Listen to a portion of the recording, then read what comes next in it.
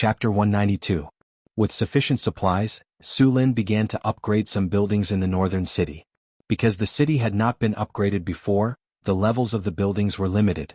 The first to be upgraded was the Lord's Castle and the blacksmith shop. Because all the residents in the inner city had been relocated, the entire inner city was empty. Su Lin began to expand the area of the Lord's Castle. After the entire Lord's Castle was upgraded, in addition to the place for him to live, there was also a place for the Lord's guards and their families to live.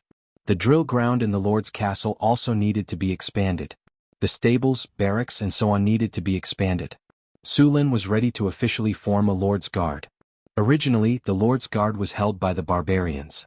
The barbarians were very aggressive, but their defense was almost zero. So he planned to form a guard that cooperated with defense. Spearmen and archers were working together to form a small group of cavalry that would be used to transmit information and investigate. The Lord's Guard would not be too big. There were about 200 people in total. The number of people would be selected from the army to join. After Sulin's order was issued, it only took a day for the Lord's Guard to be officially formed. The army was short of 200 people, but they continued to choose from the militia to replace them. In addition to forming the Lord's Guard, Su Lin planned to build several fountains in the outer city. In addition to the fountain in the central square of the northern city, the commercial district as a bustling area also needed a large fountain. The fountain's existence was not only to beautify the city, but also to prevent or extinguish fires. In this era there were no fire engines. A large number of houses were made of wood and other flammable materials. Once a fire broke out, it was likely to affect a lot of people. Even in modern society, fire was still a disaster that could not be eradicated. Every time a fire broke out, it would cause a huge loss. Su Lin had read some information in his previous life. The capital of the northern Song dynasty, Bianjing, had more than 50 major recorded fires in more than 100 years. Basically, there would be one every 2 or 3 years. Several fires had burned down thousands of houses and caused heavy casualties. Su Lin did not want the city he had built so hard to be burned down. Therefore, after choosing an area in each area of the outer city, he built fountains. At the same time, he asked the residents and merchants of each market to form their own fire brigade. Usually, these people were just like ordinary people except for some training. Once a fire broke out, they would quickly organize and use the water from the fountains to put out the fire. All the part-time fire brigade members would be rewarded with points and money. Although the fire brigade formed in this way was not very professional, all the areas in the city were divided. Every market had its own fire brigade. At the same time, Su Lin also planned to form a professional fire brigade after the population of the city continued to increase. The other fire brigades would be their complement. The construction of the city proceeded in an orderly manner. Many flowers and plants were planted in the flower beds on both sides of the road. Trees had even been transplanted from the outside on both sides of the road. These were all done by Chris. The abyss where the little succubus used to live was called Paradise. At this moment, Su Lin saw Chris instructing a few barbarian warriors and half-elves to plant flowers and trees. In front of Su Lin, Chris was very obedient. After all, Su Lin could easily suppress her. Even if she was best at fighting on the bed, Sulin's plasma cannon could still defeat her. However, she was only obedient and sensible in front of Su Lin. In front of others, Chris was secretly called a witch. "Humph, you bunch of idiots, hurry up and bring that big tree over. Be careful when you move, don't break it." Chris flew in the air and waved her small leather whip, making a loud and clear sound. "And you half-elves? I really don't understand. You are so clumsy. How do you have the bloodline of elves? I think even the goblins are more agile than you. You have to complete the greening of this road today. You can arrange the rest of the time as you wish. But if you can't complete it..." Hee hee. Chris looked at the barbarians and half-elves with a mischievous smile. She seemed to have some bad thoughts. "I don't remember practicing charm. What happened last time? 2 barbarian warriors kissing and hugging in the central square. Or was it a half-elf tied up in a tortoiseshell and begging to be whipped? I don't remember." A few barbarians and half-elves who were working couldn't help but shiver. These barbarians and half-elves were afraid of Chris not because of her strength. On the contrary, Chris rarely used force. It was because her charm was too strong. Even the female drow, Karina, couldn't be sure that she would be immune to it. The others were even less of a match for her. After being controlled by her charm, Chris would order them to do all kinds of shameful things such as being naked, courting, or being tied up. These were all her ideas. Now, her deterrence in the territory was higher than Sulin's. At least, even if they made a mistake, Sulin wouldn't let them run naked. Chris, don't scare them. Sulin walked over and said. Yes, master. Chris quickly put away her whip and flew to Sulin's side, pretending to be an obedient child. Work hard. Don't bully them. Sulin reached out his hand and knocked Chris's little head. Yes, master. Chris nodded. The school had been established for some time, and the first batch of students in the territory had already been learning for some time. The adult learning speed was even faster.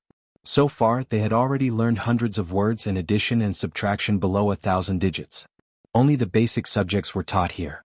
After all the staff in the city hall had been trained, children would be admitted to the school. In fact, Sulin had planned to build a wizard school in the territory. However, after learning about the consumption of wizards, he decisively gave up on this unrealistic idea. Because of the harvest altar, the crops in the northern town had matured in advance.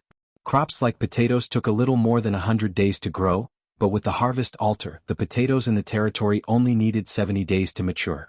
Other than potatoes, the sugar beets in the territory had also been shortened from a year to a little more than 200 days. Now that half of the harvest had passed, the sugar beets in the territory would be harvested in a while. Now that the potatoes had matured, Sulin temporarily stopped developing the land and focused on harvesting the potatoes. The importance of food in the wasteland was self-evident. If the harvesting speed in the territory slowed down, the goblins and kobolds would take the risk to come and dig. Because of the harvest altar and the farm manure, the yield of all the farms in the northern town had increased. The yield per moo had increased from 300 kilograms to 400 kilograms. In total, 2 million kilograms of potatoes were harvested from 5,000 moo of land. Such a large amount of food was enough to feed the northern town for a year. As for the wheat, oats and other crops, they still needed a few more days to mature. After the harvest, Sulin realized that the original granary was a little too small. It could not fit all the food they harvested this time. Sulin arranged for people to expand the granary, and the other part was sent to the basement of the Lord's mansion to store. After harvesting all the potatoes, the large amount of labor in the territory was also released. They started building a moat outside the northern town. The inner town walls were also being reinforced. The original 5-meter high and 1-meter wide walls were being built according to the standards of the outer town. A real shipyard was being built at the port. Living off the mountain, living off the water. The northern town had mountains and water. Other than the lack of transportation, it could be said that it was blessed by the heavens. There were countless treasures in the Sierra de Lotus, but Sulin had no way to mine them at the moment. Even if he knew that there should be a lot of minerals here, the level of civilization in this era might not be enough. Currently, the focus of the territory was still on the Red Sand River and the Whitewater River. Whether it was transportation or fishing, they were all very important to the development of the city. The fishing boats that were built last year were basically scrapped. Sulin started building a shipyard after he had enough people. The wood used to build ships usually took a few years to dry in the shade, but Sulin did not have the time to waste. So Sulin used the baking method. It sped up the drying process and then used the wood to build ships. Fishing boats were no longer the only way to fish in the northern town. They used fishing nets to block the river, and then worked together to catch the fish. In the evening, Sulin returned to his territory after a busy day. The construction of the moat had started. The moat of the northern town was a branch of the Red Sand River, and then the water was diverted into the moat. It was a huge project and would take a long time to complete. Phew, Angela, come and massage my shoulders. Sulin was too lazy to move after lying down on the chair. Sulin's rocking chair was carefully made by the craftsman under his guidance. It was very comfortable to lie down on. The little maid was very obedient today. She obediently walked over and massaged Sulin with her chubby little hands. In terms of massage skills in the Lord's castle, Annie was still the best. Her technique was the best. However, Angela was not bad either. Her hands were soft, and her chubby little hands were very comfortable to massage. The soft little hands pressed on his shoulders. Sulin was so comfortable that he almost cried out. After a while he realized that something was wrong. Because he felt a pair of bulging little bare breasts on his back, and then gently rubbed against him. He could even feel the little cherry on top of them. With a soft cry, Sulin turned over and pulled the little maid into his arms. Looking at Angela's blushing little face, Sulin's heart warmed up, and he used his hand to gently hold her plump breasts. She's a little girl. He carefully measured her breasts and then went upstairs to check her body. Chapter 193. In the North Town City, Su Luan had just guided a fountain out of the ground in a market with the help of the underground spring. The clear water rushed up 5 or 6 meters into the sky and turned into countless water droplets. Under the sunlight, the water droplets reflected colorful colors. It was very beautiful. I'll leave the maintenance of this fountain to you. Don't be careless. It's used to put out fires in the market nearby. Su Luan washed the mud on his hands with water, and then said to a manager of a market square next to him, "Don't worry, my lord. We'll definitely protect this fountain." After hearing the function of the fountain, the market leaders became more serious. In this era, fire was very serious. It was related to their lives. These people would naturally pay more attention to it. "My lord, Lord Aiton is back." A guard hurriedly ran to report. "Aiton is back? Did something happen?" Su Luan had a bad feeling. Aiton had been monitoring the movements of the large tribes around the territory. It had only been 3 days since the last report. Did something happen? Since the last time the orcs sent a division to attack North Town City, Su Luan had increased the collection of information from the surrounding tribes. However, since the orcs retreated, the other tribes had been resting and didn't find any big movements. Now that Aiton suddenly came back, the situation had obviously changed. "Let's go back." Su Luan turned around and rode back to the Lord's castle. Su Luan rode back to the Lord's castle and went straight to the study. After waiting for a while, hurried footsteps sounded. Aiton's travel-worn figure appeared in front of Su Luan. He bowed slightly and said in a deep voice, "My lord, the Centaur tribe has lost. The orcs have won a decisive victory." "What did you say?" Crack. A crisp sound rang out. Su Luan was shocked when he heard the news.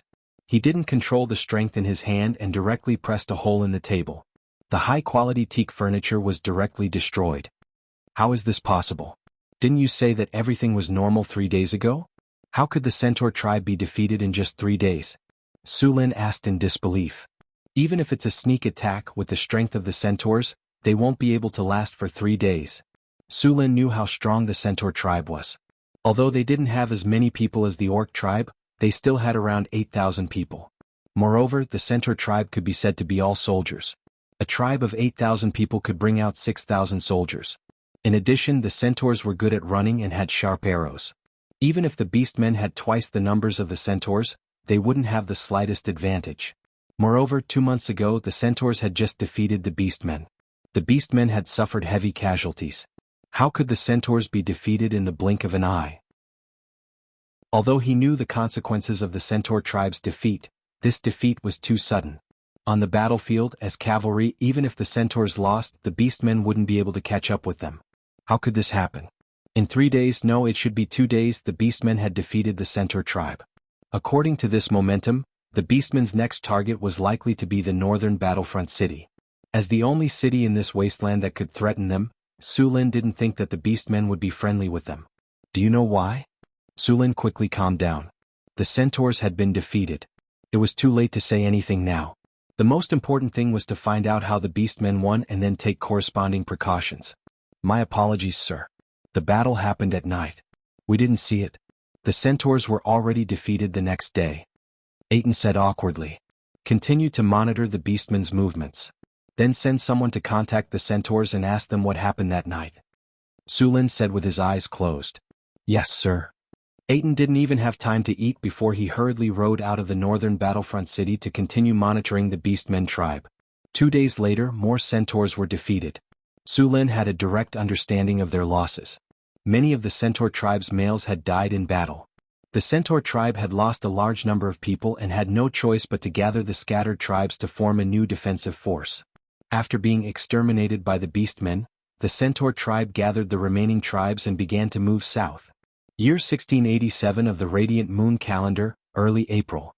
Just as the northern battlefront city was making preparations for war, the first batch of centaurs to move south arrived on the other side of the Whitewater River. Across the Whitewater River, about 100 kilometers away from the northern battlefront city, was the centaur tribe's nomadic territory. After the migration, the centaurs began to chase away the goblins and other creatures nearby. After the Leaping Horse Plains were taken over by the beastmen, the centaur tribe had no choice but to move southwest. The northern battlefront city living on the other side of the Whitewater River also felt an external pressure. The centaurs' westward migration had a chain effect. The balance between the two factions was broken in an instant. Firstly, the humans living in the northern battlefront city were nervous. Secondly, the other tribes living nearby were also on alert. Large numbers of goblins, kobolds, and gnolls were chased away, causing the wastelands to become even more chaotic. Even the number of monsters near the northern battlefront city had greatly increased. Su Lin only sent people to monitor the Centaur tribe. He didn't show any hostility. Perhaps when the Beastmen army arrived, he would need their help. In fact, the Centaur tribe wasn't easy to deal with. Su Lin had relied on Owen's merchant group to make a deal with the Centaurs. Under most circumstances, the Centaurs preferred to rob. These Centaurs were proficient in bows and arrows and were famous for their speed in the northern wastelands. No matter who it was, they would rob them. The Centaur tribe's civilization wasn't very developed. Their forging skills were very limited, and the weapons and equipment they made were not as good as the humans. After the war with the Beastmen, the Centaurs finally thought of trading with other tribes in exchange for military resources. However, at this time, no other tribe believed them. This directly caused them to lack all kinds of resources. In the end, Owen's merchant group took a risk and successfully made a deal with the Centaur tribe. With the resources provided by the humans, the Centaurs were in a stalemate with the Beastmen. They even had the upper hand. A few years later, the Beastmen merged with another tribe and their population increased greatly. Only then did they suppress the Centaur tribe.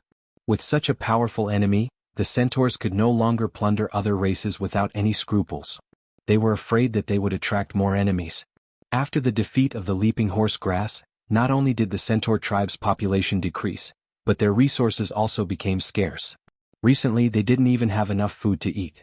After settling down the tribe, the Centaurs once again sent a messenger to the northern town. The messenger sent by the Samar Centaur tribe was the Little Mare mission. On the other side, Aten discovered that the Beastmen army had become restless after a short period of rest. They began to train the recruited soldiers on a large scale. They let them familiarize themselves with the weapons, the commands of the army, and how to cooperate with others. At the same time, they began to prepare food. Obviously, they had begun to prepare for the upcoming war. When the Centaurs' envoys arrived at the northern town, many of them were injured. This made Su Lin feel a little strange. Even if the Centaurs had declined, ordinary tribes wouldn't dare to make a move against them. Now, these people obviously came here after a battle. As for who would intercept the Centaurs' envoys, there was no need to think about it. It must be the Beastmen. The Wolf Riders of the Beastmen's vanguard army had already arrived near the northern town. These Beastmen tribes from the northeast would directly threaten the safety of the northern town. When he saw Mission again, she looked a little haggard. It seemed that the big defeat had a big impact on her. However, she also had a more capable aura. Obviously, she had grown a lot during this time. Good day, respected Sir Su Lin. After meeting, the beautiful Little Mare Mission gave Su Lin a warm hug. Good day, Mission, I deeply regret your experience. Feeling the amazing elasticity, Su Lin said with a smile. Sir Su Lin, we haven't seen each other for only a few months, and your territory has changed so much. Mission looked at the high walls of the northern town and said, when we first came here it was still a remote town. The population was less than 2,000. Now it is a city with nearly 10,000 people. I heard that you had a big battle with the Beastmen army a while ago. And you won? It was just a fluke. Su Lin waved his hand and said. This time it was an official war between the northern town and the Centaur tribe. It was not just about trade. So this time, other than calculating, what else could they do? A few other leaders of the northern town also came. Among them were the High Priest and General Liu Daily. Milwan was wearing a pure white robe with a beautiful leaf pattern on it. This was clearly not something that could be made with the Centaur's craftsmanship. When Sullen's eyes fell on the beautiful Little Mare's chest, he was stunned. This lass's chest was towering. She really had a lot of assets. With a sigh, Su Lin welcomed the Centaur delegation into the Lord's castle. Most of the residents of the northern town had never seen a centaur before. It was the first time they saw this mythical creature. This time, the Centaur delegation was much bigger than the first time. There were more than 60 strong Centaur warriors. This gave Su Lin a slight headache when arranging them. P.S. A book, Cultivation begins in the desert. Mortal cultivation, farming, no system, more than 2 million words. Chapter 194. Su Lin asked after they sat down in the living room. Mission, I remember that you were almost as strong as the orcs. How did you lose so suddenly? Mission smiled bitterly. We were too careless. After defeating the orc army, we relaxed our vigilance. The orcs also retreated after that defeat, which made our warriors even more proud. Now that I think about it, they did that to numb us and make us reveal our flaws. Obviously, they succeeded.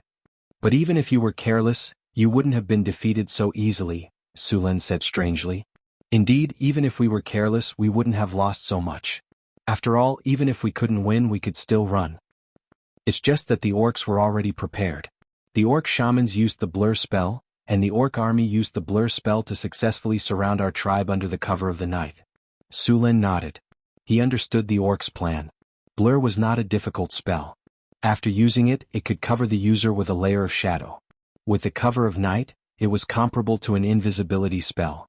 It was not easy to cover the entire orc army with blur. Even a legendary wizard would need to use a large amount of mana to cast it more than 10 times. Although the orc shamans were powerful, they had not reached the legendary level. Blur combined with the cover of night could barely achieve the effect of invisibility. Blur also had the effect of creating shadows that could easily make archers miss their target. After the centaurs became careless, the orcs rushed through the night and surrounded the centaur tribe. The centaurs' strength lay in their cavalry and heavy cavalry. After losing their speed and being close to the orcs, the centaurs lost all their advantages. The orc army formed an elite force. There were not many of them, only 2,000 of them. Together with the orc wolf riders, they directly broke through the centaur tribe's defense. The centaur tribe was defeated. In order to break out of the encirclement, the centaur tribe paid a huge price. Some of the warriors launched a suicide attack against the orc army. They used their flesh and blood to open a path for the women and children of the centaurs. In the end, the centaurs lost more than 3,000 elite warriors and some women and children. In the end, less than 4,000 centaurs successfully escaped. Even so, the centaurs were still being harassed by the orcs' wolf riders. The centaur tribe, which had suffered heavy losses, only stopped when they reached the North Town City. They could no longer fend off the orc army on their own. The centaurs wanted to team up with the humans of the North Town City to fight against the orc army. The war in the wilderness was very cruel. Once they lost, there would be the danger of extinction. The beastmen would not give the centaurs a chance to rise again.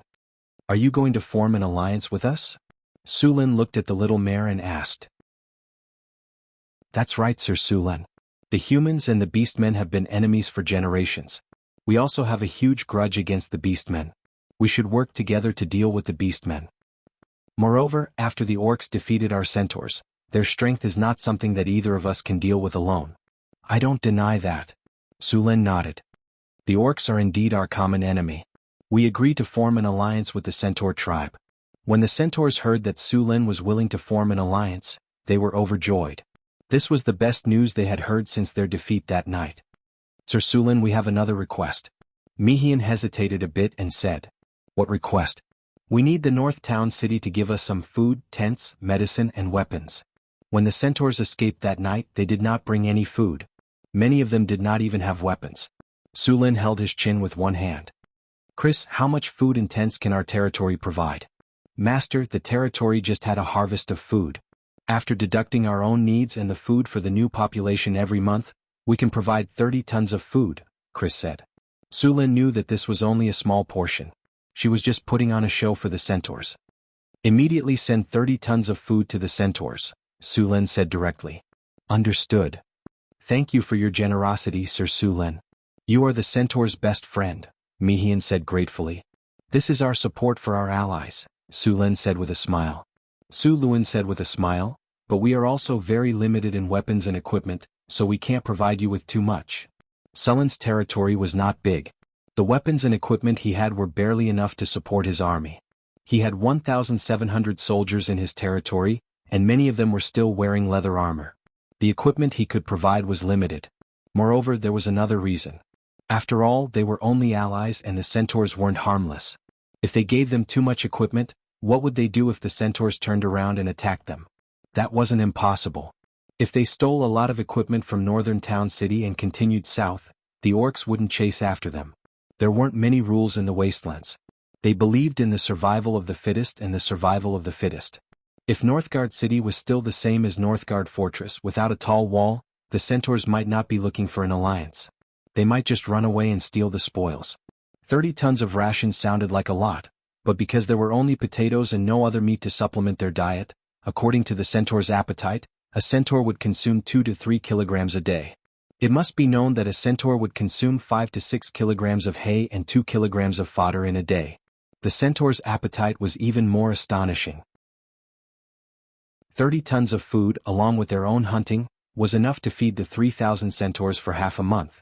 If they wanted to rely on this amount of food to continue running, they wouldn't be able to last much longer. With the orcs chasing after them, the centaurs would most likely all starve to death. Su Lin was vigilant against any forces. Even if they were allies, he would use the most malicious method. Murder was always happening in this world. The centaurs lacked weapons, but they had bows and arrows. What the centaurs lacked was armor. In the battle that night, they did not have time to put on armor. This caused the centaurs to lack heavy cavalry. Although heavy cavalry was slow, they could not change directions, cost a lot of money, and had many other shortcomings, they were still irreplaceable on a cold weapon battlefield. If the centaur tribe had 500 heavy cavalry, they could easily cut through the orc tribe's army on the battlefield. Su Lin gave the centaurs 300 sets of armor inlaid with iron scales, as well as a batch of javelins and spears. Together with 30 tons of food, they were sent to the centaurs. At the same time, northern Battlefront City entered a state of emergency. 1,700 soldiers were all back in the army. 200 North Battlefront Castle guards were on standby. 2,000 militia members were gathered again. The blacksmith shop also started producing armor. Su Lin intended to equip all the soldiers above the level of elite spearmen with iron armor. The strength of elite spearmen was still a little lower than that of knights, but after being equipped with good iron armor and weapons, ordinary orcs were no match for them. Now, most of the long spear soldiers in North Town City had reached this level. Some of them had even reached the level of heavy armor long spear soldiers, knight level. The heavy armored pikemen were the backbone of the army, so they were equipped with the best equipment. The half-body plate armor forged by the blacksmiths in the territory was given to the heavy armored pikemen first. At the same time, the tower shields made from ankhegs were all given to them. The barbarians also used half-body plate armor and were given double-edged great axes and hand axes. These people could only use them to charge or disrupt the enemy's formation. The archers were all equipped with iron scale armor and longbows. At the same time, they were also equipped with melee weapons. Only a portion of these archers used centaur longbows and elven war bows. The rest of the archers used ordinary birch bows. The birch bow's range was half as long as the elven and centaur longbows. Su Lin originally wanted to replace all the archers with centaur longbows and elven battle bows, but the oak wood used for elven battle bows wasn't mature yet, so he had to replace it with birch. Although the birch bow's range was short and its power was low, it also consumed less energy. Although it wasn't much of a threat to the armored orcs, the normal orc soldiers didn't have any armor, so the birch bow was still a threat to them. Su Lin issued a call for war in the North Town City. There were still many mercenaries in the North Town City, and they were all recruited into the army. The half-elves were also in the range of recruitment. Last time, Su Lin promised Grace that he would only recruit 150 half-elves to join the army, but he could continue to recruit when the territory faced a great threat. So this time, a total of 350 half-elves joined the army, and the same was true for the drows. In order to deal with the incoming orc army, Su Lin had mobilized all the forces in the territory. But even so, there were only 2,500 soldiers in the North Town City other than the militia. All of the scouts had been sent out. Every 3 hours, there would be a scout reporting the latest movements of the orc army. The orc army had over 10,000 soldiers this time. Among them there were about 500 elite orc warriors, 3,000 orc wolf riders and 8,000 orc warriors. In addition, there were more than 5,000 servants in the orc army. After the orc army defeated the centaur tribe, a large number of gnolls, earth goblins and bugbears joined the orc army. As for the normal goblins and kobolds, they didn't even have the right to join the army. The only ally of the North Town City was the centaur tribe. Chapter 195. On the third day after the centaurs left, they appeared at the White River. They were only about 10 kilometers away from the northern citadel. The total population of the northern citadel and the centaur tribe was only about 10,000 people. This number was about the same as the orc army, but most of them were civilians with no combat ability. Su Lin also officially announced that the territory had entered a period of war. All commercial activities were stopped. The city was closed, the port was closed, and all kinds of resources were temporarily mobilized. All the merchant groups could choose to leave or stay to help the northern citadel.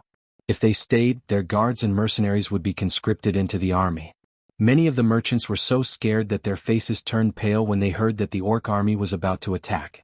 They wanted to leave with their guards and mercenaries. For these people they had no choice but to leave. Sulin didn't make it difficult for them. He just recorded their merchant groups. In the future, these merchant groups wouldn't receive any preferential treatment when they came to the northern citadel. Their specialties like sugar, rum, dragon tiger wine and vodka brewed with potatoes would no longer be available to them. At the same time, Sulin also recorded the merchant groups that were willing to stay. The guards and mercenaries of these merchant groups would join the army. Sulin would give these people more preferential treatment. In times of crisis, those who were willing to stand with the northern citadel, no matter what their intentions were, had helped him after all. As soon as the order was given, the merchant groups immediately packed up and left. Of course, there were also some who were willing to fight and let their guards and mercenaries join the army of the northern citadel. This battle also showed Sulin who was a friend, who was a passerby, and who was trustworthy in times of crisis. A fast horse galloped from the northeast. It passed through the city gate and rushed directly to the lord's castle. The figure jumped off the horse and hurried into the castle. There were hurried footsteps in the corridor. Soon, a guard's voice sounded outside the door. "Sir, an urgent report from the scouting team." "Come in." The guard came in with a drow. "Sir, Captain Aiton sent me back to report that the orc army is moving toward us. Captain Aiton is still there watching. Thank you for your hard work. How far is the orc army? How many people do they have?" Sulin stood up and asked. "When I left, the orc army was still 200 kilometers away from North Town City. According to their speed, they are at most 180 kilometers away from us. They have at least 10,000 men and 5,000 servants. 1,000 wolf riders will be the vanguard," the drow said clearly. "The enemy is at the gate." Sulin nodded. The range of the strategic map only covered the area where his territory was located. Only those beastmen who entered his territory could see it. "Go and rest." Sulin waved his hand and dismissed them. Then he said to the guards, "Order the army to get ready for battle. Get ready to fight at any time." Northern Battlefront City is under military management. All resources will be distributed. The security forces are patrolling 24 hours a day to prevent anyone from taking the opportunity to cause trouble. All markets will be closed and a curfew will be imposed. No one is allowed to enter or leave without orders. The attendant beside him replied loudly, "Understood." Soon, the entire northern Battlefront City began to operate like a sophisticated machine. The battle that was about to begin could be the most difficult one northern Battlefront City had ever faced. Tens of thousands of orcs were about to arrive. Sulin did not plan to let them come so easily. If the orcs surrounded the city, northern Battlefront City would be able to hold them back. What if the centaurs retreated? Therefore he planned to fight at Whitewater River or Red Sand River, relying on the river to defend. Attacking halfway was a well-tested tactic. Although it was simple, it was useful. As for fighting with one's back to the river, it was not something normal people could do. If it was used well, it could stimulate the morale of the soldiers and allow them to fight to the death. However, if it was not used well, it would become a dead end. It was not something normal people could do. Outside northern Battlefront City, 2,500 soldiers of northern Battlefront City lined up neatly. Sulin led Chris, Hathaway, Karina, Boulder, and Johnson at the front. Grace and Harrison stayed behind to guard northern Battlefront City. Aiton led the reconnaissance team to monitor the orcs' movements. The centaurs had also finished gathering. However, after the disastrous defeat, the centaurs had gathered all they could. There were only 2,000 of them, and some of them were female centaurs. Two teams of barbarian warriors stood on the left and right. They would be the assault force of northern Battlefront City. They would tear down the enemy's defense when the machine was turned off. Two teams of half-elf archers stood on the outside. They were Sulin's guards. A low horn was blown, and the flags that were flying high in the air were fluttering in the wind. Sulin mounted his horse and knocked on its belly. The big black horse took a few steps forward. Clang. Sulin unsheathed his sword and looked around. "Soldiers, we've been through a lot to come to this barren land. We drove away the gnomes and kobolds, drove away the gnolls, defeated the ogres, killed the trolls, and wiped out the orcs. Only then did we truly take over this land. But today the orcs are here again. They want to take over this land. They want to enslave and kill us. Now tell me, what are you going to do?" Sulin roared. "Fight to the death. Fight to the death. Fight to the death." Roars shook the sky. All the soldiers raised their weapons and roared to the sky. Their fighting spirit soared through the clouds. Their voices spread everywhere.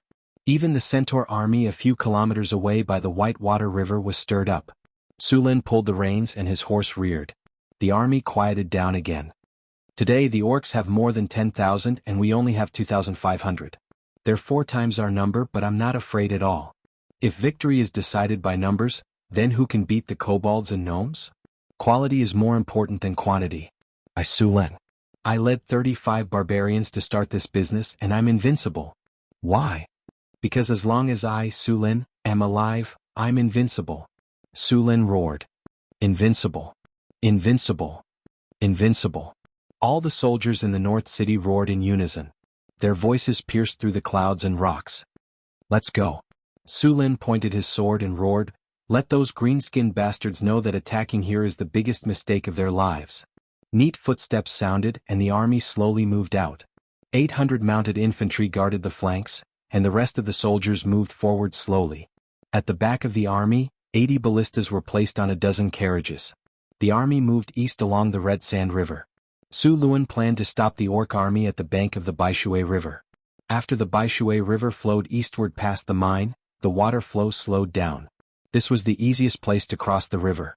According to the news sent back by the reconnaissance camp, the orc army was advancing in this direction. At this time they were less than 50 miles away. On the other side of the river, a large number of orc wolf riders were patrolling. They were closely monitoring the movements of Sulin's army. The sun was shining brightly. Sulin had ordered the army to set up camp. The orc army was very willing to send out soldiers to test the waters. If the North City was defeated, they would cross the river. If they couldn't, they would set up camp and rest for a day before fighting the humans. After knowing that the North City's army had set up camp again, the orc army didn't change their direction. Instead they headed straight here. It was obvious that the orcs had decided to completely defeat the North City's army here. To the orcs this was a very good opportunity. They weren't good at sieges. If they could wipe out the human army here, then the North City would be within their reach. Therefore, after discovering the human army, they didn't avoid it. Instead they headed straight here. In the afternoon, the construction of the camp in North Town City was completed. The cooks had already started cooking. The army was in good order. It was at this moment that a group of orcs separated from the main army. They were carrying a large number of wooden rafts towards the Whitewater River. The scouts who were monitoring the orcs' movements by the river immediately noticed the orcs' movements. They quickly sent out a warning. Sulin immediately led 2 squads of spearmen and 2 squads of archers out of the camp. The orc soldiers carried the wooden rafts and rushed towards the river. These orcs were the same as the ones Yishiwan had seen before. They were tall and strong. Their faces were ferocious, and they had a pair of long canine teeth. They wore leather armor and had all kinds of weapons. Most of them had spiked maces and giant axes. Many of them were also carrying simple wooden shields. The formation of these soldiers was messy, but there was a strong aura coming from them. If Yishiwan was a coward, he would probably turn around and run. The soldiers behind Sulin remained silent. Their eyes were fixed on the orcs on the other side of the river. The archers on the side had already knocked their arrows. As soon as Sulin gave the order, these archers would shoot out their arrows. Charge! With a roar, the green-skinned orcs rushed to the river and threw the rafts in their hands into the water. Then several people rushed up. The rafts had limited space. Each raft could only fit 4 or 5 people. These orcs held up their shields and quickly paddled to the other side of the river. The Whitewater River was about 80 meters wide. If they were on the ground, these orcs would be able to cross such a short distance in a single charge. Now that they were on the river, although their speed had decreased a lot, they were still paddling very quickly. Soon the orcs reached the center of the river. Sulin gently waved his hand and cold arrows locked onto them. At the same time, the spearmen on the river had already gotten into formation and were waiting for the orcs. Fire! Sulin coldly looked at the orc army from the river. He waved his long sword and the arrows that he had prepared beforehand shot towards the orcs on the river. Chapter 196. Charge! The leading orc commander immediately gave the order to charge when he saw the large number of archers shooting from the bank. They had already expected this before the battle began, so they had no choice but to raise their shields and charge forward. The army on the other side of the river didn't seem to have a lot of people. As long as they charged forward, they were confident they could defeat the army in front of them first. Archers, 3 volleys. Beside the White River, The half-elf Captain Ron's eyes flashed with excitement when he saw the orcs charging forward. He gave the order and all the archers quickly lined up in 3 rows. The first row quickly retreated after firing their arrows, followed by the second and third rows. The first row was ready to fire again. Compared to the human army that used archers to cover fire, they didn't care about accuracy and focused more on coverage. The North Town City archers focused more on accuracy. With a large number of half-elf archers, the accuracy of the North Town City archers was terrifying, especially when it came to 3 volleys like this. The elven war bows and centaur longbows had a long range and were extremely powerful. The White River was less than 100 meters wide. At such a close distance, the arrows could easily pierce through the wooden shields made by the orcs and continue to shoot through their bodies.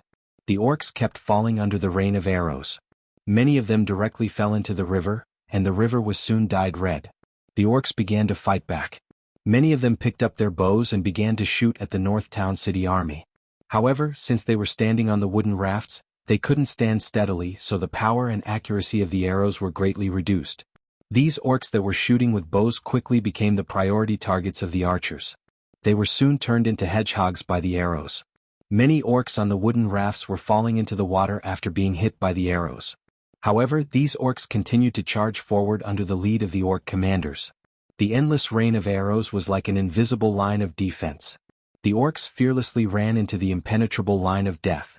The flood of orcs fearlessly charged into the line of defense. Blood-red waves bloomed all of a sudden. Cold arrows fell from the sky and pierced through the bodies of the charging orcs.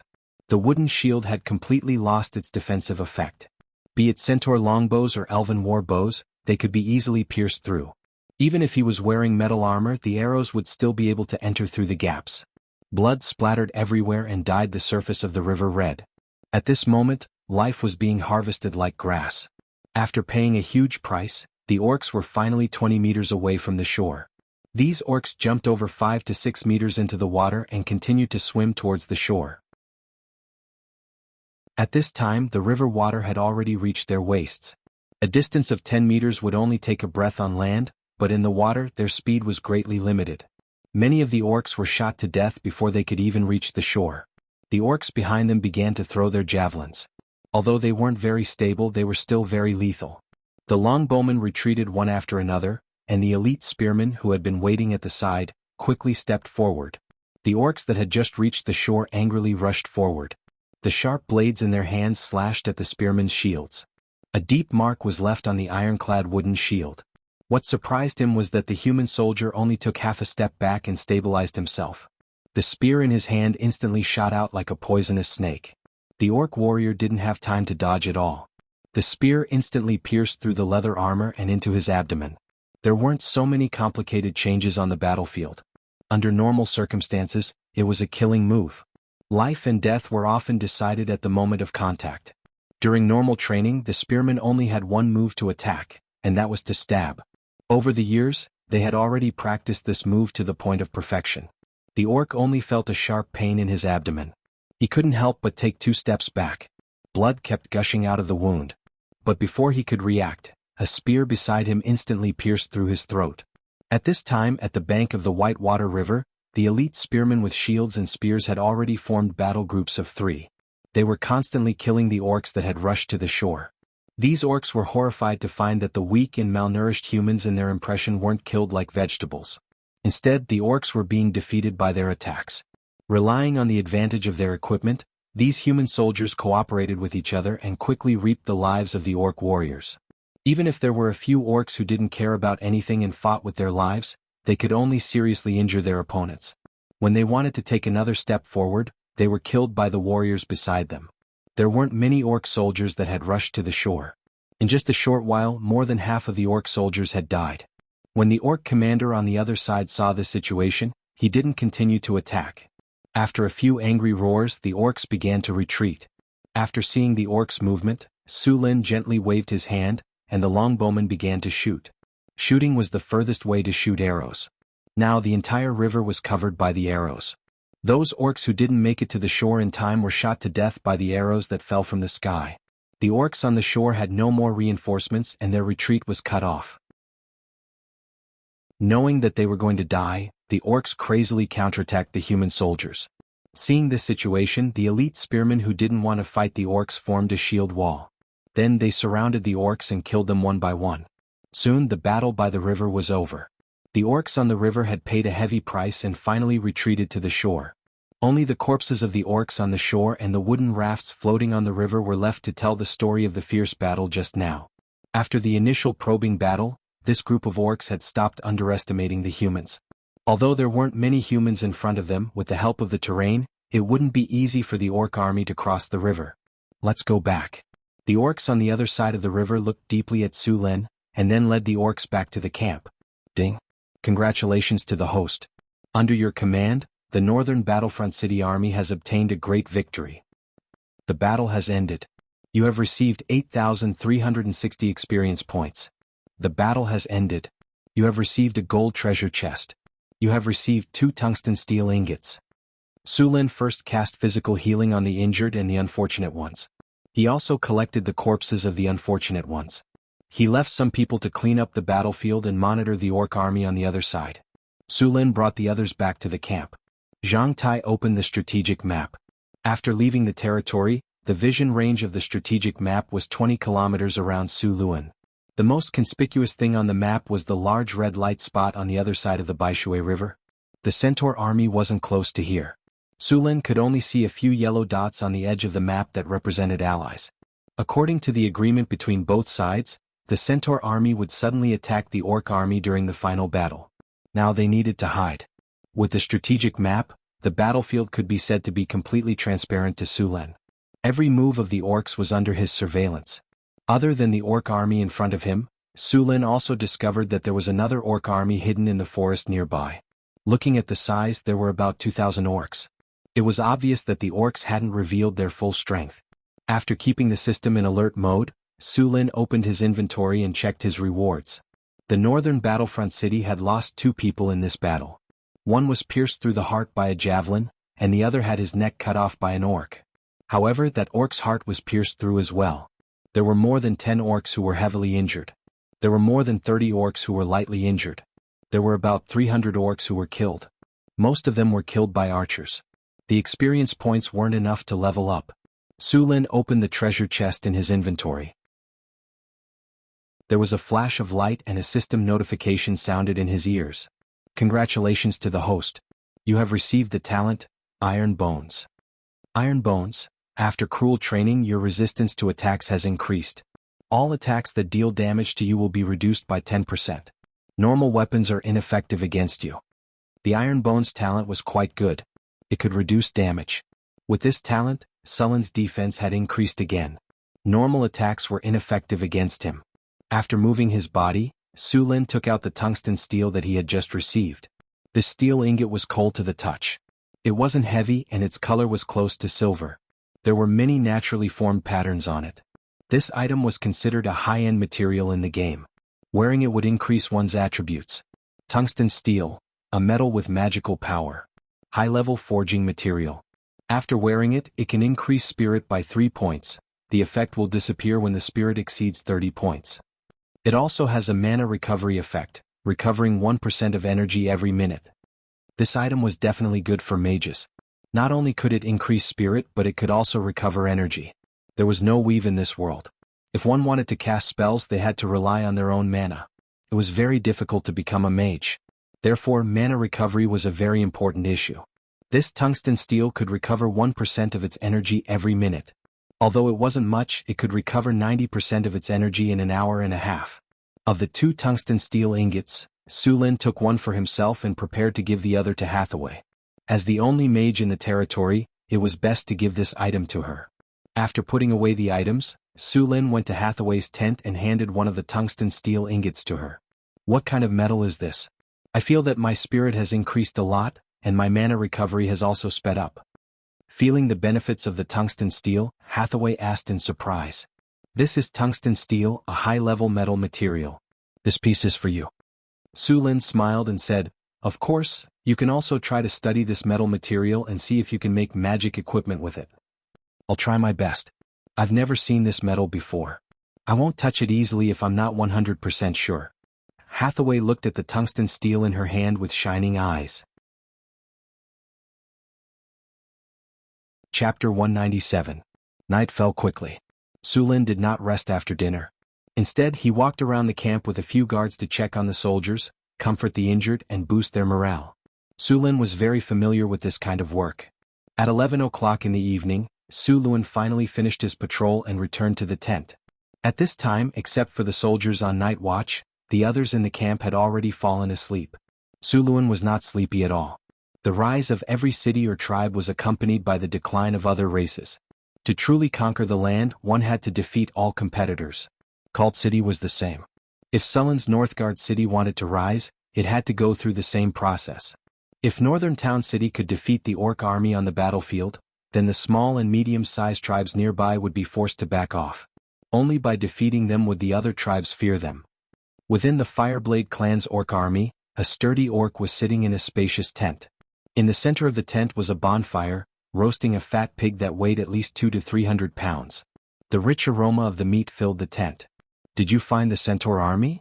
The Orc used a small knife to cut open the roasted pig. The fat dripped onto the firewood and ignited a flame. We've scouted the surrounding 30 miles. There are no centaurs, another Orc said. Could the centaurs have taken the chance to escape?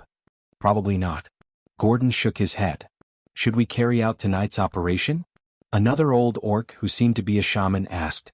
Gordon took a big bite of the roasted meat and said, the plan is the same. Even if the centaurs are hiding nearby, we'll leave some people here and wait for them to come. Great shaman, it's up to you tonight. I will tear those humans apart and avenge my children. Cough cough. Leave it to us. The old shaman coughed twice and said in a hoarse voice. Time passed quickly. It was already 1 a.m. At this time the wilderness was very quiet. Even the nocturnal animals would avoid this place. The Orc camp looked very messy. Some of the Orcs on night watch were also sleepy. The torches around the camp swayed back and forth in the night wind, reflecting all kinds of twisted and strange shadows. In this quiet night, a group of Orcs walked out of the territory. These Orcs didn't stop and directly walked into the forest on the other side of the camp. In the depths of the forest, 2,000 Orcs silently squatted on the ground. There were no flames here, only some moonlight shining through the leaves. These Orcs didn't make a single sound. The 2,000 Orcs were like 2,000 statues. After a long time, the strongest Orc looked at the sky and made a gesture to the Orcs beside him. The Orcs around him began to take out their dry rations and slowly chew. Even when eating, these beastmen didn't make too much noise. The leader of the beastmen sat down again and took the wineskin from a strong beastman warrior beside him. He took a big gulp and passed the wineskin to another beastman. In the dark forest, a group of Orcs arrived. Great shaman. Is everything ready? Ready. Then let's begin. With a slight magic fluctuation, an invisible shadow shrouded these Orcs. As the shadow spread, the figures of the Orcs in the shadow became abnormally blurry. These shadows quickly stopped expanding, and the shaman continued to cast spells. About 10 minutes later, the 2,000 Orcs were all shrouded in shadows. With the cover of the night, these Orcs seemed to be invisible from afar. The Orcs didn't cross the river from the spot during the day. Instead, they continued to move downstream for another kilometer. They planned to cross the river from here. Warning. Warning. A large number of enemies have begun to move. Warning. Warning. A large number of enemies have begun to move. Su Lin was suddenly awakened by the alarm in his mind. He opened the strategic map and saw that the Orcs hiding in the woods were moving downstream of the Whitewater River. Obviously, these Orcs were planning to cross the river downstream. Seeing this, Su Lin immediately got up and sent someone to inform everyone to gather immediately. It took 15 minutes for all the soldiers to gather. After seeing all the soldiers gathered, Su Lin took out the sky illumination lamp and activated the ability of this item.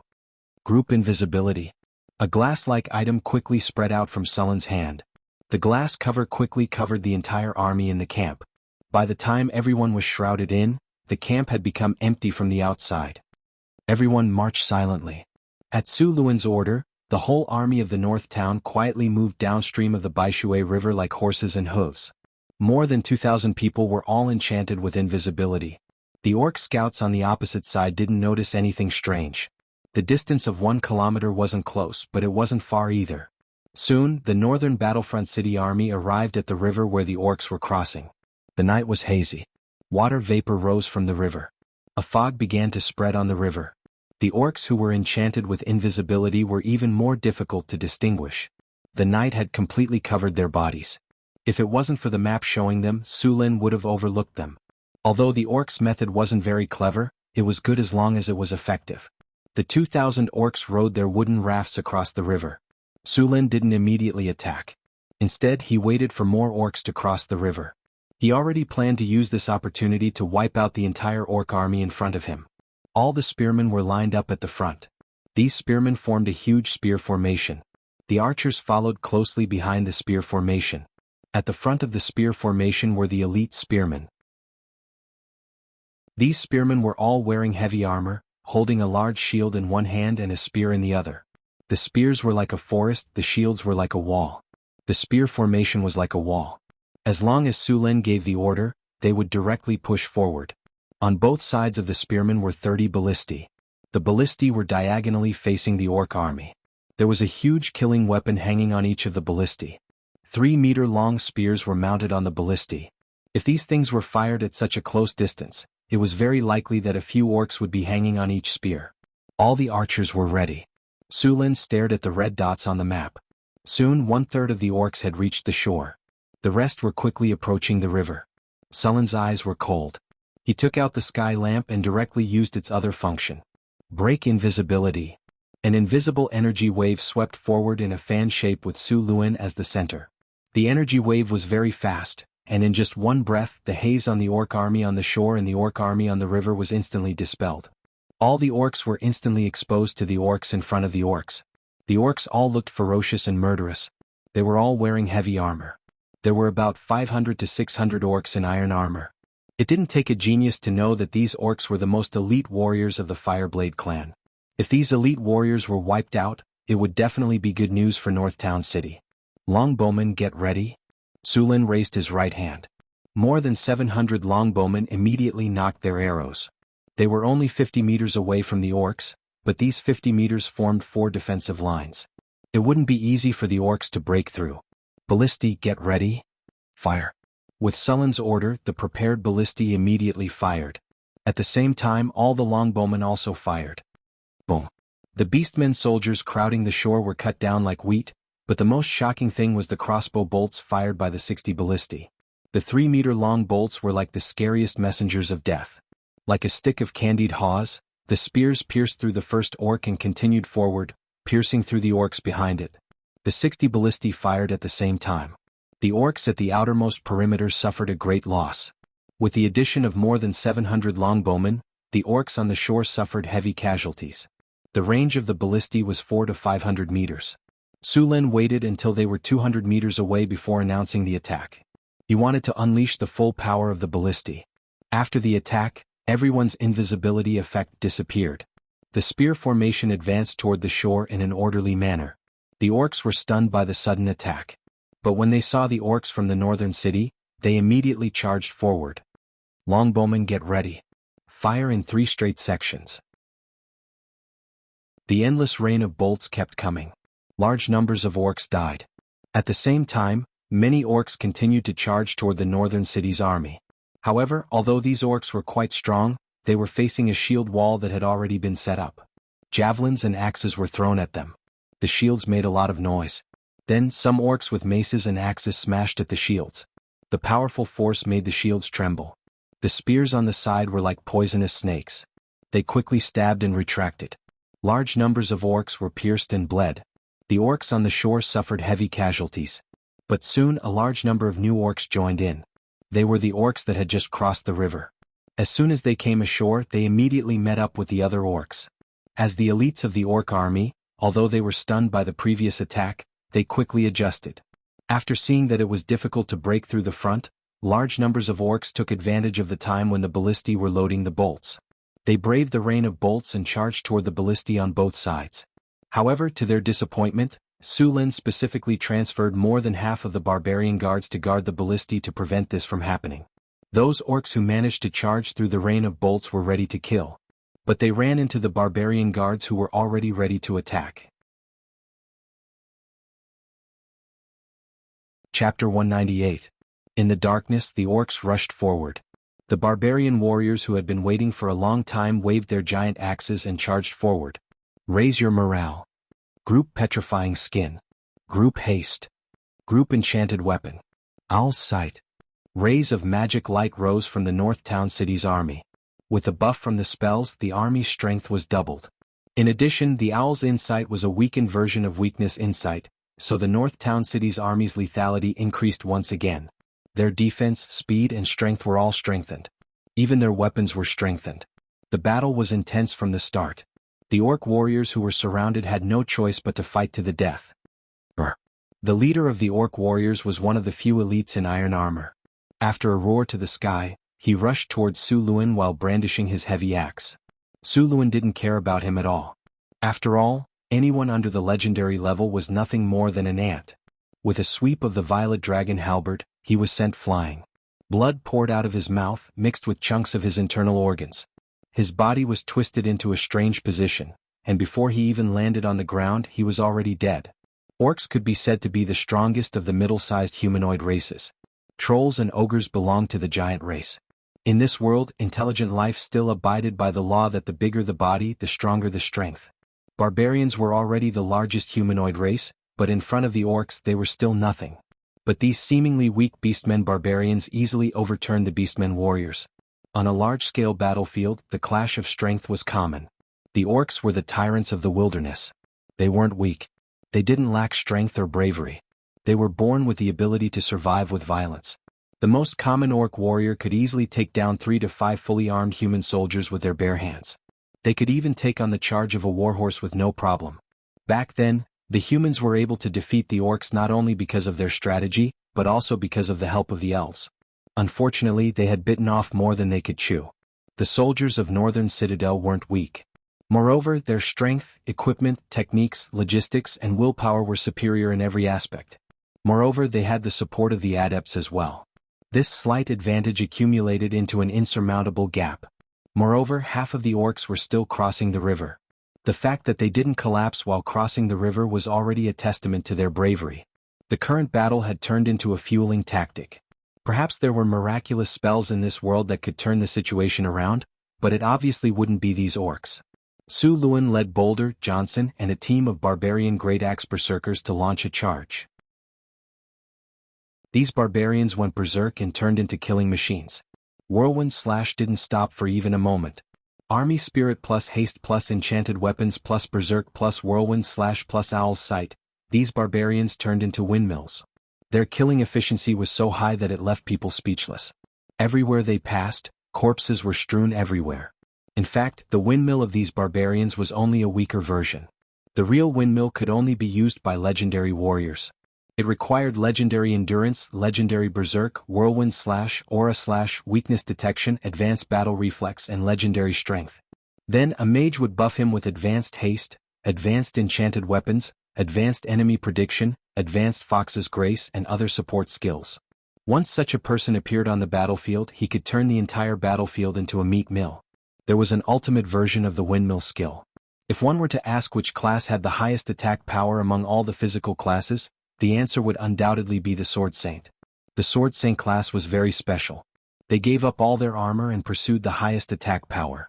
This made them the class with the lowest defense among all the physical classes, but at the same time, it gave them an attack power that other physical classes couldn't reach. Only the Sword Saint could make the strongest attack of the physical classes. With a series of skills such as Blade Storm, Aura Slash, Weakness Detection, Cleave, Whirlwind Slash, Advanced Haste, and Enemy Prediction, the Sword Saint could burst out a powerful force in an instant. It was said that in the era of the legendary Arcane Empire, those great arcanists drove the floating city and the Sword Saint to kill the gods, but this kind of thing had not been confirmed until now. Su Lin casually pulled out a javelin, leaned back, and threw it toward the orc crowd in front of him. At such a close distance, the orc warrior didn't have any time to react. The javelin, which was more powerful than the arrows shot from the ballista, instantly disappeared into the crowd of orcs. The javelin penetrated the orcs in a straight line, and blood splattered everywhere. All the orcs in the path of the javelin were penetrated by the javelin, and a big bloody hole appeared on their bodies. Screams of pain could be heard endlessly. Charge! The army of the northern battlefront city began to advance. Under the leadership of Su Lin, the human army advanced steadily. The orcs also launched a counterattack not to be outdone. Both sides were trying their best to expand their lines of defense and kill each other with all their might. The orcs surged forward like a tide, and the army of the northern battlefront city was like an indestructible reef in the sea. The tide splashed a lot of waves and then it suddenly shattered. The orc warriors were surprised to find that the humans, who could only hide behind the solid city walls in their eyes, were actually so powerful. In this kind of close combat, the orcs were the ones who suffered heavy casualties. If that was all, then the orcs could still hold on for a while. However, the arrows that came from the back of the humans were like a storm. In a short period of time, the longbowmen had already shot out 30 arrows. In this small area of the river bank, more than 20,000 arrows had completely covered the entire area. With every step Su Lin took, he left behind countless broken limbs. The scarlet blood turned the river bank into a muddy pool. Facing the soldiers of the northern battlefront city, the orcs were at a disadvantage. However, in front of Su Lin, every orc was a match for him. The orcs on the river bank found it harder and harder to hold on. The orcs on the river behind them sped up, trying to support them. The night wind whistled. Blood and slaughter. A thick smell of blood spread across the battlefield along with the wind. The battle had reached its climax. Soldiers from both sides were dying every second. Neither the orcs nor the northern battlefront city soldiers showed any signs of backing down. When enemies met on a narrow path, the courageous would win. In just a few minutes, the area where the two armies were fighting was covered with corpses. Dark red blood flowed into a small stream, flowing along the river bank into the river. The Whitewater River was dyed red. The first row of elite longbowmen suffered heavy casualties.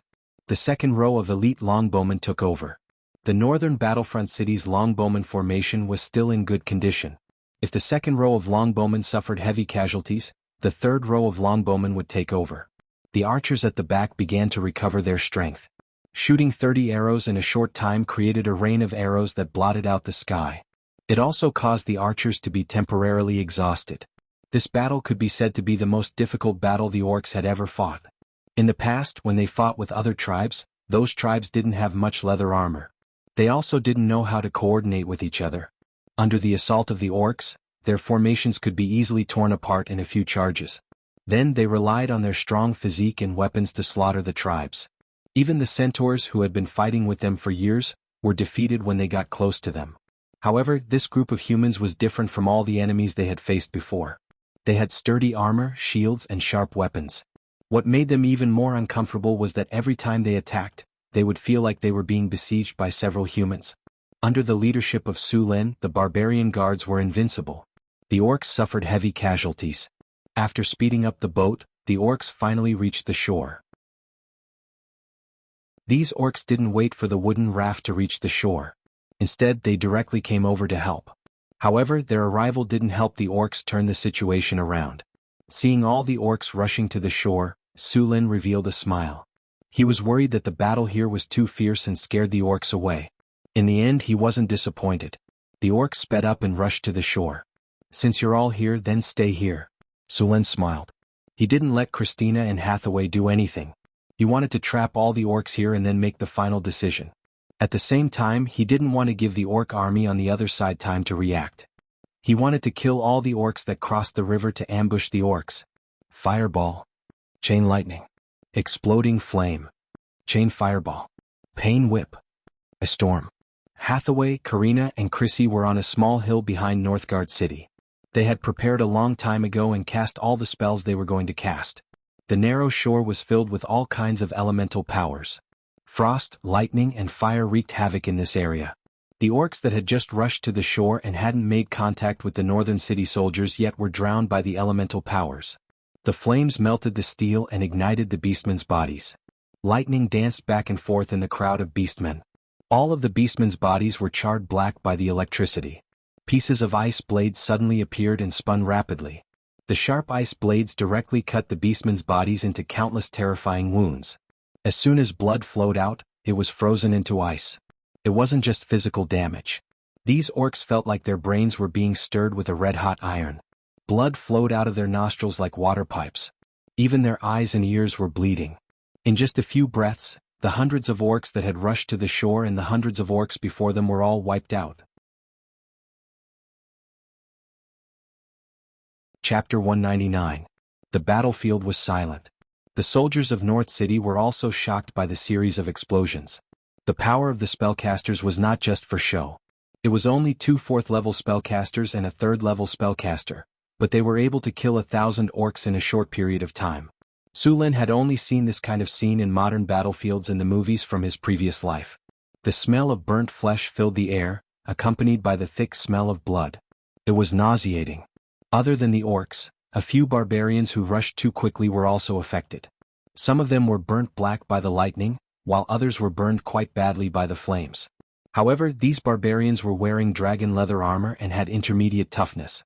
They had high resistance, so their injuries were not too serious. After the battle, Su Lin arranged for people to help the injured soldiers and clean up the battlefield. He began to treat the seriously injured soldiers.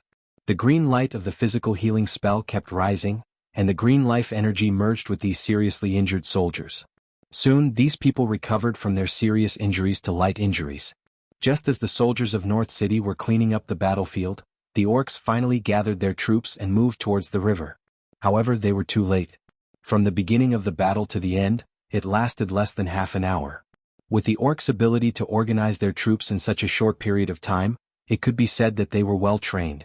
Of course, Su Lin was very clear about the organizational ability of the army in this world. Even the elite troops of the Kingdom of Florence could not assemble in 20 minutes. He successfully used this time difference to take down the elite troops that the orcs used for the sneak attack. After the orc army saw that the battle was over, they roared angrily and left with their troops. This surprised Su Lin. He did not angrily order the soldiers to continue to cross the river. Su Lin was ready to earn some experience, but he did not expect the orc commander to hold back. However, since they left, Su Lin was not in a hurry to fight with them. In order to end the battle in a short period of time, the soldiers of North City had expended a lot of energy. Those longbowmen had basically used up all their strength in a short period of time. Now they had only recovered 30% to 40% of their strength. The battlefield was quickly cleaned up. Su Lin left the scouts behind to continue monitoring the situation, and then led the army back to the camp to rest. In this battle, more than 50 spearmen died and 200 to 300 were injured. After Su Lin used physical healing, there was not much of a problem. There were no casualties among the archers, but a few of the barbarians were heavily injured. There were also hundreds of mercenaries and merchant guards who had lost their lives. Because these people had not undergone any training, they were not suitable to fight with the spearmen. So, they were grouped together with the barbarians. As a result, when the barbarians charged forward, these people also rushed forward. Most of them hadn't reached the knight level yet, and they didn't know how to cooperate with each other. They had no advantage against the orcs. Although they had killed a lot of orcs, they had also suffered heavy casualties.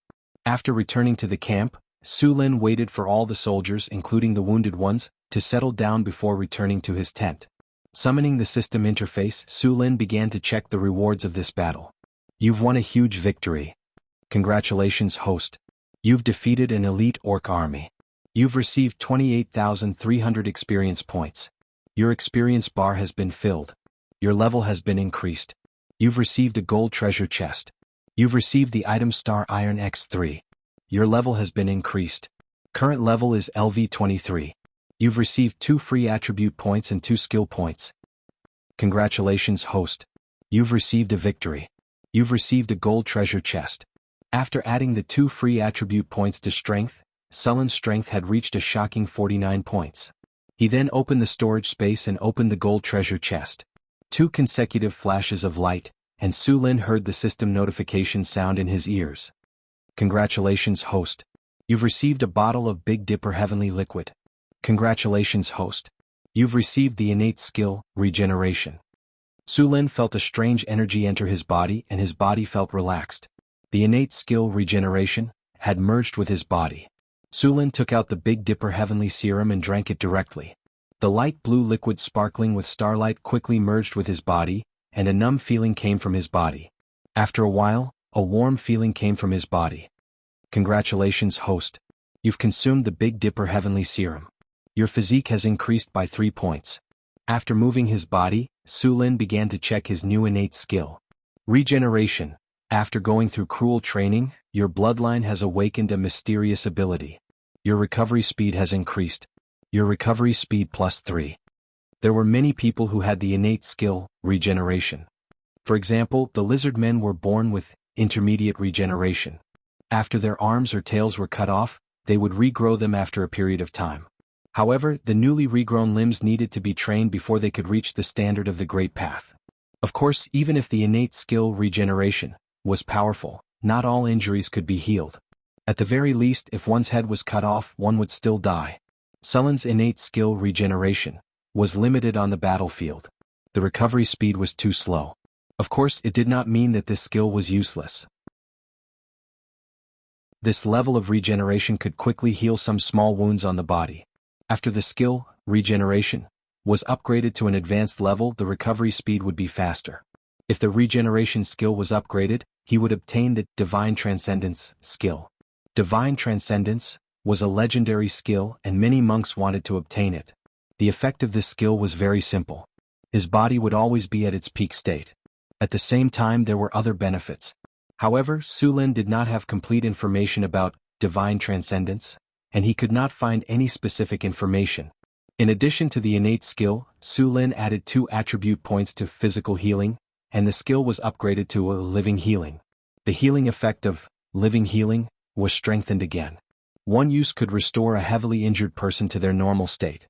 The healing effect of living healing was indeed very strong, and this skill could continue to be upgraded. However, if he wanted to continue upgrading, he would need to fuse some other skills. For example, the 7-star lamp would become resurrection after fusing. Of course, the conditions for this resurrection were very harsh. The corpse had to be more than 90% intact, and the time of death could not be more than 2 days. There were other requirements, but they were not too important. Sulin casually opened the system interface and looked at his attributes.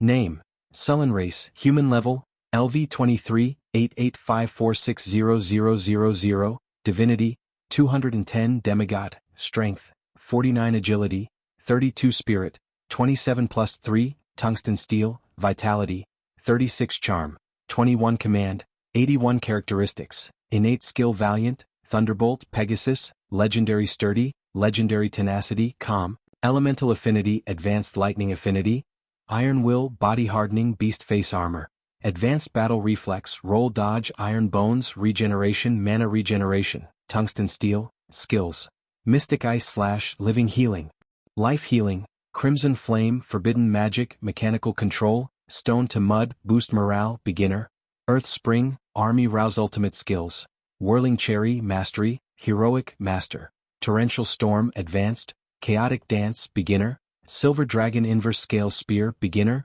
Weapon Proficiency: Sword Weapon 170, Gun Weapon 255, Bow 122, Throwing 108, Horsemanship 160, Thunder Domain, Beginner. You have begun to control the power of lightning. When you use lightning power again, it will be even more powerful. You are immune to normal lightning damage. The cost of all lightning skills will be reduced by 30%, and the power of all lightning skills will be increased by 30%. Lightning Absorption: Beginner. You can absorb any form of lightning attack as well as electricity from the outside world. The absorbed lightning can strengthen your next attack, or be converted into your energy. Note: you cannot exceed the absorption limit. Thunder Domain: After consuming a large amount of energy, you can create a world of lightning within 15 meters of yourself. All people or monsters that enter this area will be damaged by lightning.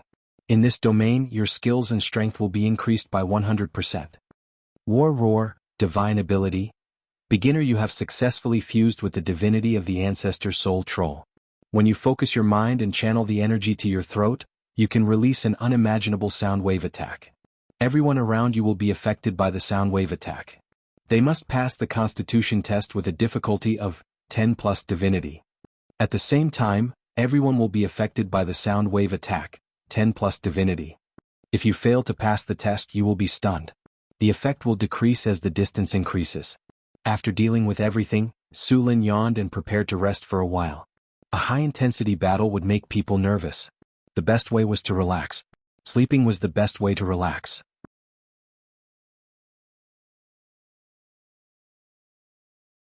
Chapter 200. The orcs had suffered a great loss in the battle last night, but they still did not give up on the idea of defeating Northgard Castle. Early the next morning, the orcs and their servants began to chop wood to make rafts on the north bank of the Whitewater River. It was obvious that they were planning to continue crossing the river. For the next few days, the two sides faced each other across the Whitewater River. The orcs made many rafts. Finally, on this morning, the orcs began their attack. To Su Luan's surprise, these beastmen actually split up into several teams and crossed the river from different areas.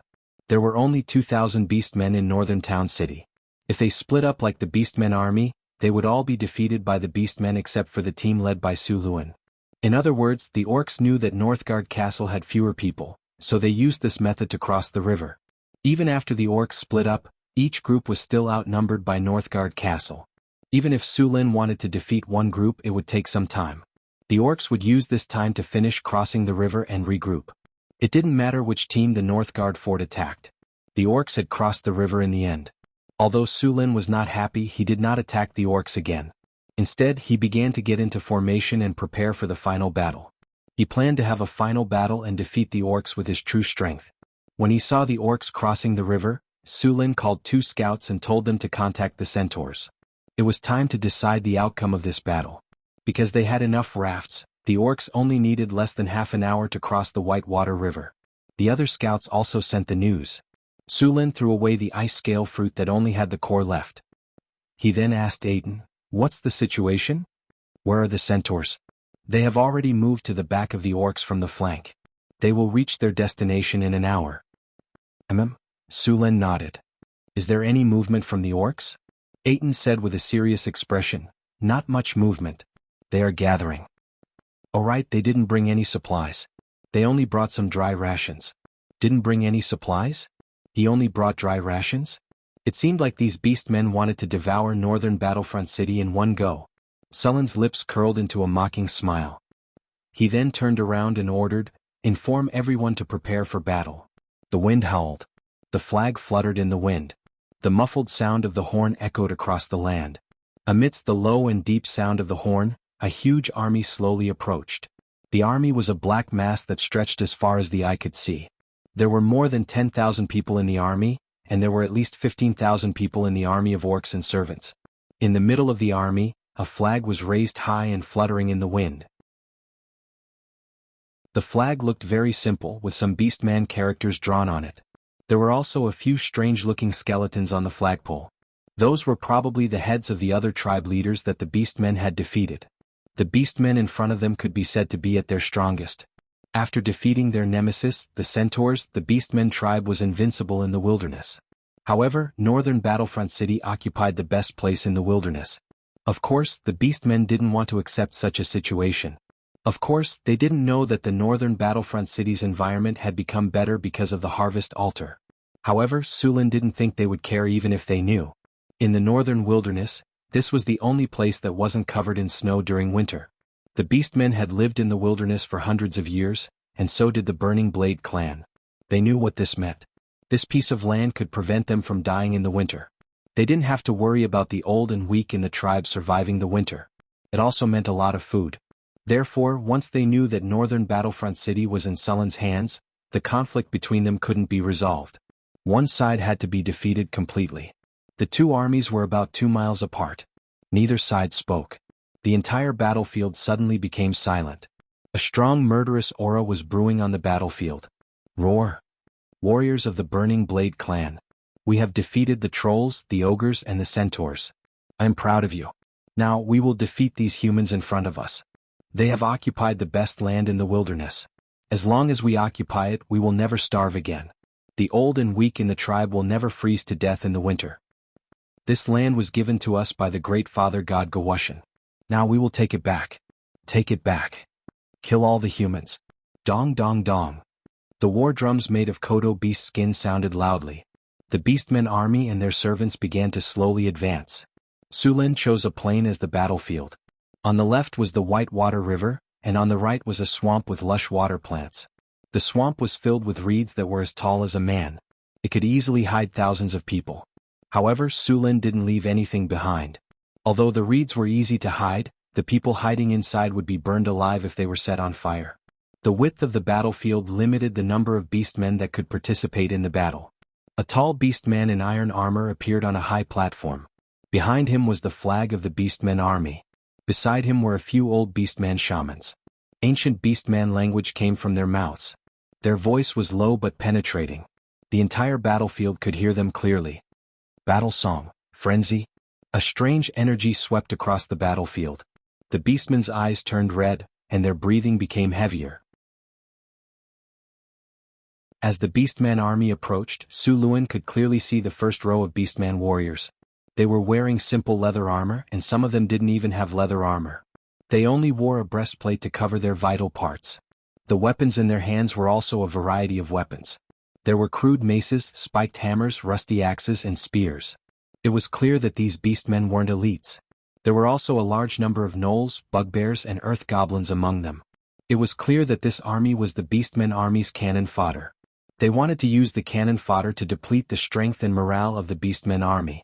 On the strategic map, Su Luen could clearly see that behind these beastmen was the true main force of the beastmen army.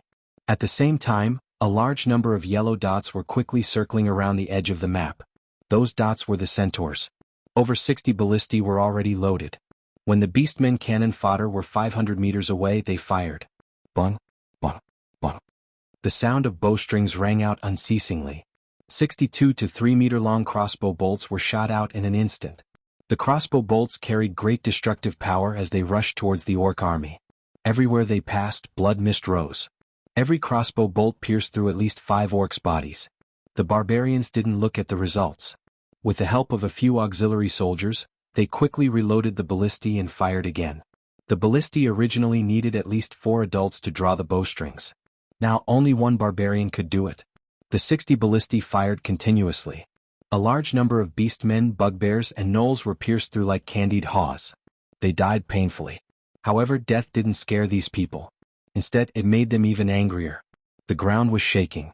Despite the heavy casualties, the beastmen army was still pushing forward. Their intimidating aura was stifling even from a few hundred meters away. Su Luen waved his hand.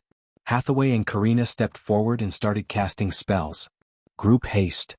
Group petrifying skin. Group enchanted weapon. Beams of spells buffed the warriors of the northern citadel, making them even stronger. Su Luen raised his purple dragon halberd.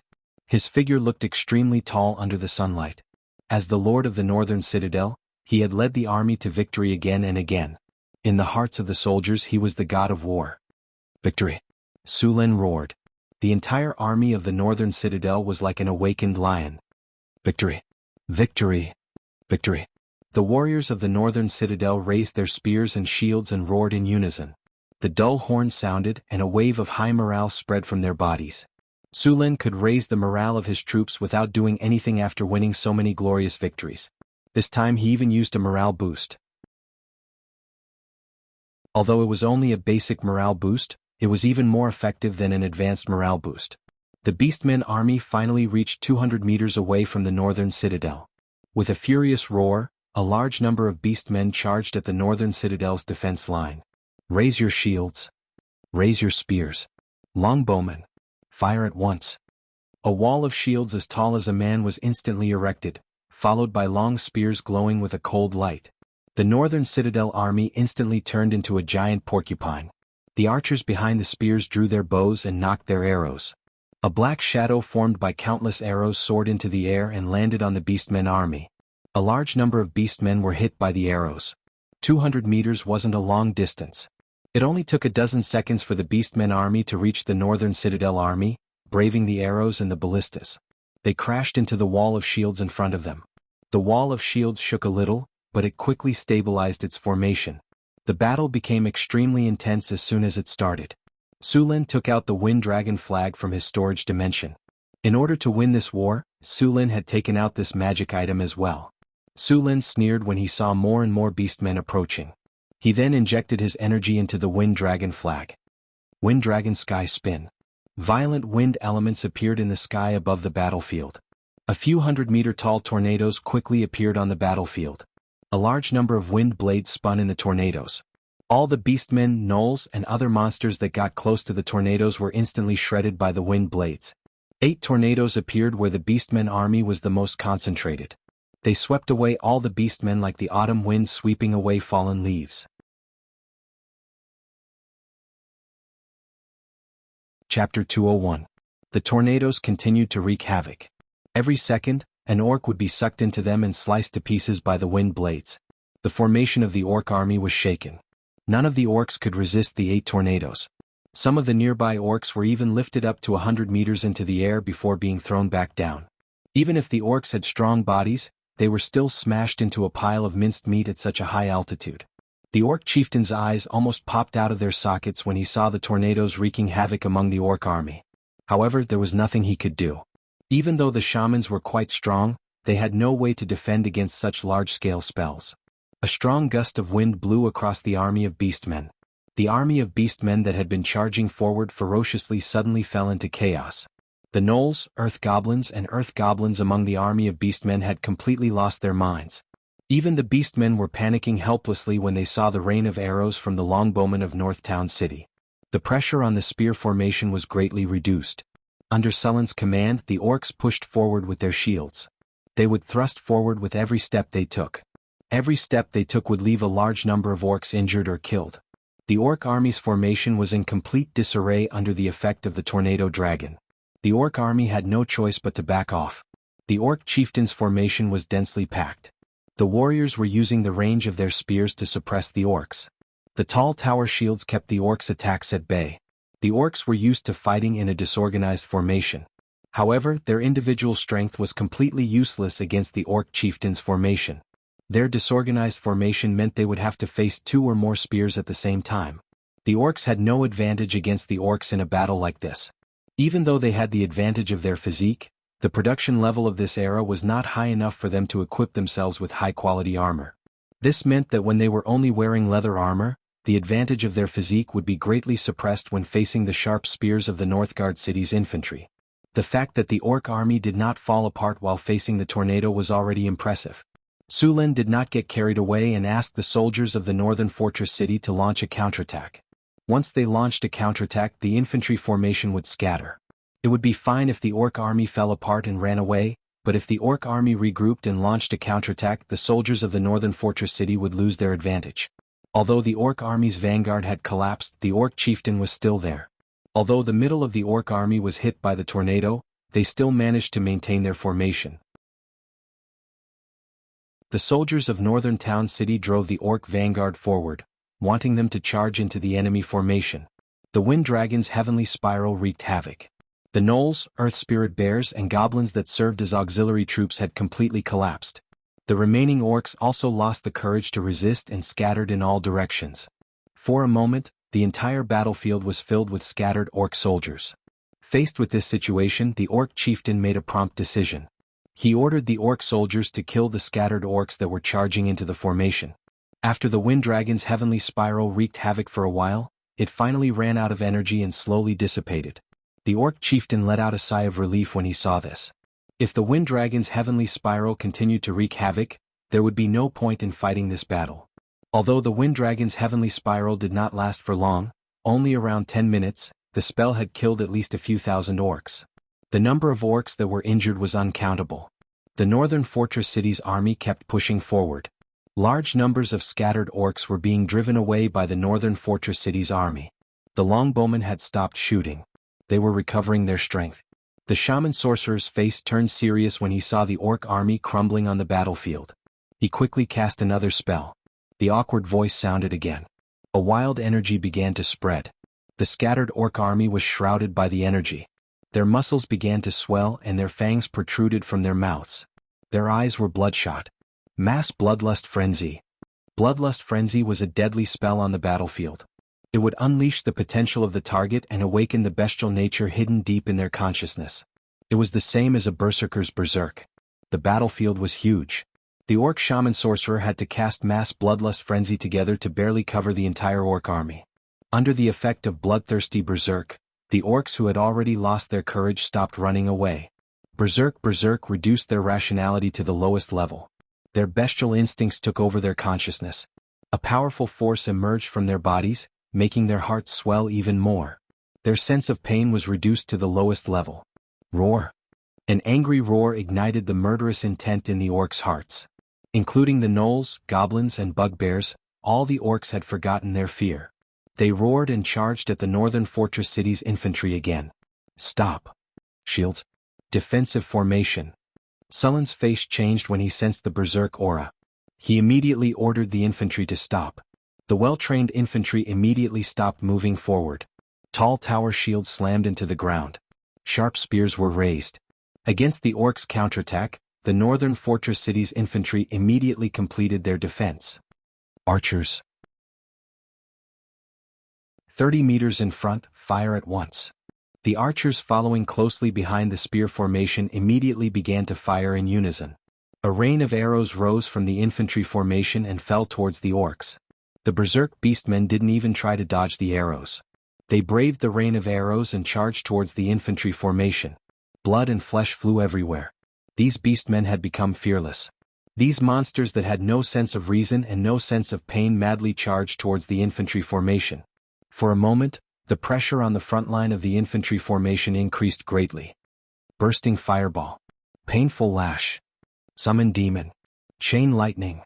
Seeing this, Chris Hathaway ordered Karina to cast spells at the orc army.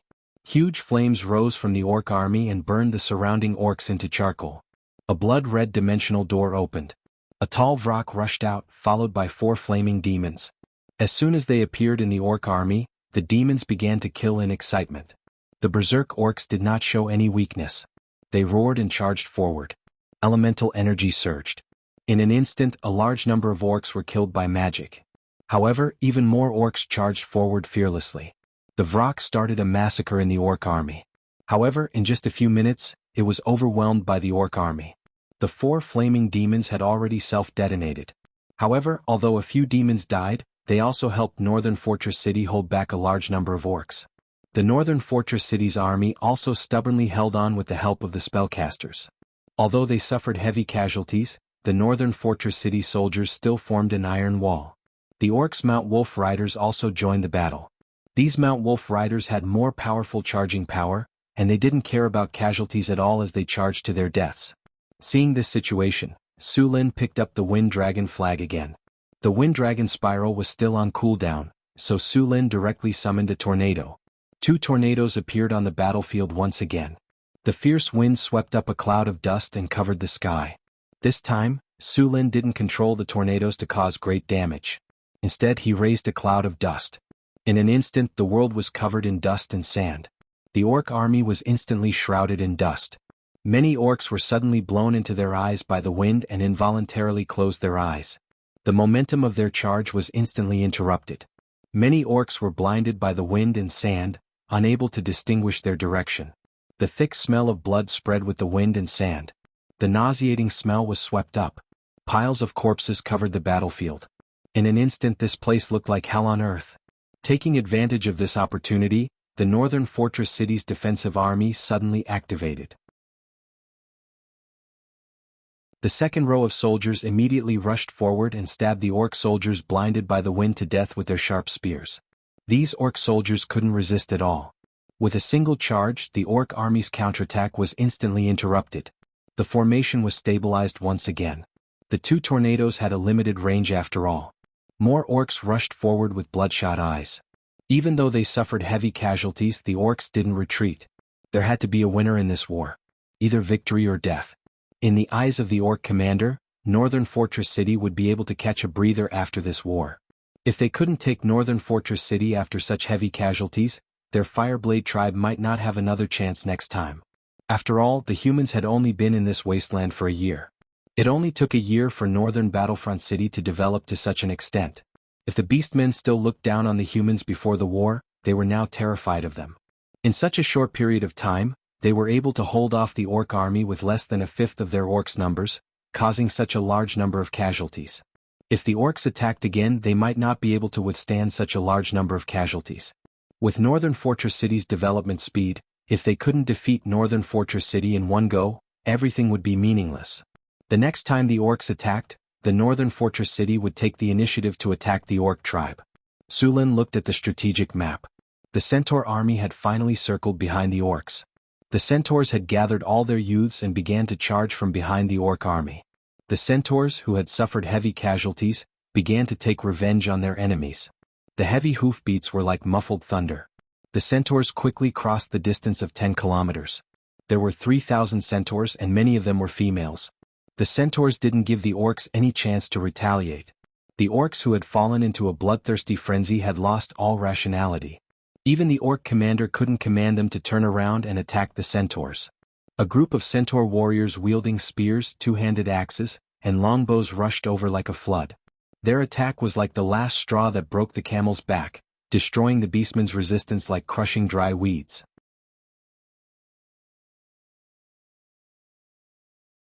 Chapter 202. The centaur warriors that suddenly appeared tore through the orc army's defense line with ease. The orc soldiers were already exhausted from fighting the northern fortress city soldiers, and they did not expect the centaur warriors to attack them from behind. The bloodthirsty frenzy from before had used up a lot of their stamina.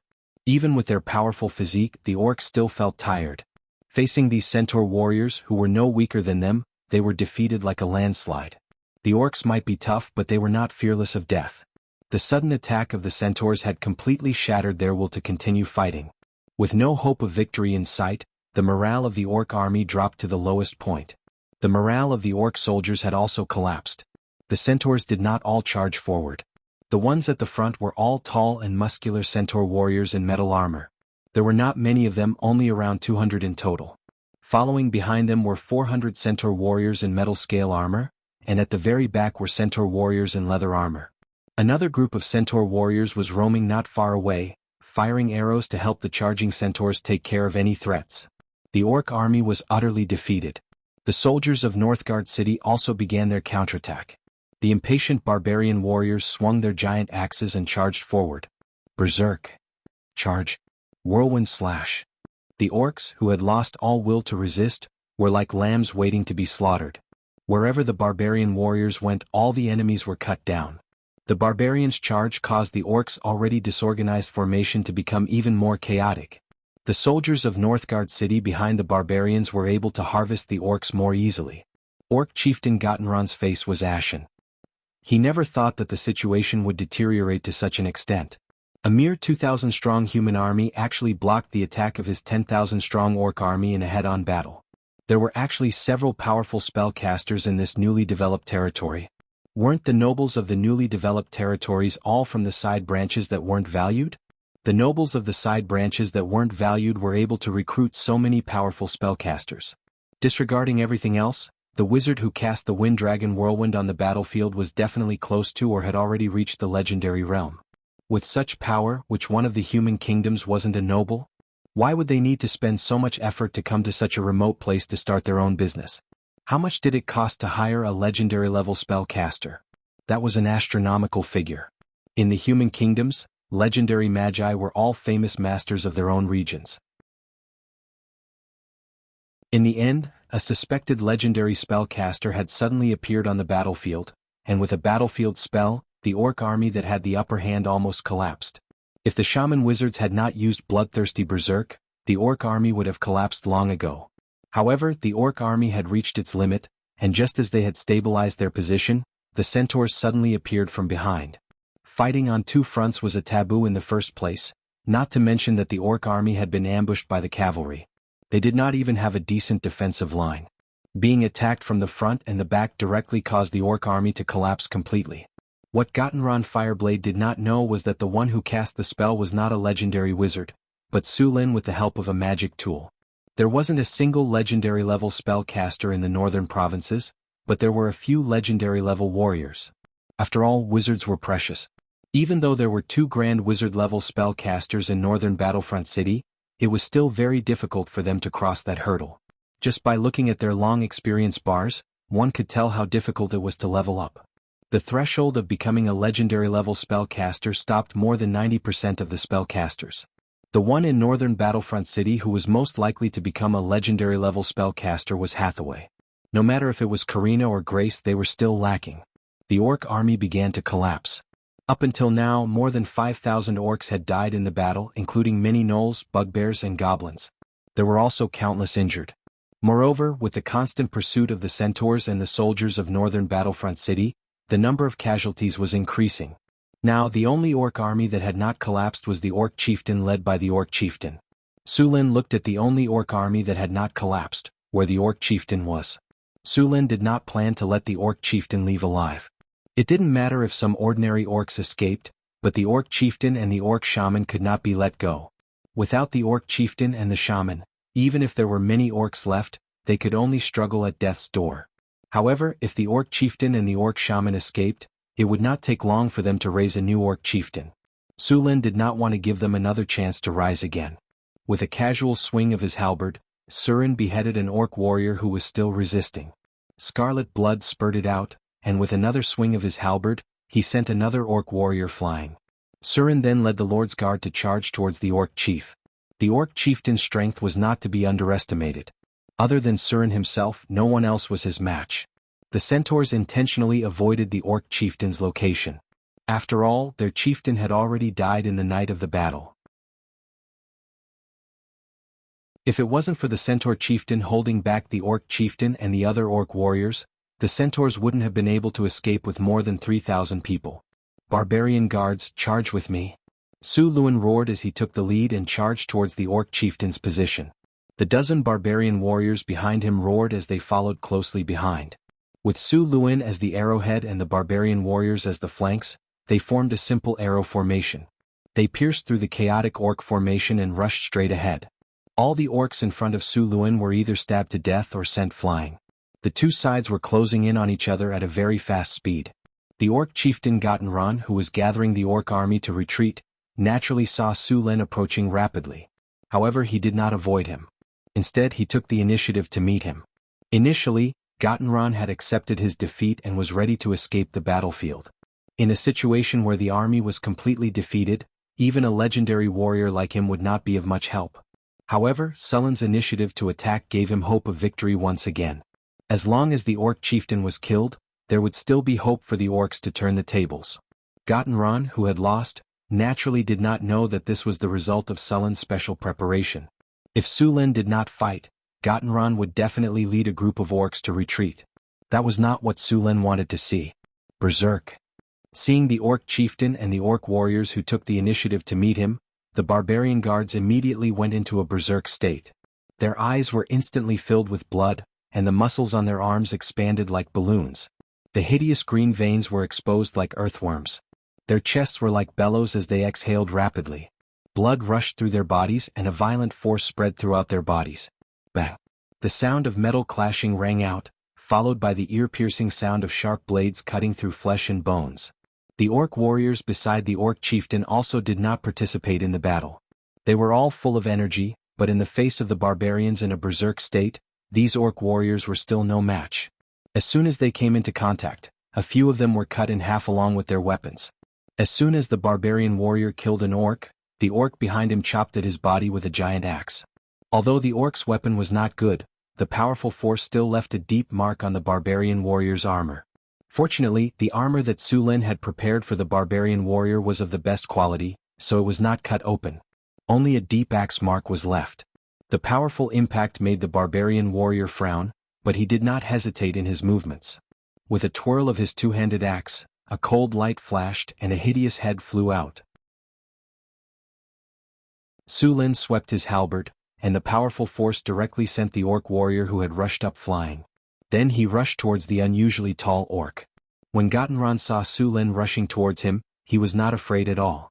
He also rushed up with a roar. He swung the heavy two-handed axe with one hand as if it was weightless. At the same time he swung a machete with the other hand, directly blocking all of Sullen's dodging space. No matter which angle he dodged from, Su Lin had to choose between the giant axe and the machete. Never underestimate any legendary profession, even the warriors who were called boorish by other legendary professions. Any warrior who grew from a low level to a legendary profession would have experienced countless battles. The talents and various combat skills they had mastered were definitely terrifying. Disregarding any spell-like abilities just by relying on their own attributes, talents and combat skills, any legendary warrior could be called a master. Earth-splitting slash.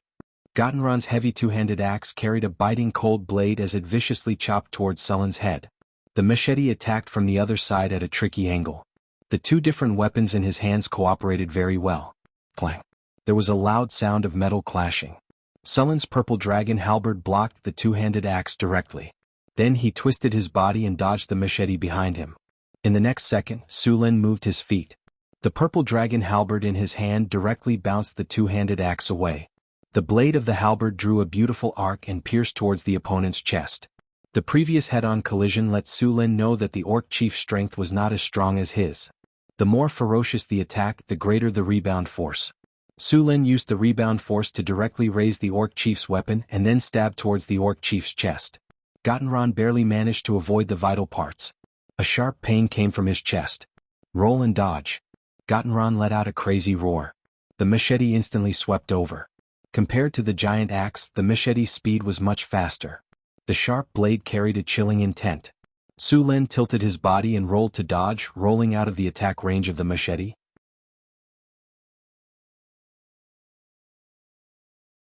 Chapter 203. After dodging the orc chief's attack, Su Lin rushed forward again. He did not intend to give the orc chief any chance to catch his breath. Thunder Lightning Spear. A surge of lightning energy burst out from Su Lin's body. Su Lin did not activate his territory. The continuous use of powerful spells had severely depleted the energy in his body. Activating his territory would not last long. Su Lin's halberd swept across, and the sound of metal colliding rang out. The powerful lightning energy was instantly transmitted to Gottenron's body through the weapon, causing his body to feel slightly numb. After advancing to the legendary rank, there were very few purebred warriors. They were too easy to counter. A wizard could trap him for a few hours with a maze spell. The lightning paralyzed Gottenron's body for a moment. Although it was only for a short moment, in a battle between legendary ranks, such a moment of weakness could be exploited. The purple dragon halberd attacked like a storm, and Gottenron, who was one step too slow, could only parry in a wretched manner. However, with every attack, a bolt of lightning would be transmitted over. Soon, enough lightning had accumulated and it would explode instantly. Gottenron's body instantly stiffened, and blood gushed out from his mouth. Gottenron's abdomen was sliced open by the purple dragon halberd.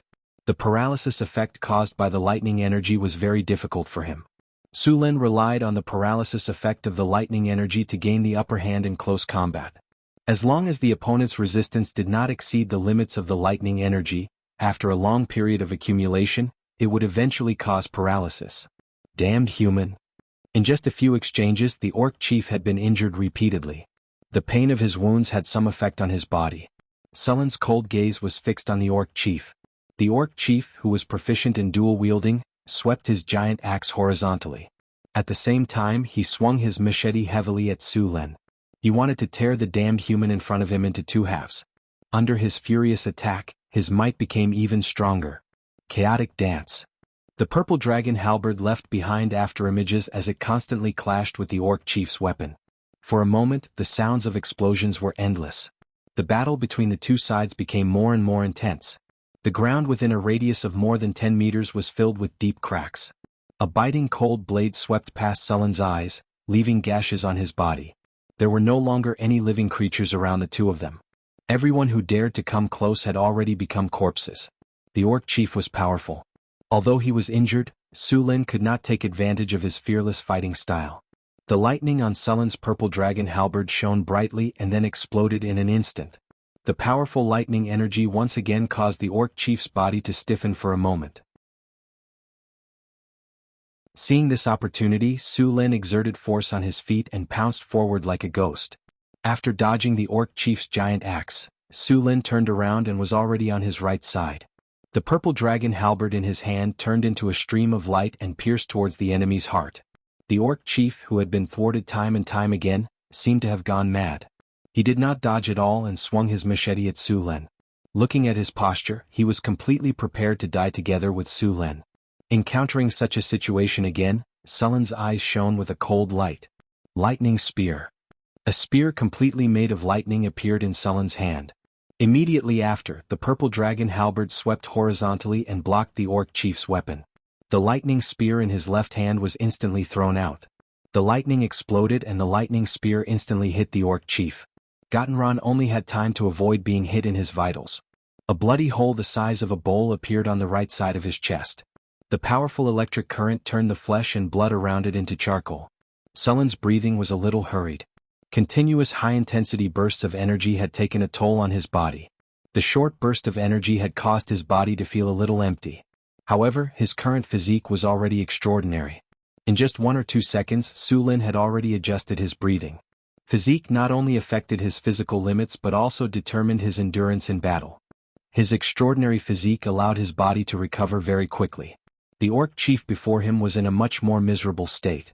Several wounds had appeared on his body, especially his chest, which had been hit by the lightning spear. If not for the orc chief's strong physique, he would have died. However, even if he did not die, Gottenron's condition was not good.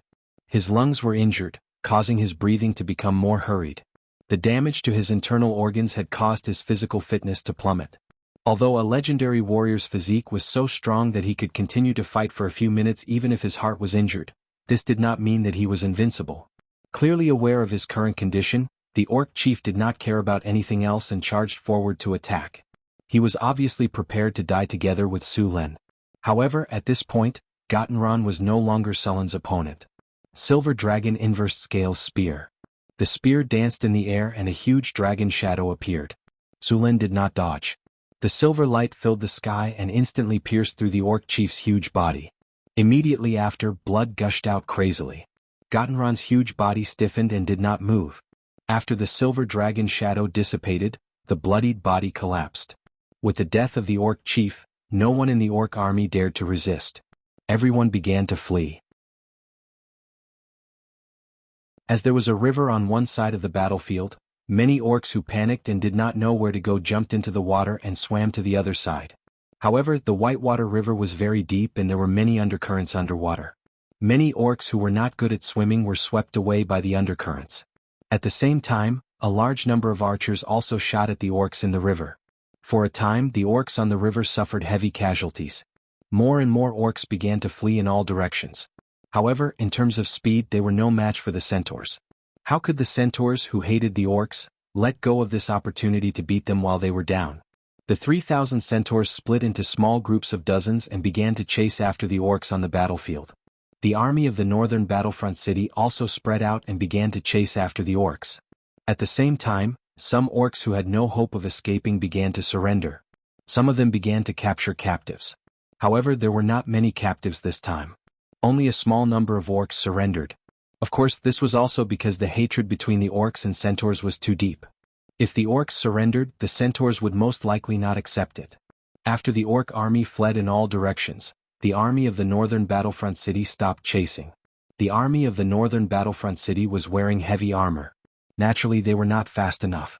Hence, the task of chasing after the orcs was left to the centaurs. With the speed of the centaurs, it was difficult for the orcs to escape. After the centaurs chased after the orcs, the soldiers of the northern battlefront city began to clean up the battlefield and save the injured. Su Lin also began to cast physique healing on the heavily injured. The number of casualties was quickly calculated.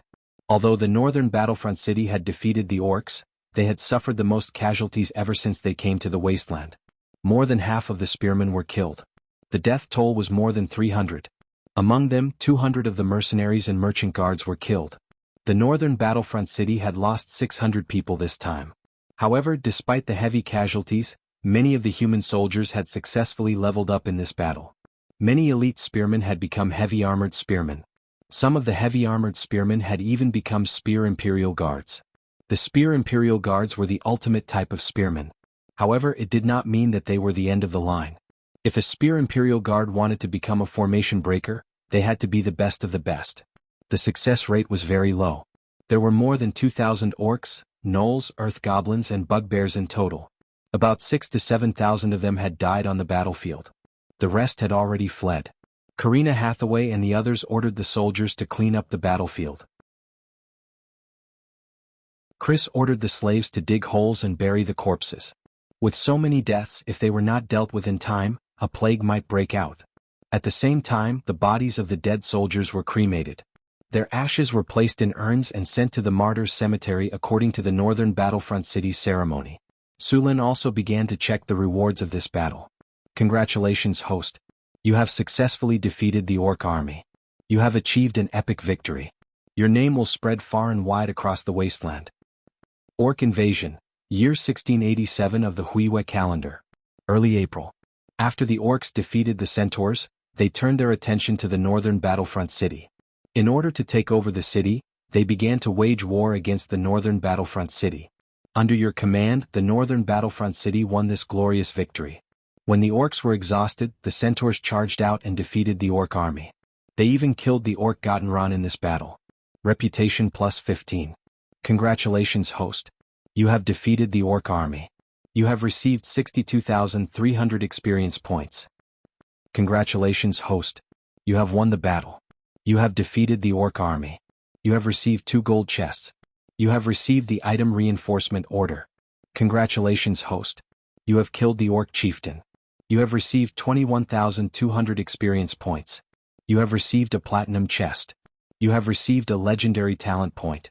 Your talents, Iron Bones and Regeneration, have been upgraded. Congratulations, host. Your experience bar is full. Your level has been upgraded. You are now level 24. You have received 1 gold chest. You have received 2 attribute points and 2 skill points. With the constant prompts in his ears, Su Luin began to check his harvest this time. He had received 3 gold chests and 1 platinum chest. Su Lin opened his inventory and began to check. After 3 flashes of spiritual light, Su Luin heard the prompt sound of the system. Congratulations, host. You have received a wisdom leaf. Congratulations, host. You have received soldier training notes. Congratulations, host. You have received a recruitment order. After 3 consecutive system notifications, Su Lin began to look at the remaining platinum chest. He then took a deep breath and chose to open it. With a flash of light, Su Lin heard the system notification. Congratulations, host. You have received a special soldier's seal, Formation Breaker. Hearing the system notification, Su Lin's eyes lit up. The Formation Breaker was a special troop class. It just so happened that there were a few spearmen who had reached the level of the spear guard. Su Lin planned to give it a try. If he succeeded, he would earn a lot. If not, he would not lose anything.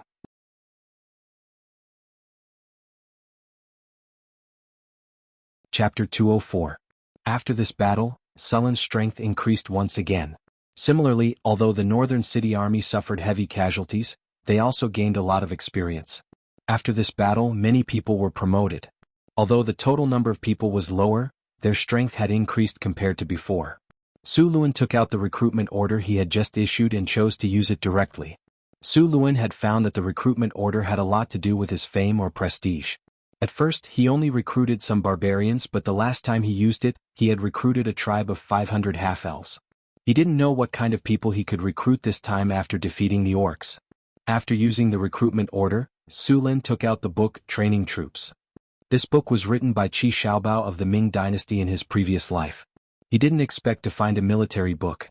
There were many famous military books in his previous life, such as Sun Tzu's Art of War, Meng Da's New Book, Sun Bin's Art of War, Wei Liaozi, Lu Tao, and so on. However, these military books were more about strategy. These books were good, but there were very few people who could understand and use them flexibly. Moreover, many of the books were written in fog, making it difficult for people to understand them. Training Troops was different. This book was called a military book, but in reality, it was mostly about training troops. There were very few things about strategy. In terms of depth, it couldn't be compared to Sun Tzu's Art of War, which focused on strategy and politics, but it was much more practical. Out of 100 people who studied Sun Tzu's Art of War, there wouldn't be a single person who was successful. However, if one studied Training Troops, as long as they followed the book's instructions, the soldiers they trained wouldn't be bad. The content of Training Troops was very broad. It covered the selection of soldiers, the organization of troops, flags and drums, weapons and equipment, the training of generals, military etiquette and military law, the organization of chariots and cavalry, as well as the training of soldiers and soldiers. In ancient times, there were very few military books that were so detailed. If one followed this book, they could definitely train an elite army. Training Troops, a book that records the training of soldiers, battle, command, and other military skills in detail. After using Training Speed plus 15, Elite plus 5, Command plus 15, Discipline plus 20. Obtained skill, like Arm Command, Command like an arm. After using it, you can quickly command the army to get into formation and deploy troops. Su Lin chose to use it immediately. In the next second, soldier training records turned into a stream of light and merged into Su Lin's body. Suddenly, a large amount of training methods and experiences appeared in Su Lin's mind. There were even some videos. What surprised him even more was that the videos were all of Qi Xiaobao's training. What better way to learn than to personally experience Qi Xiaobao's training? This military training record really gave him a big surprise. Furthermore, he could access these images at any time. They would only disappear after he had mastered them. Su Lin opened the system panel. In the commander column, his commander points had increased from the original 81 to 96. Iron Bone and Regeneration had also been raised to the intermediate level. Middle Steel Bones. After the brutal training, your resistance has been increased. All attacks that deal damage to you will be reduced by 20%, normal weapons are ineffective against you. Intermediate Regeneration. After the cruel training, your bloodline has awakened a magical ability. Your recovery speed has increased. Your recovery speed has increased by 5. Su Lin was still preparing to add the 2 free attribute points to his strength. Su Lin's strength broke through to 50, but the remaining attribute point indicated that it was not enough and could not be added. After the attribute point reached 50, if he wanted to add another 3 attribute points, he would need to add another 3 attribute points. Seeing this situation, Su Lin directly added the remaining attribute point to his spirit. The 2 skill points that he did not learn any new skills were also kept. As for the legendary talent points that he had obtained from killing the Orc Chieftain, Su Lin used them to upgrade his talent, Advanced Battle Reflex. After using it, the original Advanced Battle Reflex became Legendary Battle Reflex. Legendary Battle Reflex. After a long period of hard training, your body's reflexes have become instinctive. After receiving a sudden attack or sneak attack, your body will automatically defend and counterattack. Obtain skill, Reactive Attack. Reactive Attack. After receiving an attack, seize the opportunity to counterattack. This counterattack will ignore 50% of the target's defense and attack speed will increase by 50%. Reactive Attack. With this effect, it could be said that he was no longer afraid of sneak attacks. Those who attacked him had a higher chance of being counterattacked by him. With his current attack speed, if he increased it by 50%, how many people could dodge it? After Su Lin finished adding the attribute points, he closed the attribute panel and took out the remaining items. There was only the Wisdom Leaf, the Reinforcement Order, and a Special Formation Breaker. Su Lin planned to leave the Wisdom Leaf for Hathaway. This item would be more effective for her. The Reinforcement Order could be used to recruit war spirits from the other world. Now that the war was over, he did not need it for the time being. He would use it when he returned to Northern Town. The last item was the Special Formation Breaker. This was the first special troop that Su Lin had obtained. The Formation Breaker's Formation Breaker was a Tiger Formation Breaker. It looked very delicate. Formation Breaker. After using it, you can train a special elite troop of the Formation Breaker. They are brave and good at fighting. They are unstoppable. They have the determination to break through enemy lines. Recruitment: 700 people. Recruitment requirements: Spear Guard. Recruitment requires 100 units of food. Kinnur 200. Training success rate is 20%. After seeing the recruitment requirements of the Formation Breaker, Su Lin frowned. According to the requirements, if he wanted to gather 700 Formation Breaker, he would need at least 3,500 Spear Guards.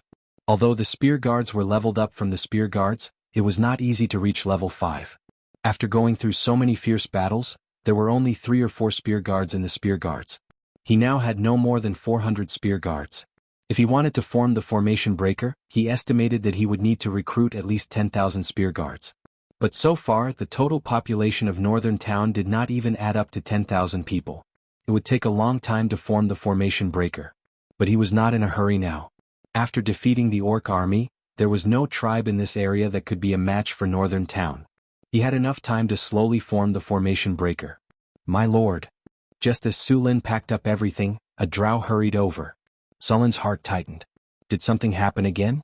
He quickly asked, what happened? My lord, we found this when we were cleaning up the battlefield.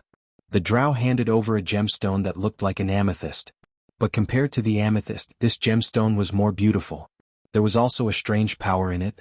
It was like the power of the soul, but also like the divine power of the temple priest. Battle Soul Stone. Seeing this gemstone, Su Lin recognized it at a glance. It was a Battle Soul Stone. The Battle Soul Stone was a special kind of soul stone. It was rare and didn't have many uses. The temple would only use it when building the Hall of Valhalla. This Battle Soul Stone could connect to the kingdom of the god they believed in and summon the Valhalla to fight. On Su Lin's construction list, there were 2 buildings of wonders that required Battle Soul Stones. One of them was the Triumphal Arch and the other was the Hall of Valhalla. Su Lin didn't have the blueprint for the Hall of Wonders at the moment, but he had already obtained the blueprint for the other building, the Triumphal Arch. The Hall of Valhalla needed to be upgraded to the Cemetery of Heroes first. Only then could he build the Hall of Wonders according to the blueprint. Su Lin didn't know the specific properties of the Hall of Valhalla, but from the description, it should be able to summon the dead soldiers of Northern Town and fight as Valhalla. Of course, the Hall of Wonders had more than that. If he wanted to know, he would have to wait until he obtained the blueprint. The Battle Soul Stone in front of him was crystal clear. There were almost no impurities in it, and it was about 10 centimeters in size. This was a high-quality Battle Soul Stone and was very suitable for the Triumphal Arch. With the Battle Soul Stone, the construction of the Triumphal Arch of Wonders needed to be put on the agenda. The Triumphal Arch of Wonders required a large amount of white marble and a master sculptor. The marble needed to be mined in the Sierra de Lotus. There were a few master sculptors in Northern Town City, and Su Lin planned to start the preparation work after he went there. He was looking forward to the second Hall of Wonders in his territory. Thump, thump, thump. The sound of hurried hooves sounded. Su Lin turned around and saw a group of centaur soldiers galloping over. The one at the front was Mission. This little mare was wearing beautiful chainmail. She held a spear in her hand and a bow at her waist. Her soft hair was tied behind her head with some simple accessories. She looked very valiant. Soon, the group of centaurs arrived before them, and the guards who were standing guard at the periphery stopped them. "Stop. I want to see Sir Su Lin." The little mare stopped and said. "Let her come over," Su Lin said to the guard. The guard put away his weapon and moved aside. "What do you want?" Su Lin smiled at the little mare in front of him. Mihian smiled and then his face became serious. He saluted Su Lin very formally and said, "Thank you, Mr. Su Lin, for lending a helping hand to our tribe in times of crisis and helping us complete our revenge. You are the most distinguished guest of our tribe." "Ah, why are you suddenly so formal?" Su Lin said with a smile. "Besides, the beastmen are also my enemies. This is a cooperation between allies." Mission shook her head and said, "I've seen too many allies stab each other in the back." Su Lin smiled and said, "How are the beastmen now?" "They all escaped. My people are still chasing after them. I estimate that less than 1,000 of them will survive."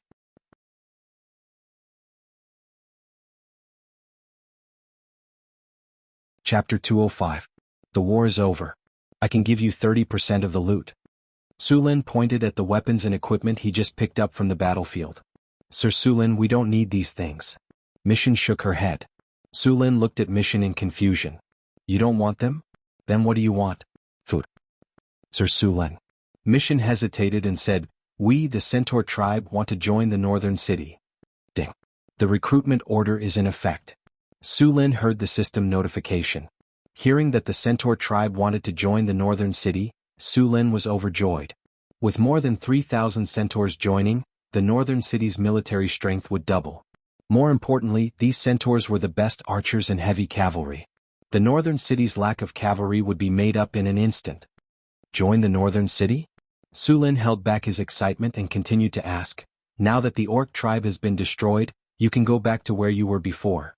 Why do you want to join the northern city?" "Your Excellency Surin, you should also know that the weak are prey to the strong in the wilderness. Our centaur tribe used to have legendary masters, but since my father was killed by the orcs for covering our escape, the centaur tribe no longer has a legendary master. In this wasteland, without the protection of a legendary figure, even the strongest tribe is just an ice fortress. Once the weather warms up, everything will vanish. You are now the only legendary figure in this wasteland. Our centaur tribe can't take any more trouble, so we want to join the northern city and get your protection." Mission looked at Su Lin and said seriously, "Mission, I can protect the centaur tribe, but the centaur tribe must be loyal." Su Lin pondered for a moment. Although he had already agreed to it in his heart, he still had to put on a good show. Otherwise, if he agreed immediately, wouldn't it seem that he, a legend, was too cheap? "Of course, we swear to the gods that we will be loyal to North Town and Su Lin," Mission said seriously. "Mihian, Northern Town welcomes everyone who is willing to be loyal to him," Su Lin said with a smile. Mission looked at Su Lin in surprise. His big eyes sparkled beautifully. Suddenly, the filly opened her arms and hugged Su Lin. Then she whispered in his ear, "Thank you." Su Lin suddenly felt warmth on his face. Then, the little mare let go of her hands and ran away with a smile. Su Lin wiped his face. The little mare was quite big. With a chuckle, Su Lin began to patrol the campsite in a good mood. I have a little mare that I want to ride every day. If I don't ride her for a day, I'll feel anxious. The North Town City had gained a lot from this battle. Most importantly, the 3,000 centaurs had joined the North Town City. They could recruit around 1,000 centaurs, and they would become the North Town City's mobile troop. Su Lin would give the rest of the centaurs a pasture. The centaurs were a nomadic tribe. They wouldn't be used to living in the city and it would waste their talents. These centaurs were the best herders. Su Lin planned to let them breed horses, cows, sheep and other livestock. The best horses would be the military horses of Northern Town. The rest would be used as goods to trade with the human kingdoms. Cows were raised for animal labor and sheep were raised for meat and fur. With the addition of the centaurs, Northern Town's livestock breeding would be greatly improved. Apart from the centaur tribe, the spoils of war weren't plentiful. Apart from some simple and crude supplies, there were only beastmen's weapons and equipment. However, most of the beastmen's equipment were leather armor.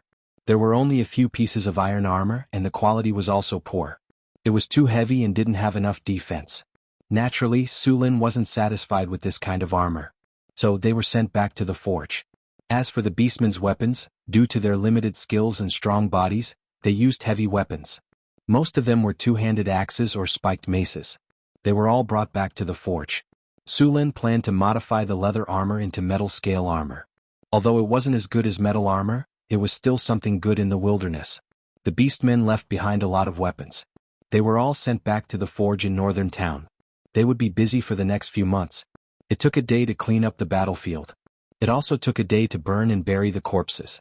It wasn't until the third day that the Northern Town's army returned with their spoils. After the victory, Su Lin had already sent people back to report.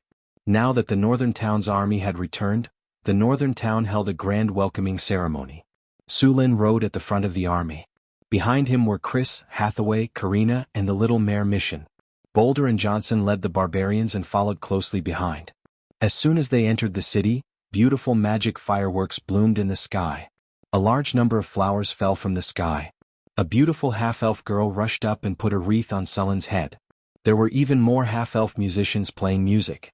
The whole city was in a sea of joy. Su Lin came to the central square amidst the cheers. The square was filled with soldiers and civilians. Su Lin announced that the celebration would last for 3 days. After burying the ashes of the fallen soldiers in the martyrs' cemetery, Su Lin returned to the Lord's castle. He didn't go to the celebration outside. The refugees and slaves usually worked hard all year round, so the celebration was a chance for them to relax. Su Lin wanted to have a good rest. The celebration lasted for 3 days. The northern town became a sea of joy. After 3 days, everyone went back to work. The northern town city began to accept refugees again. Since almost 4,000 centaurs had joined, the population of the northern town city had reached 13,000. However, this also brought a hidden danger. The number of humans was too small. The barbarians, half-elves, drows, and centaurs had almost 5,000 people in total. Although the human population was 8,000, they were still weak compared to these races. The current situation in the northern town city was the result of Su Lin's personal strength and charisma. Therefore, in order to eliminate the hidden danger, the northern town city increased the number of immigrants. The defeated orcs in the wilderness had already spread the news of the northern town's power. In the wilderness, no other tribe dared to challenge the northern town. In addition to increasing the number of immigrants, Su Lin began to recruit soldiers again. This time, Su Lin was going to recruit 2,000 spearmen. The spearmen who had survived several battles were going to be the basic officers. Because Su Lin had read the training records, his ability to train soldiers had skyrocketed. The speed at which the army was formed had greatly increased. In order to form the formation breaker camp as soon as possible, Su Lin needed a large number of spearmen. After announcing the expansion of the army, Su Lin called the 4 soldiers who had already reached the level of spear guard. He planned to let these soldiers try to advance into the formation breaker camp. Unexpectedly, among the 4 spear Imperial guards, only one was human. The other 3 were the war spirits that he had summoned before. Among these war spirits, there were still more than a dozen archers. There were less than 10 spearmen. In order to advance into the formation breaker camp, they had to go through a cruel test. Su Lin built a training ground outside the northern town according to the test requirements of the Formation Breaker camp. The soldiers who wanted to advance into the Formation Breaker camp had to undergo training there. After the training they would go to the final step. The Formation Breaker camp was limited to 700 people. This was because there were only 700 light balls in the Tiger Tally. These light balls looked very similar to the self-created general model Su Lin had before. However, they were much smaller than the self-created general model. They should be similar items. However, the self-created general model was the complete version. This one was indeed a watered-down version. After the training, if the spear guard successfully merged with the light ball, then he would advance into the Formation Breaker camp. Of course, if the merging failed, it would not affect him. It could only be said that he was not suitable to become the Formation Breaker camp. Because there were only 700 light balls, there were only 700 people in the Formation Breaker camp. Every time a soldier of the Formation Breaker camp died, the light ball on his body would automatically return to the Tiger Tally. Then, a new soldier of the Formation Breaker camp would be selected. After letting the 4 spear guards train here, Su Lin led the architects of the northern town to begin an environmental survey. He was already preparing to build the Arc de Triomphe. Su Lin planned to build the Arc de Triomphe in front of the central town square, on the Avenue of the Rising Sun. From the gate of the northern town square, along the Avenue of the Rising Sun, all the way to the central town square, and then to the City Lord's mansion and the Harvest Altar. All of them were on this central axis. The Arc de Triomphe Su Lin planned to build was a classic 3-arched building. The whole body was carved with pure white marble. The major battles that Su Lin had experienced would be carved on it. Su Lin had already drawn the rough design of the Arc de Triomphe. Of course, the real blueprint still needed to be supplemented by the master architects. The final blueprint would only be officially built after Su Lin approved it. The entire Arc de Triomphe needed a few hundred tons of marble to build. Fortunately, there were more than a dozen camel beasts in the territory. These large and powerful camel beasts could carry several tons of stone at a time. If they relied only on manpower, just transporting the marble from the Sierra de Lotus would be a big problem. In order to mine the marble, Su Lin specially allocated a group of 500 kobold miners. Then he arranged for 2 groups of soldiers to go to the Sierra de Lotus to mine the marble. The construction of the northern town square was also in progress. Because of the growth of the population, 70% of the land outside the town was used for planting sugar beets and potatoes. The rest of the land was used for planting barley, oats, and other brewing materials. Some of the land was used for planting spices. Buying spices from the caravans was too expensive. Su Lin planned to grow some spices. Not only could he use them himself, but he could also make money. However, Su Lin felt that it was a pity that there were too few types of spices suitable for growing in the north. P.S. The following does not count. Thanks to Big Apple, Big Orange, Master Pooh, Long Jody, Speaking Loneliness to Loneliness, Iron Blood Ho, Chow 534, Kitten Loves Fishing H, Big Devil V, Spicy Peppermint, Let Him, Fragrant Lemon Tea, There's Actually a Master, Goodbye to You, Master of the Heavenly Court, Mysterious Mr. X, A Share of Sunshine, Meng Xingtian, and other book friends tips. Thank you to 133,955 for your 2,000 Chidian coins tip. Thank you to Rotson for your 2,000 Chidian coins tip. Thank you to Don't Be a Moralist. Thank you to Warm Wine, Desert Bandits for your 1,000 Chidian coins tip. Thank you to 20200831205259011 for your 1,334 Chidian coins tip. Thank you to 1607101921111128 for your 2,000 Chidian coins tip. Thank you to Tomorrow Night Doesn't Accept Books, Nua Ing, White Cloud Leisure. Thank you to 2017010092002641356 for your 500 Chidian coins tip. Floating Dream thanks.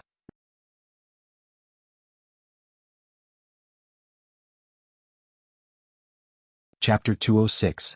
After confirming the location and shape of the Arc de Triomphe, the construction of the Arc de Triomphe began. Other than checking on the progress every day, Su Lin went to the training grounds of the Formation Breaker outside the city.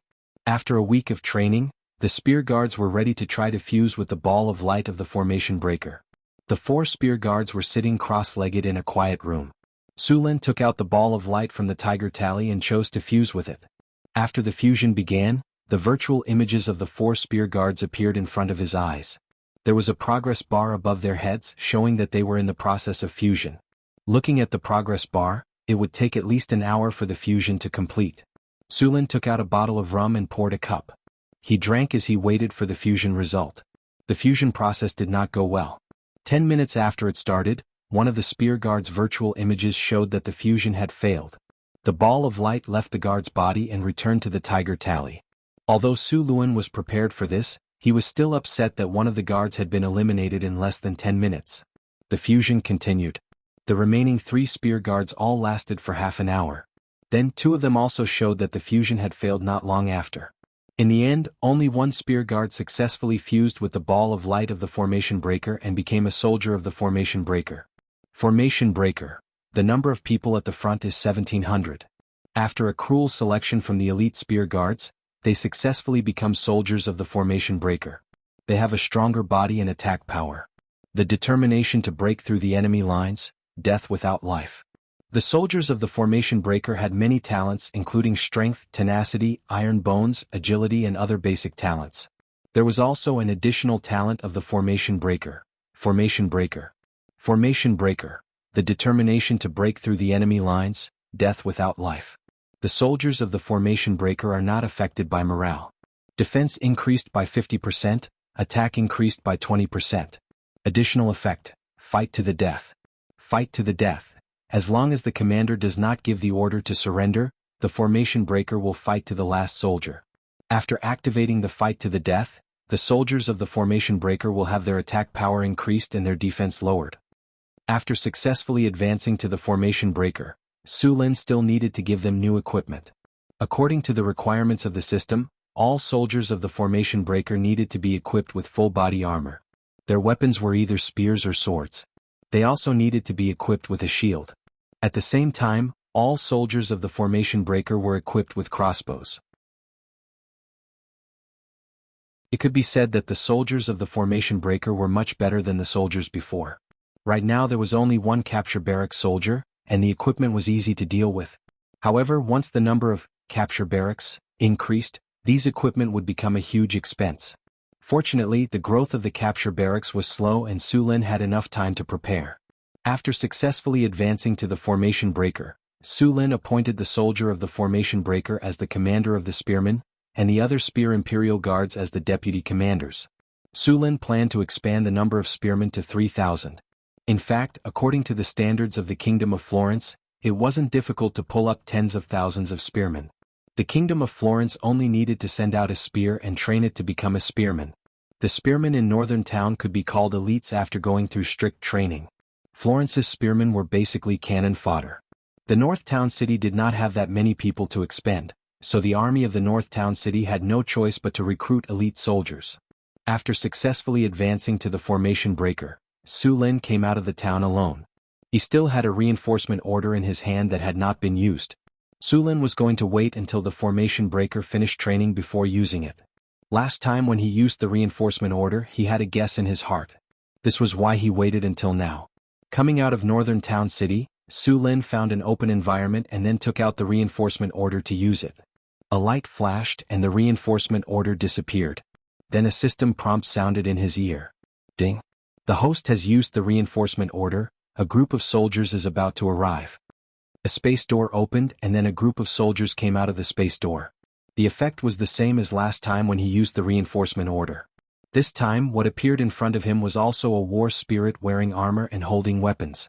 What made Su Lin even more ecstatic was that in addition to the 2 groups of 40 spearmen and archers, there was also a soldier wearing heavy armor, holding a spear and a shield, with a crossbow and a long sword at his waist. Compared to the soldiers around him, this soldier was clearly stronger by more than 1 level.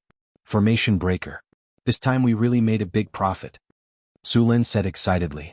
Last time when he used the reinforcement order, Su Lin only recruited spearmen and archers. At that time, he had the spearman commander's seal and the archer commander's seal that he had obtained later.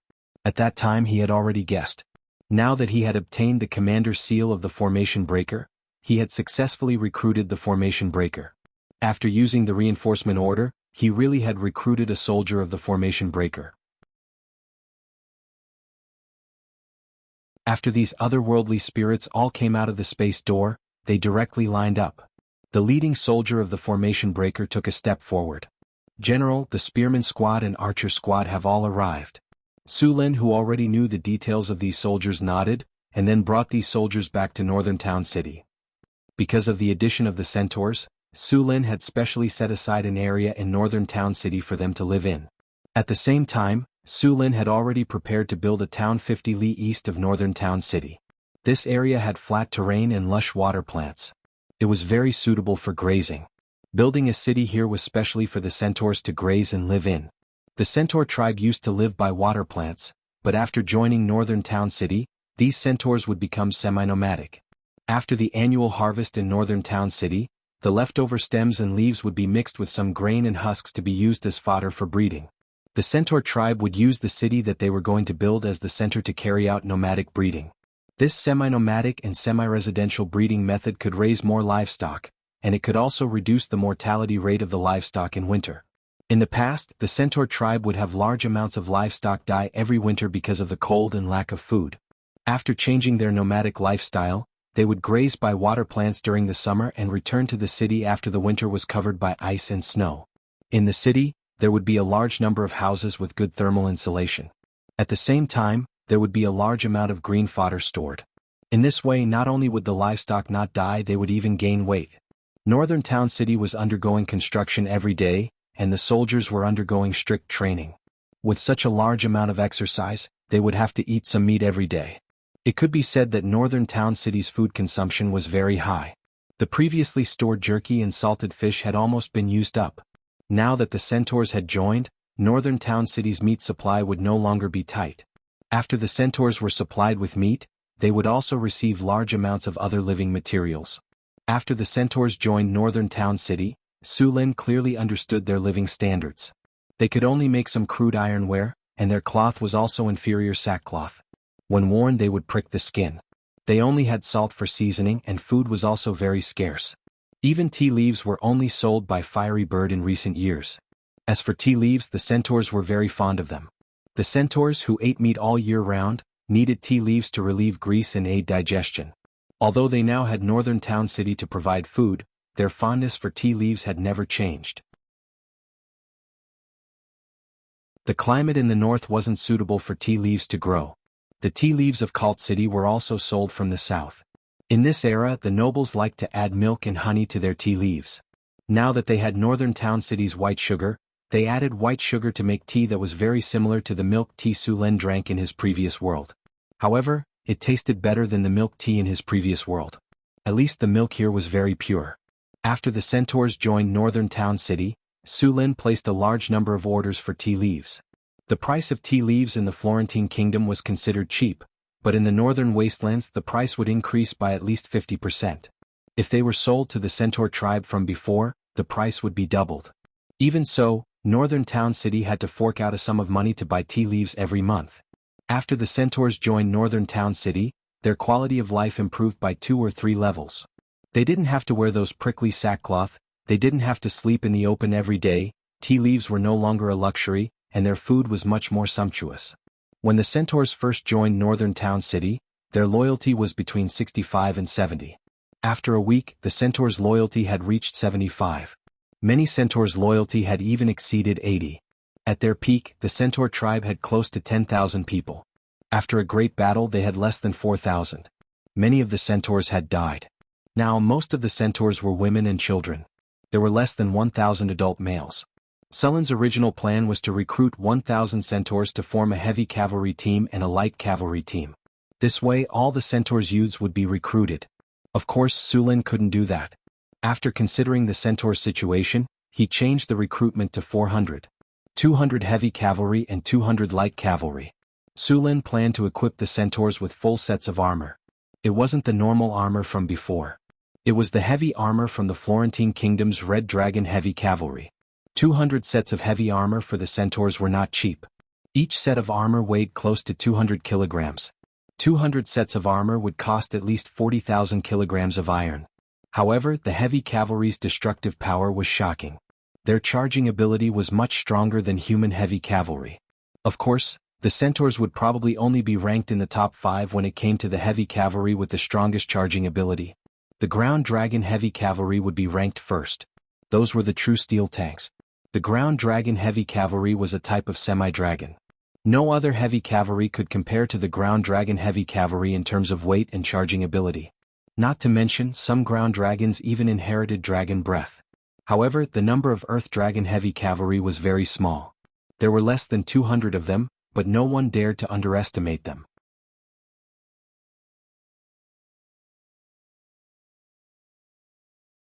Chapter 207. Other than the Drakes, there were also some countries that had formed their own mammoth cavalry. The mammoth cavalry was 4 to 5 meters tall and weighed a dozen tons. They were unstoppable when they charged. There was also the petrifying lizard cavalry formed by the drows. These petrifying lizards were almost as big as the Drakes. They also had the ability to petrify. These petrifying lizard cavalry were no less troublesome than the Drakes. Of course, this didn't mean that the centaur heavy cavalry was weak. On the contrary, the centaur heavy cavalry was quite strong. Although the centaur heavy cavalry was powerful, there were many factors that restricted them. The most important factor was that the number of centaur heavy cavalry was too small. The centaurs were different. As long as the northern citadel continued to develop, Su Lin could easily form a centaur cavalry of a few thousand centaurs. After the centaurs joined the northern citadel, Su Lin realized that the centaurs had a lot more ways to evolve.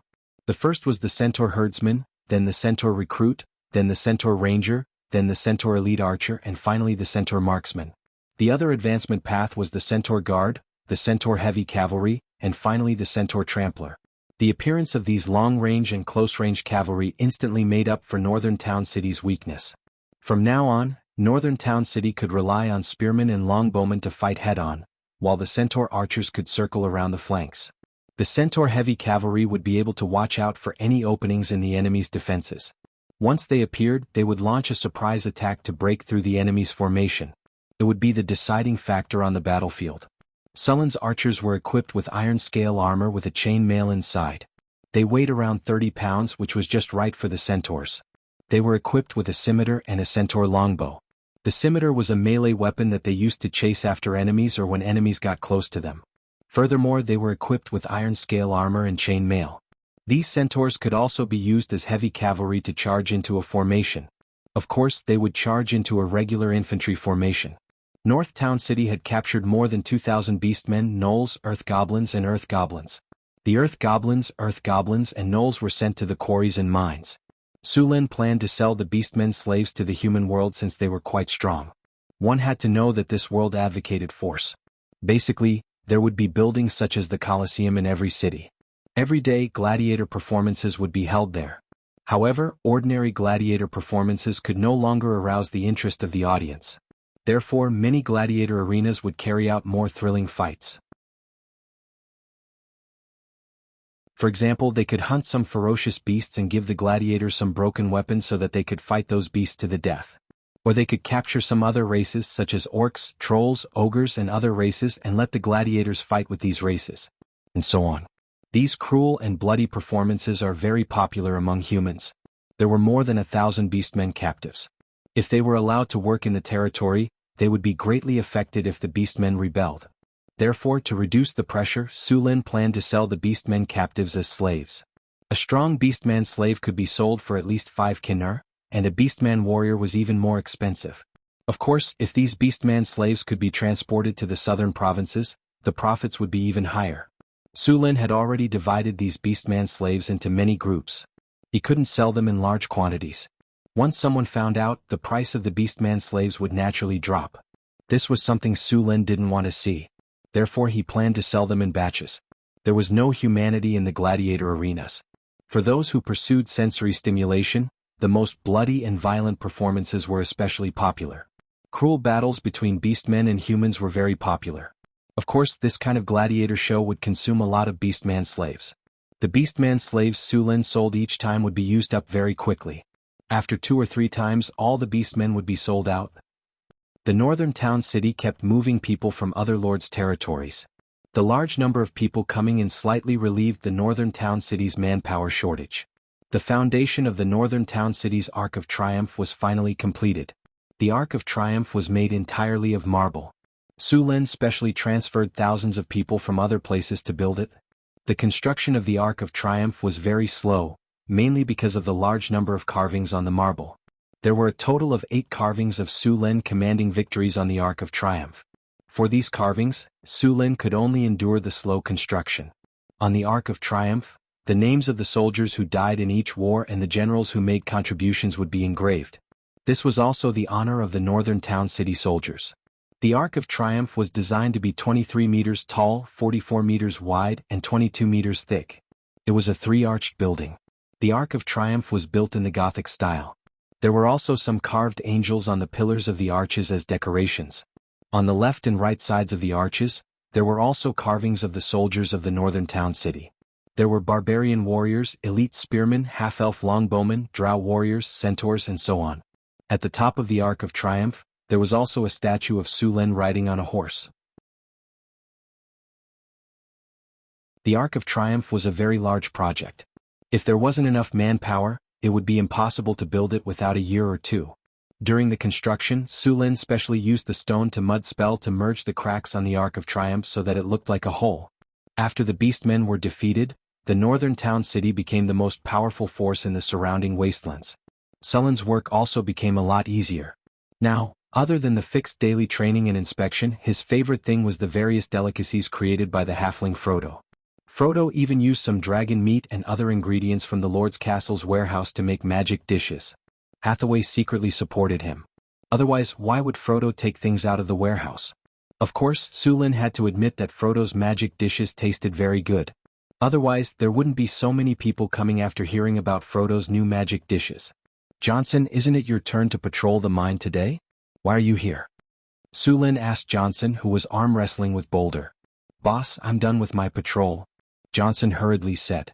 Just when he was distracted, Boulder suddenly exerted force and gained the upper hand. Although Johnson reacted quickly, he lost the initiative. Their strength was about the same, so he lost in the end. I won. You have to give me half of your share today, Boulder said excitedly. Harris, what's wrong with your head? Harrison sat at the bottom of the table with an impatient expression. That restless look on his face was nothing like that of a sheriff. It was a waste of his serious face. Ugh. Harris rubbed his head and carefully avoided the big bump. Today I helped Floor to collect honey from the Circus Peak, and a mountain bear took a fancy to me. Although I managed to drive the mountain bear away, I was also stung by the Circus Peak several times. Su Lin couldn't help but shake his head. Another greedy guy. At the same time, he was also interested in Frodo's feast today. Apart from them, Chris, Hathaway, Karina, Grace, and the Little Mare Mission were all here. Is everyone here? Frodo the halfling walked out in a white chef's outfit. The outfit was a little big and it looked a little funny with Frodo's body. After looking around, Frodo said, "Then, let's officially start the product tasting." Then Frodo pushed a dining cart in. All the food in the cart was covered with lids. When the food was placed on the table, everyone stared at the delicious food. In the middle was a large piece of pterosaur tenderloin. The pterosaur tenderloin was coated with a layer of honey, and it looked very tempting. Other than the pterosaur tenderloin, there were all kinds of desserts, drinks, and staple foods. A strange aroma filled the air. Not only Sullen's Adam's apple moved, but the others also looked like they were hungry. Frodo the halfling was in high spirits, as if he had entered his home turf. He only shouted after all the food was served. Let's dig in. Su Lin picked up the table knife and cut a piece of the honey tenderloin. After Su Lin finished the first cut, the rest of the people took action at once. Both sides were fighting for more. Sullen's eyes twitched. This was the performance of his heroes. This kind of secret barbecue. Su Lin opened his mouth and took a bite. The barbecued tenderloin had a wonderful change as soon as it entered his mouth. Su Lin felt a faint ice crystal erupting in his mouth, and his whole taste buds felt cold. This was the natural characteristic of the ice Quetzalcoatlus meat. After Frodo's cooking, he could clearly feel the texture of the Quetzalcoatlus tenderloin and all kinds of magical and delicious spices. The secret pork tenderloin tasted very good. Everyone was chewing it. Su Lin felt the wonderful cold feeling in the barbecue meat. The tenderloin meat was crispy on the outside and tender on the inside with a variety of spices. The honey juice drink made with purple crystal honey and ice cream tasted very good. The Little Mare Mission no longer cared about her image. She took a box of ice cream and ate it. The Little Mare loved all kinds of sweets. There was also a pterosaur tenderloin next to her. Her beautiful face was red, and there was a lot of oil stains on the corner of her mouth. Hathaway controlled the wizard's hand and cut the pterosaur tenderloin into small pieces. She then enjoyed it slowly. Karina and Grace had completely lost their usual demeanor and image. Eden was also hiding in a corner and eating heartily. Sulin lay comfortably on the sofa. The energy in his body slowly merged with his body.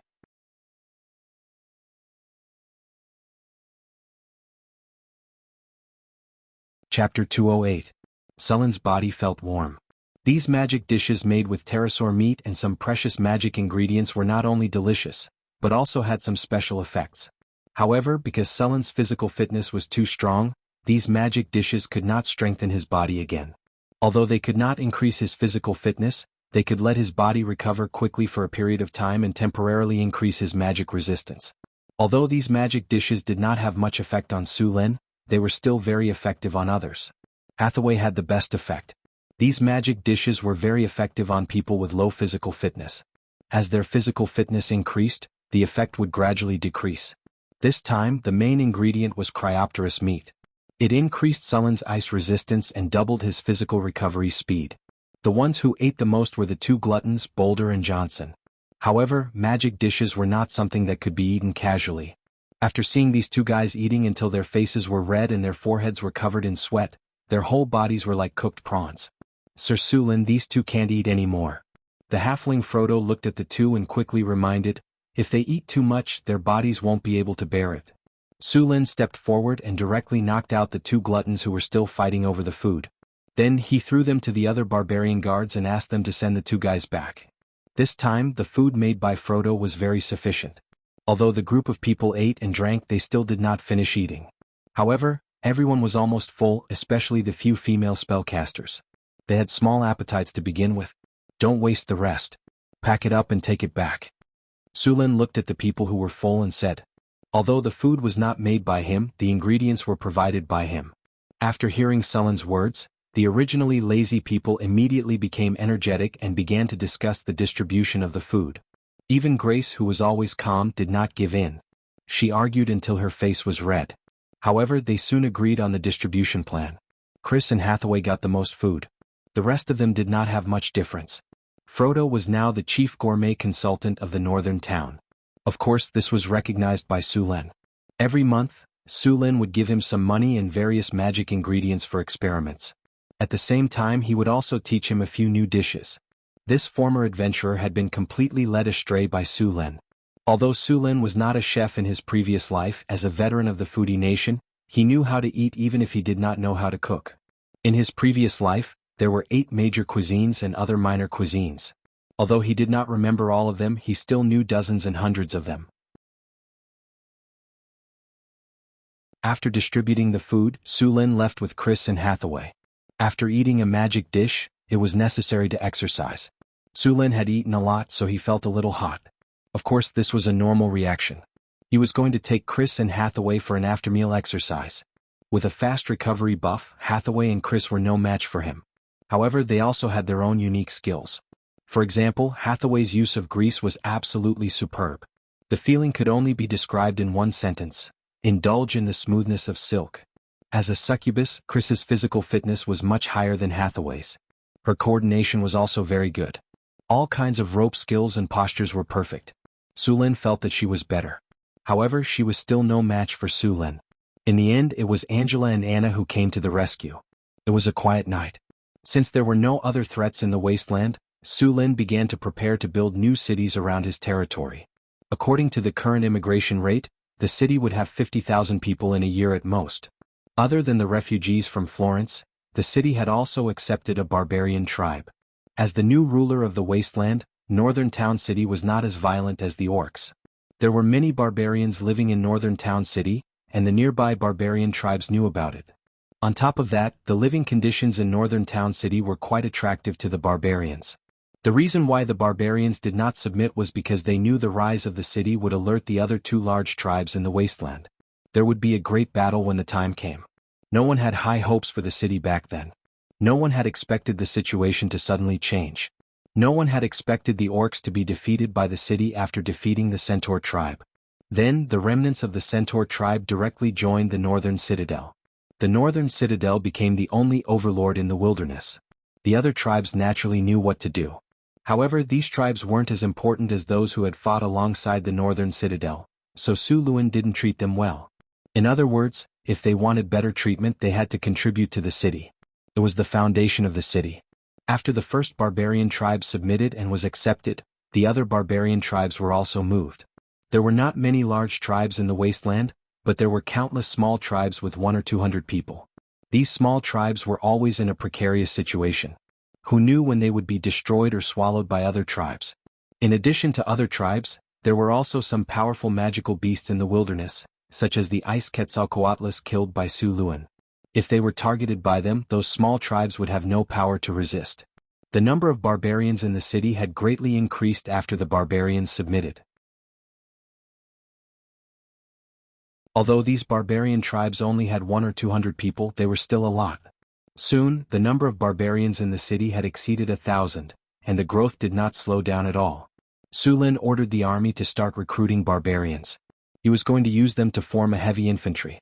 Although the barbarians had the disadvantage of being uncontrollable after going berserk, they were still very useful for attacking. The Kingdom of Florence did not want to use the barbarians because of the high cost and high casualty rate. They were expensive consumables. However, the barbarians in the city were not consumables. The existence of the system had increased the barbarians' leveling up speed. They only needed to level up a few times, and they would be able to suppress most armies. If they were equipped with armor and weapons, their casualty rate would be very low. The city could afford it. Chris, how much money do we have left in the treasury? How many resources do we have? Su Lin asked after signing an order. Kinnur has 30,000. We have 110,000 units of food. It is enough for us to eat for a year. We also have 80,000 pounds of iron ingots. After hearing Chris' report, Su Lin said, "Take half of the money and resources. I am going to build a small city in each of the 4 directions of the city. Master, we have a limited number of slaves. It will be very slow to build 4 cities at once." Chris reminded him. "I know. Let's build the cities in the south and east first. The city in the east is for the centaurs. They will send some people. Then we will go to the wilderness and capture some slaves. We will send some more people over. They need to raise livestock. It doesn't matter if the infrastructure is not good. The housing and livestock pens must be good." Su Lin said with a smile. "Let's move the refugees from the northern provinces to the city in the south next month. At the same time, send out a 500-man army and some slaves to build the city. We will try to build the houses and walls before winter comes. Also, send the newly formed army out for actual combat training. At the same time, capture the slaves." Chris recorded Su Lun's request and assigned it to others to carry out later. "Master, if we capture slaves on a large scale, we will run out of food quickly," Chris said worriedly after doing some calculations. "Don't worry about that. In a month and a half at most, the food in the city will be ripe again. I can't guarantee meat, but we will have enough potatoes. The slaves will be lucky if they have something to eat. Compared to their lives before, I think I am too kind. Come to think of it, what did the kobolds, gnomes and other monsters in the wasteland eat? Wild vegetables, insects, plant roots, other animals and other goblins. They were always hungry and hungry." Working for Northern Town City was tiring, but at least they had enough to eat and no one would kill them for no reason. The construction of the new town quickly began. All kinds of money, resources and manpower began to be transferred. The first to move were the centaurs. They were looking forward to the construction of the new town.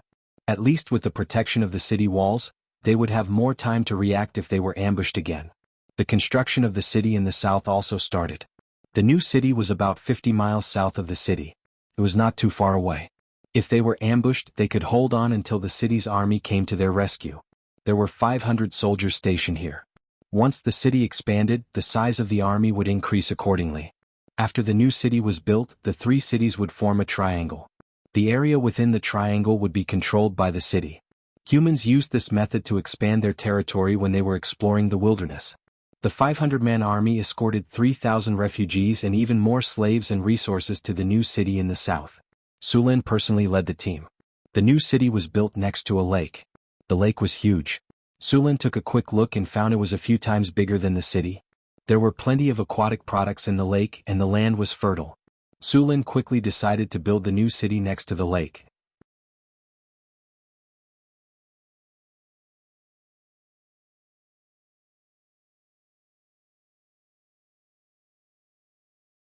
Then he tore it into small pieces and threw them into the broth.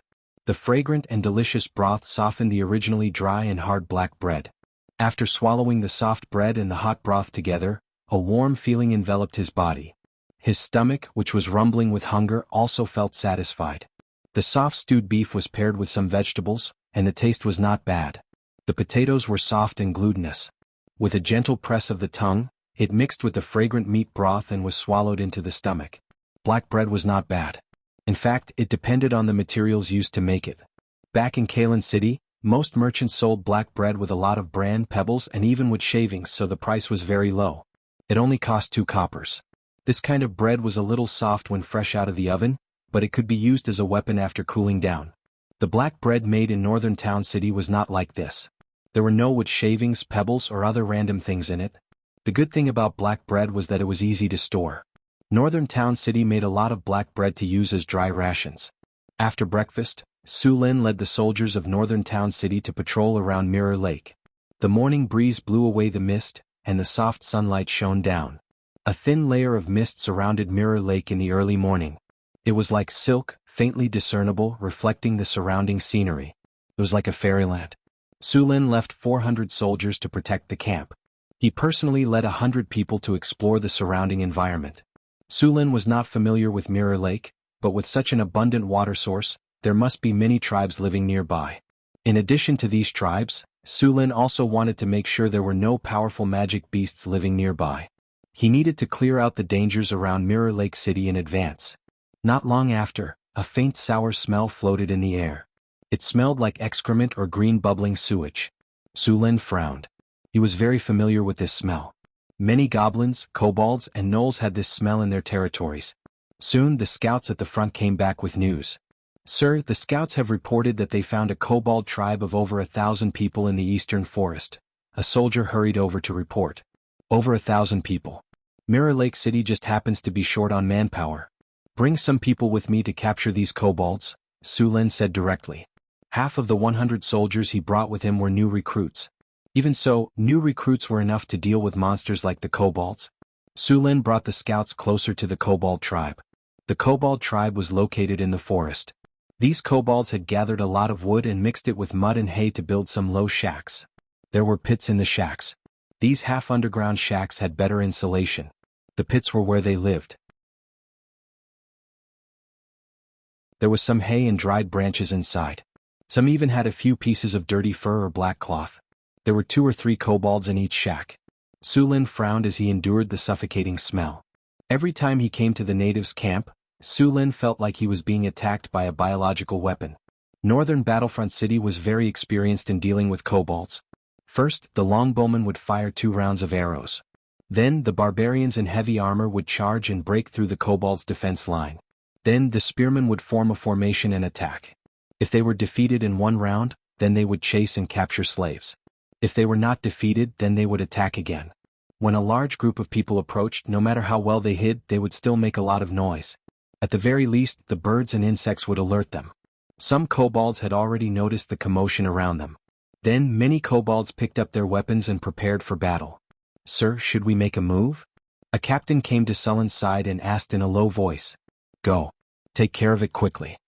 After the order was given, the northern Battlefront City's army began their attack. First, there were 2 waves of arrows. Then the barbarians charged, followed by the spearmen. The kobold camp, which did not even have a wall, was in chaos. The barbarians charged into the kobold tribe like a gust of wind. The spearmen behind them quickly formed a formation and formed 2 groups of spears. They began to push forward. The soldiers of northern Battlefront City were a lot stronger than these kobolds. After training in the military camp, they had mastered all kinds of military skills and fighting techniques. After being strengthened by the system, even the new recruits were quite strong. As long as they went on the battlefield a few times and killed some kobolds, goblins, and gnolls, they would quickly level up. Among all the classes in Northern Town, the human spearmen gave the lowest experience points. The other classes such as archers, barbarian warriors, centaur knights, half-elf longbowmen, and drow warriors had more experience points than him. Of course, their overall stats were also the lowest. Of course, for the army, besides personal strength, discipline was more important. Pure bravery and violence were not popular in the army. This was also why the barbarians in northern Battlefront City always formed their own teams. When the barbarians fought, all their formations would be messed up. Although the barbarians were strong, if Su Lin really had to choose, he would choose the weaker spear guard. Moreover, the spear guard could also advance into the formation breaker. The formation breaker's strength was no weaker than the barbarian berserkers. Compared to the berserkers, they were more disciplined. After the 700 formation breaker soldiers formed a formation, even if the barbarian berserkers had twice the number of soldiers, they could still win. Over the years, the Kingdom of Florence had fought against the barbarians, orcs, and gnolls in the north. They did not rely on individual bravery. In battles with less than 1,000 people, the Kingdom of Florence lost more than they won. However, when the number of barbarians reached tens of thousands, the result was basically a huge victory for the humans. The kobolds who had not fully woken up from their dreams were attacked by a rain of arrows. Before they could react, the barbarians rushed up like a meat grinder. The kobolds who had just climbed out of their shacks were immediately slaughtered mercilessly. The charging barbarians and the iron armor on their bodies weighed more than 300 pounds. Coupled with the impact, some kobolds were directly knocked away like ragdolls. Many kobolds' chests were directly broken. Even more kobolds were chopped in half by giant axes. After seeing the northern battlefront city soldiers slaughtering the kobolds like vegetables, the kobolds quickly fled in panic. The soldiers of the northern battlefront city began to capture slaves. After the battle, the number of kobolds who died was at most over 100. Half of the remaining kobolds escaped, and the rest were all captured. In the next 2 days, Su Lin led the soldiers of the northern battlefront city to sweep the area around Mirror Lake. In the end, they captured more than 3,000 slaves and came here to reclaim the land. In addition to the slaves from the northern battlefront city and the refugees, there were now more than 10,000 people gathered in Mirror Lake City. The construction of Mirror Lake City began with the city walls. Because there was a lack of stone around Mirror Lake City, they used rammed earth walls. After the brick kiln factory was built, they would wrap the rammed earth walls with a layer of bricks. Mirror Lake City was close to Mirror Lake, so there was an abundance of water. The surrounding land was fertile and very suitable for farming. In the future, large amounts of farmland would be cultivated here. No matter which era it was, food was very important. The construction of Mirror Lake City would take a long time, so Su Lin would stay here for a long time.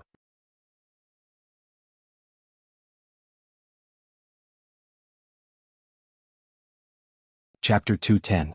Northern Garrison City was already very familiar with how to enslave kobolds and goblins. They would select some kobold supervisors and goblin supervisors from these slaves and give them slightly better treatment. These people with vested interests would then help Northern Garrison City oppress the other slaves. Tens of thousands of people worked together on the construction site, and the progress of the project was quite good. Mirror Lake City's walls were built using rammed earth, and the height was only 6 meters. The higher the rammed earth walls were built, the larger the layer of earth below. The amount of work required to build a 10-meter-high wall was more than double that of a 6-meter-high wall. A 6-meter-high wall could already block the vast majority of wasteland monsters. The remaining 6-meter-high walls wouldn't be able to block them. Even if you built a 10-meter-high wall, it still wouldn't be able to block them. Therefore they built a 6-meter-high wall. Speaking of which, the difficulty of building a rammed earth wall wasn't low. The foundation of the wall was made of rock, and Su Lin directly used the mud to rock spell to turn the rammed earth foundation into rock. The amount of work required to build a 4-kilometer-long wall foundation wasn't small.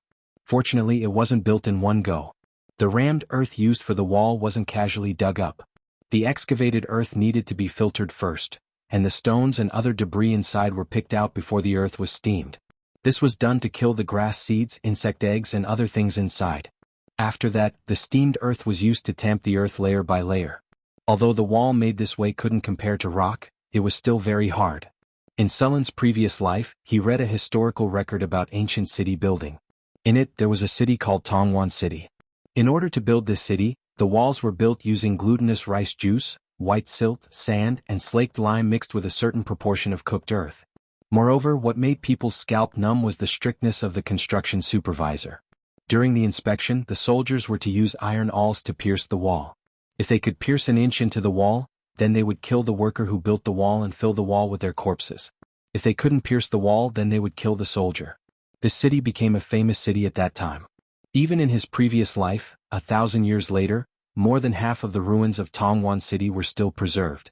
Of course, this sturdy city did not protect the dynasty. 9 years after Tongwan City was completed, it was attacked and occupied by other countries. Mirror Lake City's rammed earth walls were naturally not that extravagant. Sulin did not have a large amount of glutinous rice to build a city, but they did transport a batch of lime from northern town city. Then they mixed the lime and steamed earth according to a certain ratio to build the city. While Mirror Lake City was being built, the soldiers weren't idle either. Although Mirror Lake City had been cleaned up, there were still tribes from the surrounding areas that were migrating there. This way, not only could these soldiers be used for training, they could also continue to provide slaves for Mirror Lake City. Sulin didn't go there again except for a few days ago when he took the soldiers to wipe out a few tribes. This level of battle was too easy and there was no challenge at all. Sulin just left it to the soldiers to deal with. Then he asked the craftsman to make a boat for him and went fishing on Mirror Lake. However, his leisurely life was soon disrupted. You said that a pack of wolves attacked the slaves of Mirror Lake City? Sulin handed 2 fish to the guard beside him. Yes, sir, and it's not the first time. The drow nodded and continued, at first we thought it was a few wild wolves or other beasts that attacked the slaves when they were alone, but there have been continuous attacks in the past few days. Did you find the wolves or beasts that attacked? Sulin frowned and asked. Sir, we have sent all the scouts to look for them, but there is no news yet. Send some of the scouts from northern town city over and expand the search area. I don't believe that those beasts will suddenly appear and disappear. Sulin said with a cold gaze. Yes, sir. At the same time, send some more soldiers to the construction site of Mirror Lake City. Tell the workers and slaves not to act alone. If you find anything unusual, report it immediately. Under Sulin's order, Northern Town City quickly sent a group of scouts, led by Aiton. With more scouts, the investigation area was expanded again. However, as soon as the order was given, Mirror Lake City was attacked again. This time the attack was more serious than any of the previous ones. Not only did some slaves and workers lose their lives, even the soldiers that Sulin sent to protect Mirror Lake City were injured. 4 spearmen from Northern Town City died from the attacks of the beasts. Moreover, the continuous deaths had seriously affected the construction of Mirror Lake City. The situation was very serious. Northern Town City soldiers had cleared out so many tribes in Mirror Lake City without any deaths, but they were killed by some beasts. Sulin's face was as cold as ice. At first, Sulin thought it was just some normal beasts attacking, but now, even 4 of Northern Town City soldiers had died. After Northern Town City defeated the orcs, there were still people or other species that dared to attack Northern Town City in this wasteland. They were challenging Northern Town City's bottom line. Sulin was ready to give these people the harshest blow. The construction of Mirror Lake City couldn't be stopped, so Sulin sent some barbarian warriors and heavy armored spearmen to guard the city. These barbarian warriors and heavy armored spearmen were much stronger than normal soldiers. With these soldiers guarding the city, the attacks finally stopped. The attacking beasts seemed to have sensed the strength of these barbarian warriors, so they didn't continue their sneak attack. The barbarian great axe berserkers who had reached the 3rd grade were very powerful. These barbarian warriors who had grown up through cruel and bloody battles were all elites among elites. Although they liked to go berserk and not listen to commands, they still had a strong sense of danger. With the danger sense, talent, although the barbarians would charge every time they went berserk, in reality, there weren't many attacks that could really damage them. On one hand, he sent out barbarian warriors to guard the city. On the other hand, he sent more scouts to investigate the surroundings. Construction site of Mirror Lake City. The workers started to get busy again. The fastest part of the city wall was already 3 meters tall. Large amounts of slaves brought up the soil that had been mixed and then tamped it down bit by bit. A small official in charge of the construction of this part of the city wall hurried over. My lord. The person in charge of the construction of the city wall, who was around 30 years old, came over and bowed. Sulin didn't stop. He waved his hand and signaled for them to get up. Where is the location of the attack? Take me there. Please follow me, the official said respectfully. Near the construction site of the city wall, there was a wooden house. The group quickly walked over. This should be the place where the manager and soldiers rested. Soon the group arrived at the small room. The bodies of the 4 spearmen were placed to the side. Sulin's face was cold. He walked forward and lifted the white cloth on the bodies, revealing the hideous corpses underneath. The corpses were still intact, but the wounds were hideous. There was a large hole in the iron scale armor, and the neck was badly mutilated. Sharp claws and teeth like to sneak attack. After looking at the corpses for a while, Sulin said in a deep voice, although the iron scale armor's defense is not as good as iron armor, The beast must be very strong to be able to damage it to this extent. Ordinary beasts don't have such strength, and these soldiers didn't even fight back. Obviously, they are very good at disguising and sneak attacks, and they are very fast. The 4 soldiers died suddenly in a short period of time. It's very likely that there was more than one attacker. It seems that we have some magic beasts here. Su Lin wasn't too worried about magic beasts. Although they were very powerful and had magic and were very dangerous, as long as they could be killed, the rewards were also very high. The meat of magic beasts had some magical effects, and the fur of magic beasts was very valuable. There were also some other things. In short, magic beasts could be said to be full of treasures. Many times humans would organize people to hunt magic beasts. This industry was much more dangerous than being a mercenary. There were many magic beasts in this world. Some magic beasts were bred from generation to generation, and some magic beasts were the result of mutation of ordinary beasts. After mutation, the beasts might become larger in size, or they might have some ability to control elements, or both. Su Lin wasn't worried about magic beasts. As long as they dared to appear in front of him, he was confident that he could kill them. As a legendary figure, he had this confidence. After eating a simple meal, Su Lin sent out more scouts to investigate. He himself stayed at the construction site and waited quietly. Soon the scouts brought back some new news.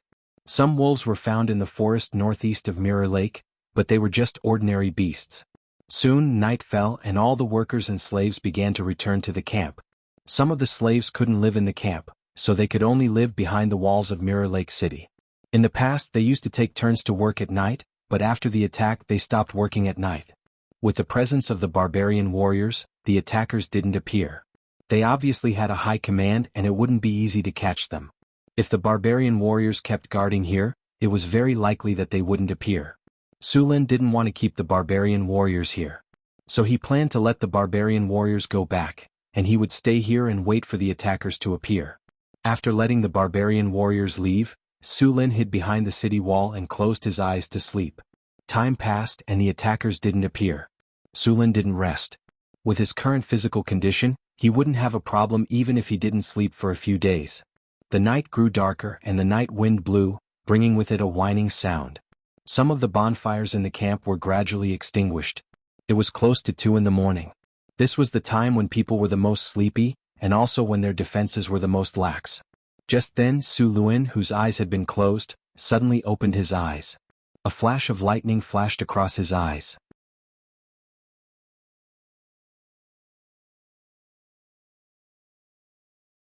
Chapter 211.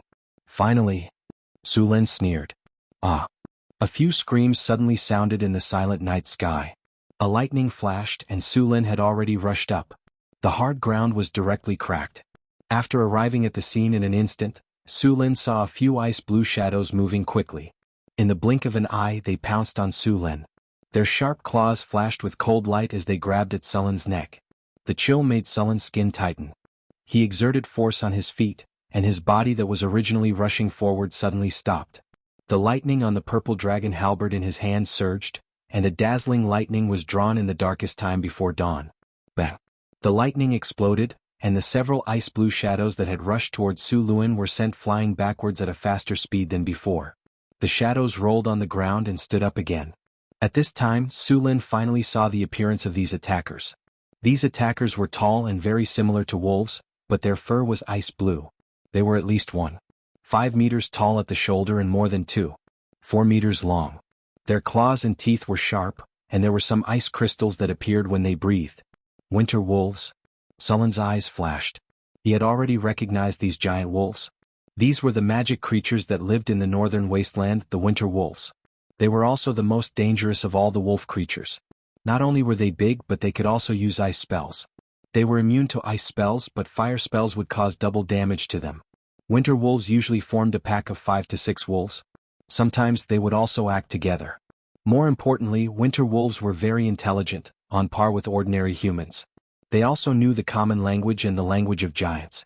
At the same time, they could communicate with ordinary wolves, wargs, and even domestic dogs. They could be said to be very cunning and difficult to deal with. Adventurers who came to the northern wastelands had also fallen into the traps of the winter wolves. These cunning winter wolves who knew the common language would even shout "help" to attract humans.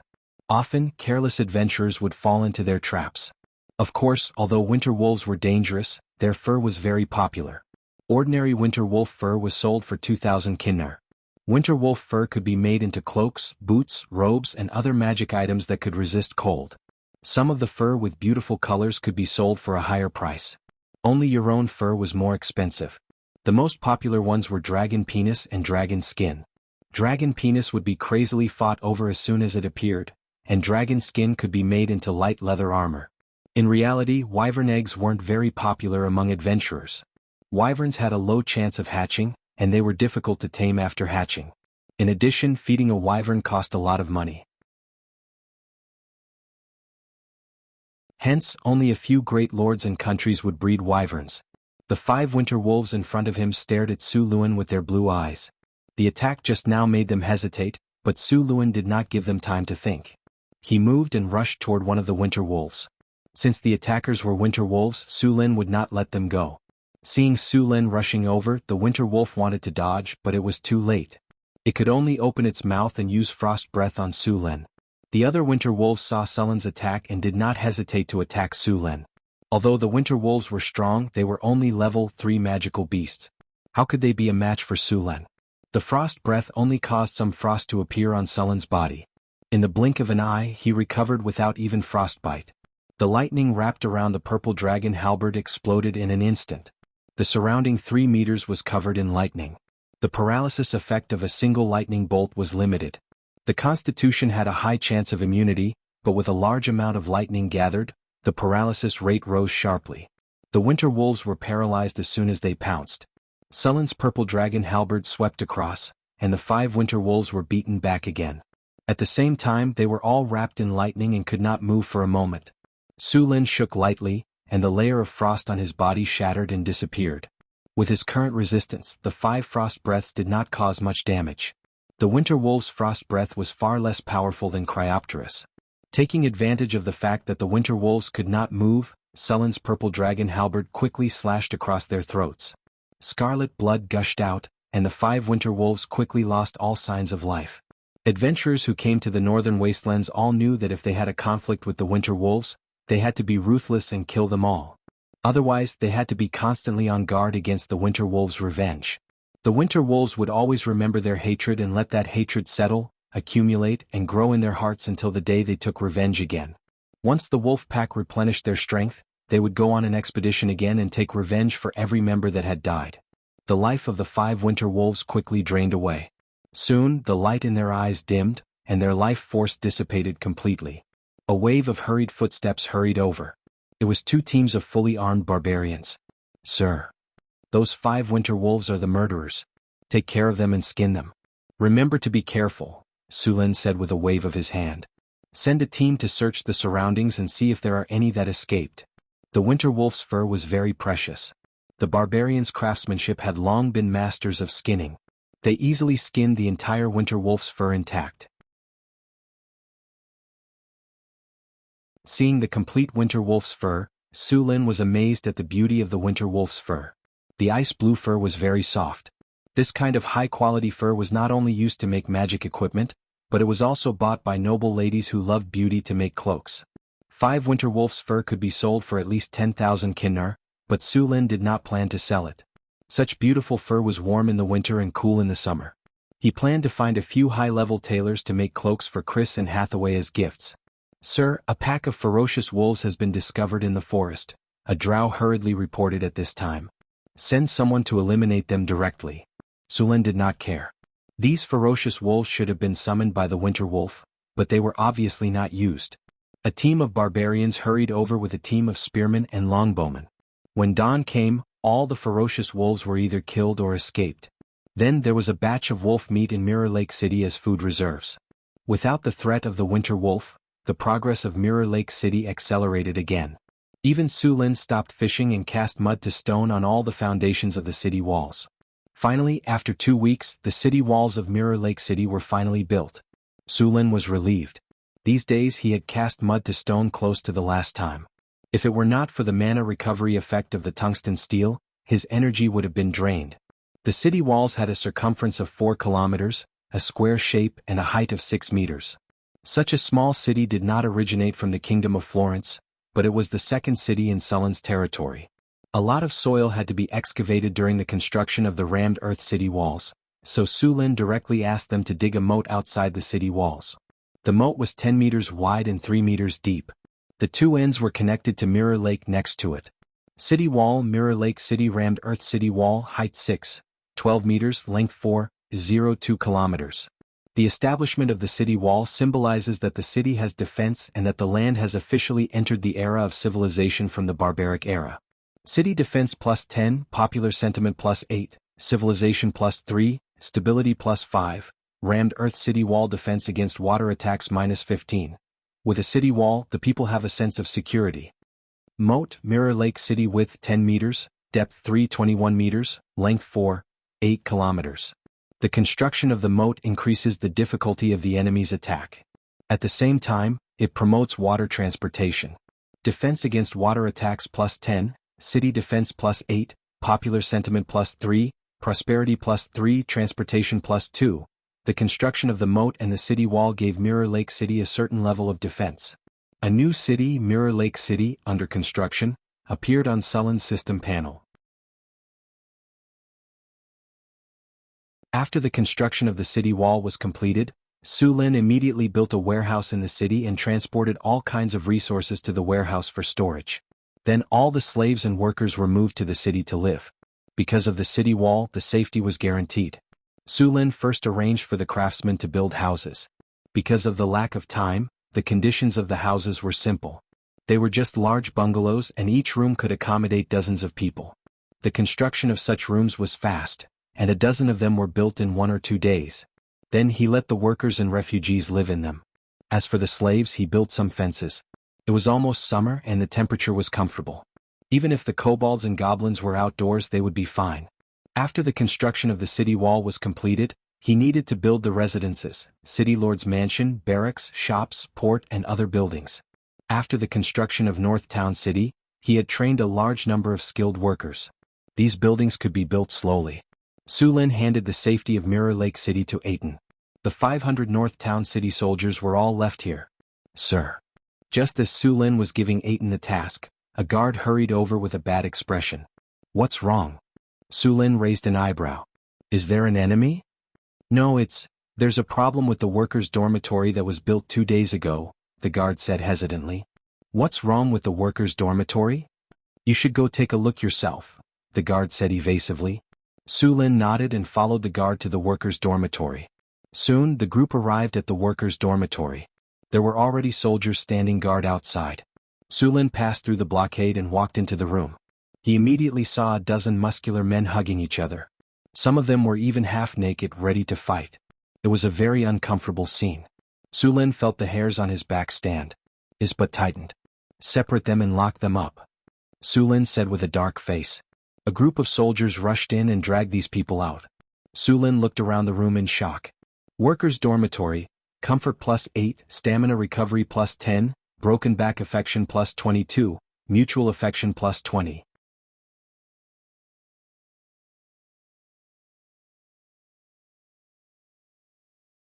Chapter 212.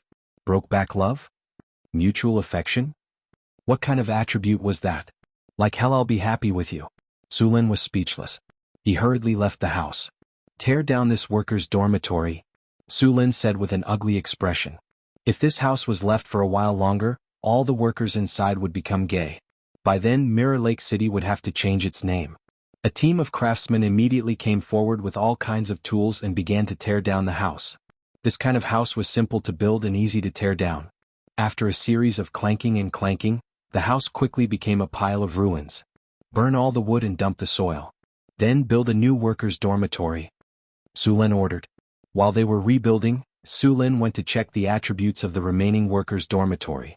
The result was good. There were no weird attributes like broke back love or mutual affection. The new workers' dormitory didn't change much. It was still a large bunk, but this time there were no weird attributes. Workers' dormitory, comfort plus 9, stamina recovery plus 10, cleanliness plus 5. After confirming that all the buildings were normal, Sulin continued to arrange things in Mirror Lake City. The military was left to Aiton. In terms of city construction, Sulin picked a good basic officer, Hanferson. He was in the first batch of graduates of the Northern Town Basic School. He was also one of the most hardworking students. His grades were very good. A few scholars liked him very much. Name, Hanferson. Loyalty, 90. Profession, Basic Officer. Beginner Scholar. Strength, 8. Agility, 7. Spirit, 7. Constitution, 8. Charm, 8. Command, 45. Characteristics, Talent. Strict discipline, serious, smart, management, learning, observation skills. Quick record, Northern Town Law. Basic sword skills, deception, proficient in arithmetic. Specialization, Beginner Scholar. Weapon proficiency, sword skills 56, horsemanship 47, bow 61. Su Lin let Humferson take charge of the construction work in Mirror Lake City. After arranging the affairs in Mirror Lake City, Su Lin returned to the North Town City. In more than a month, the North Town City had become more prosperous and lively. There were still a lot of construction sites in the city, and the construction of residential markets and commercial districts had not been completed yet. However, the central avenue of the North Town City, Rising Sun Avenue, and the Triumphal Arch were still under construction. The construction of the Arc de Triomphe had never stopped. Now, a large amount of white marble was piled up in the area. More than 1,000 slaves and craftsmen were working on it. In a month, the foundation of the Arc de Triomphe had been completed. However, it would take at least a few months to complete the construction. After returning to North Town City, Su Lin went to soak in the hot spring first. He had been in Mirror Lake City for more than a month. Although he had gone to the lake to take a bath, the wilderness was not as comfortable as home. Angela and Anna were wearing thin clothes.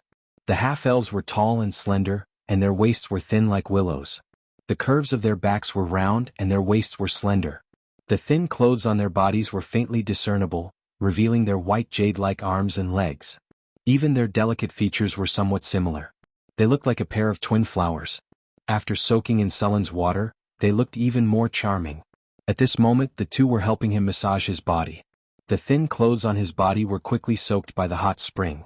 Su Lin lay comfortably in the pool and enjoyed the service of the two. After a night of life and death battle, war god, plasma cannon, Su Lin walked out of his room feeling refreshed. The morning air was already a little warm. The smell of summer had already spread across the northern wilderness. The construction of North Town City had already begun. As soon as the sun rose, the workers in the city began to organize the refugees and slaves to carry all kinds of tools to the construction site or reclaim the wasteland.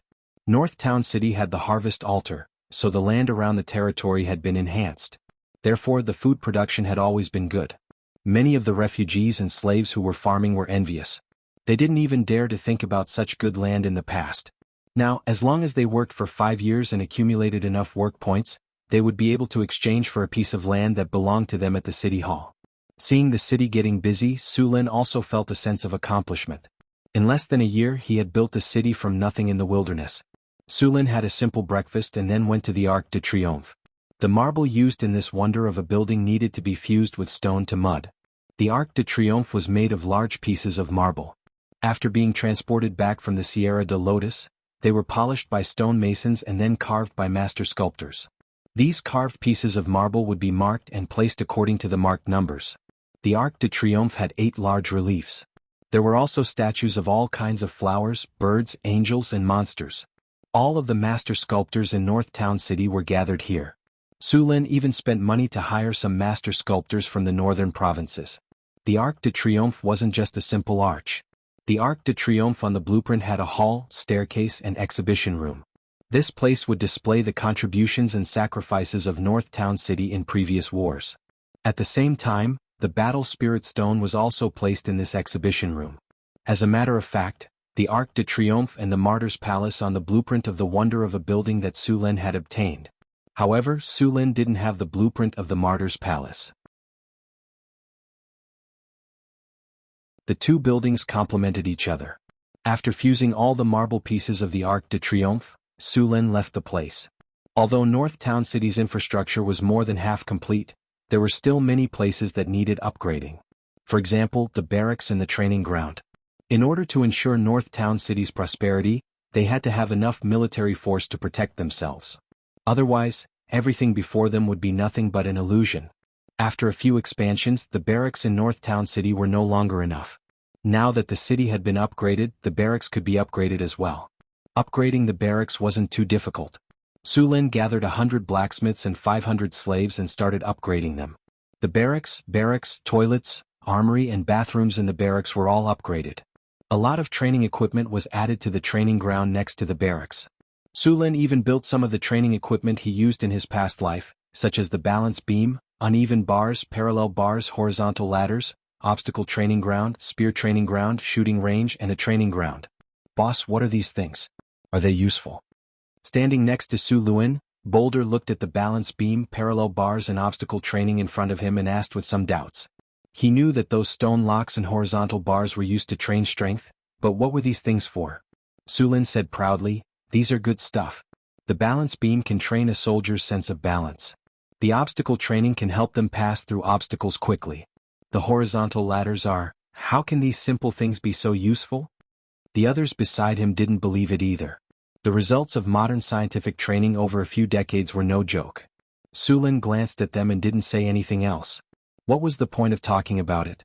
They would know once they experienced it themselves. Training ground. Difficulty enhancement plus 20, proficiency plus 13, limit break plus 5, training effect plus 16, training addiction plus 15.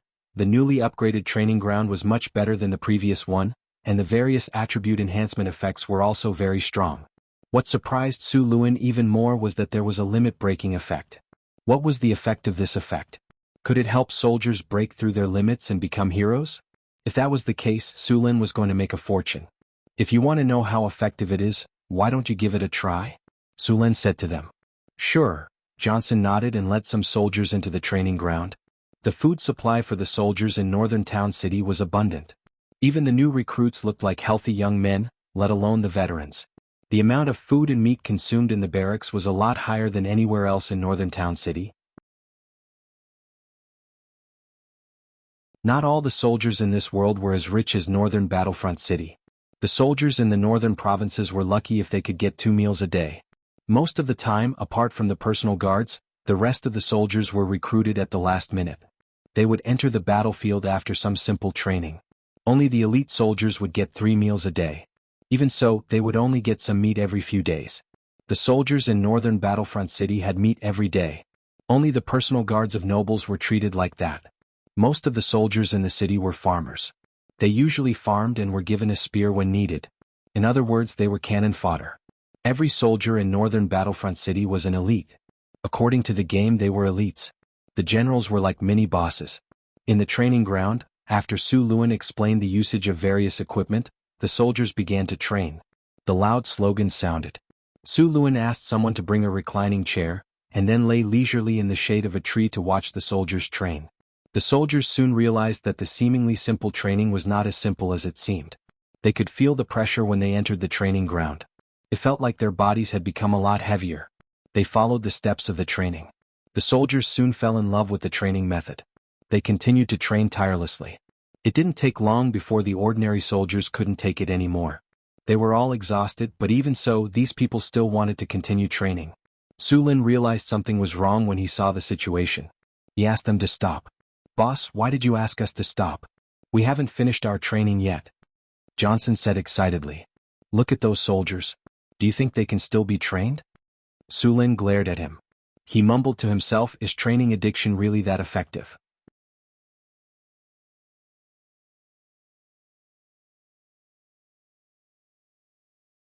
Chapter 213. What's going on? Johnson looked at the other soldiers in shock. Other than the barbarians who were still standing beside him, the other human soldiers were all lying on the ground, soaking wet as if they had just been fished out of the water. They were gasping for air. Sheriff Harrison's eyes widened and he said, "Are the new recruits now so smart?" He and Aiton had been the new recruits' instructors, and these new recruits were trained by him in the beginning. When they first joined, they were the kind of guys who had to be beaten, scolded, and whipped to train obediently. If he wasn't careful, they would slack off. Why did they all change and work so hard today? Could it be because of the Lord? Good, you shameless bastards. You haven't even finished the new recruit training, and you've already learned how to suck up to the Lord. Harrison's eyes scanned back and forth. If he was half as smart as these soldiers, he wouldn't have been kicked out of the Silver Eagle Legion. It seemed that he had to learn from them in the future to suck up to the Lord and get himself a noble title. Arrange for someone to remind them during training in the future so that they don't get hurt, Su Lin said with a guilty conscience. Get someone to carry them to the barracks. Sulin had already seen the barracks in the army after they were built. They had a few attributes such as recovery of stamina, cleanliness, and sleeping peacefully. There were no weird attributes such as surging homosexual feelings. Training addiction alone might cause those soldiers to get hurt, but with the barracks attributes, the two complemented each other perfectly. In the future, he wouldn't have to worry about the soldiers slacking off during training. A group of exhausted soldiers fell asleep quickly after being carried to the barracks. When they woke up, they were more or less recovered. After upgrading the barracks and the training ground, Sulin planned to upgrade his training ground as well. His training ground was specifically for training the dodging talent. After such a long time of training, he had mastered a roll dodging ability. As for the other dodging abilities, he only had some ideas. If he wanted to master them, he would have to continue training for a long time. Sulin brought the craftsman to his training ground and began to upgrade it. The structure of this training ground was complex, so upgrading it was a bit slow.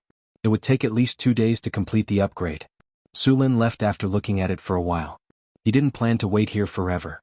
When Sulin left, the population of northern Battlefront City had already exceeded 15,000 people. Later, 3,000 people were moved to Mirror Lake City.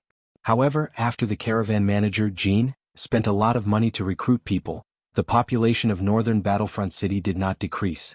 Instead, it increased quite a bit. Now, the small feudal lords in the northern provinces had already regarded Xian as the god of fortune. After all, in the eyes of those feudal lords, sending away the refugees who were affecting the stability and harmony of their territories could make a lot of money while they were at it. Why not? During this period of time, the population of northern Battlefront City had already reached 17,000 people. The streets of northern Battlefront City were being built as fast as possible. It could be said that in the entire northern Battlefront City, other than Sulin, no one was idle. Even those who violated the city's sanitation regulations would not be thrown into jail. Instead, they would be chained up and forced to work. The housing problem of the refugees was very easy to solve. If it really didn't work, they would first build some shared dormitories. The men and women would be managed separately.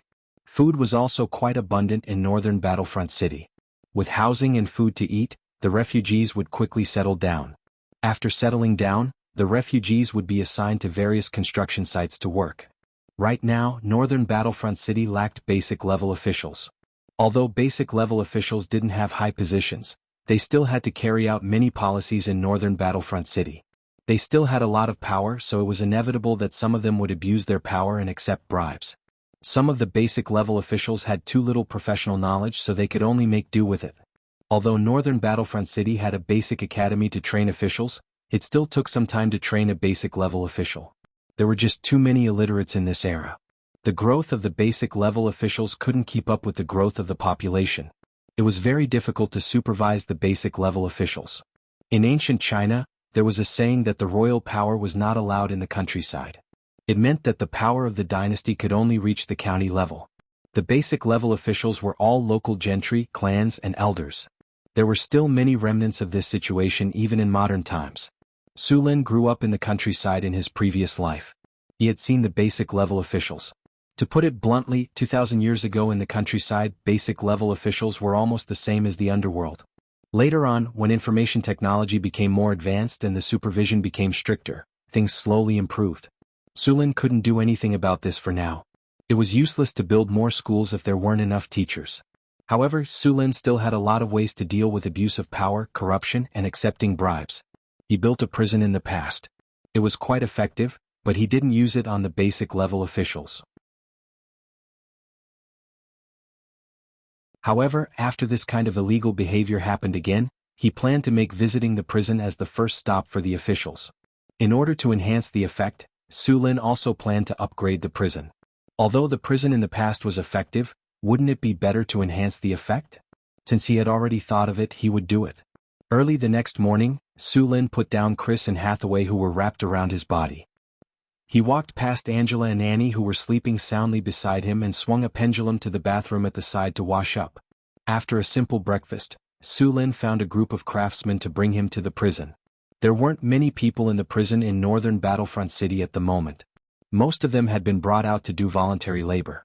The prison wouldn't keep idle people. Not only did you have to earn money to pay for your meals, you also had to pay for your room in the prison. When they arrived at the prison, the warden appointed by Su Lin, a Bao, quickly greeted them. "How many prisoners are there in the prison?" Su Lin asked directly. "Sir, there are 53 people in the prison. There are 11 serious criminals and 42 light criminals," a Bao said respectfully. "What kind of crimes did the serious criminals commit?" "Robbery, murder, and violent resistance. Send them to the mines to work for 20 years. If they survive, let them go." Su Lin directly decided the future of those people. "Send the rest of the light criminals to the construction site to work. During this period, I will upgrade the prison. The prison staff will guard the criminals and empty the prison." "Yes, sir." A Bao nodded and immediately asked the prison guards to bring all the prisoners out. After everyone left, Su Lin began to upgrade the prison. Su Lin combined the myths of his previous life with some legends about the river Styx, the god of death, and the abyss in this world. He began to add some elements to the prison. For example, the main gate of the prison was built like the gates of hell. All kinds of legendary monsters were carved inside the prison. They looked ferocious and terrifying. At the same time, the corridor leading to the prison was specially painted with scenes of the god of death judging souls. The innocent could continue to live in the city of the dead, but the guilty would be sent to various places to be tortured. The style of the prison was dark and gloomy. Su Lin also showed the various kinds of torture in his previous life in pictures. Skinning, dismembering, cutting at the waist, and so on were all routine operations. There were also hot chains, deep fryers, mountains of knives and seas of fire, iron brushes, and so on. Each one looked more horrifying than the last. The artists hired by Su Lin were terrified when they heard the descriptions, especially when they were in such a gloomy and depressing environment like the prison. At Su Lin's request, the artists even drew the details of the torture as if they were alive. Statues of ferocious beasts were carved at regular intervals. At the same time, with the help of the light effect, these ferocious beasts looked ferocious and terrifying. The transformation of the entire prison took 5 days. When the prison was completed, it looked ferocious and terrifying just from the outside. It made people subconsciously want to escape. Excellent prison. This is an eerie and terrifying prison. Anyone who commits a crime will receive double the punishment here. Gloomy terror plus 32, extreme sturdiness plus 36, suppression plus 34, imprison criminals plus 32, repentance plus 33, reformation plus 35, psychological intimidation plus 33, city security plus 26, people sentiment plus 20, prosperity minus 3. Su Lin looked at the prison he had built under his guidance with satisfaction. Judging by the number of buffs, the prison was even stronger than Su Lin's Castellan Palace. It was the highest level building in the northern citadel. "Is this a prison?" asked the workers who were staring at the prison with lingering fear. "Of course it's a prison. Do you want to experience it for yourself?" said Su Lin to the workers with an evil grin. "No." The workers immediately shook their heads in rejection after hearing Su Lin's words. Su Lin ignored them. He waved at the guards beside him and said, "Bring the officials here in batches." "Yes, sir." The guard bowed respectfully and left in a hurry. After waiting for about 15 minutes, the guard brought a dozen or so officials to the prison gate. "My lord." The officials saluted Su Lin. "All right, get up. There's only one thing I called you here today. All the officials in the northern citadel have to go through an ideological education course. Only by passing this course can you continue to be an official in the northern citadel," said Su Lin as he walked up to them. "Ideological education course?"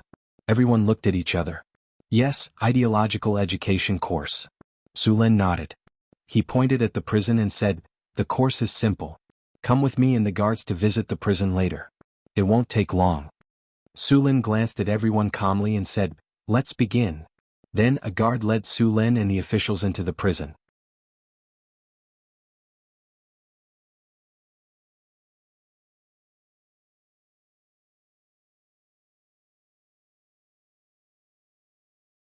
The effect was still remarkable. From today onwards, there was a new rule in the northern city. All officials had to come to the prison for ideological education before they officially took up their jobs. Only after ideological education could they start work. After a period of ideological education in prison, the officials of northern Battlefront City instantly became honest and just. All kinds of abuse of power, corruption, and bribery in the past all disappeared. The operation of the entire city became smoother. The data showed that the prosperity of the city and the progress of the construction had improved. Just as the officials of the northern city were receiving ideological education, Sulin's training ground was also upgraded. The upgraded training ground didn't seem to have changed much. Some tools were added, but the attributes had changed a lot. Training ground: Dodge training enhancement plus 28, difficulty increase plus 25, strength suppression plus 24, reflex training plus 25, training bonus plus 22, durability plus 25, smooth operation plus 26. Seeing the upgraded training ground, Sulin was eager to try it out. After quickly installing the machine, Sulin began to train. The most obvious feeling was that after the training ground was opened, Sulin immediately felt an invisible force surrounding his body. This force restrained his strength. Then the difficulty of the training also skyrocketed. The training that Sulin could handle easily became difficult again. In the end, he finished today's training in a sorry state. However, the training effect was very good. The experience points gained were twice as much as before. With the improvement of the training effect, Sulin felt that it wouldn't take long for him to master a new dodge ability. After the northern city's army was reorganized for a while, Sulin began to prepare for the next step of expansion. This time he set his sights on the Duergar in the underground world. The Grey Dwarves were the cousins of the dwarves. They were also good at mining and smithing, and they were quite strong too. The dwarven warriors were quite famous. If they could recruit the Grey Dwarves, North Town's weaponsmithing standards and military strength would improve once again. However, it wasn't easy to enslave the Duergar. Sulin planned to take the drows, centaurs, and barbarians with him.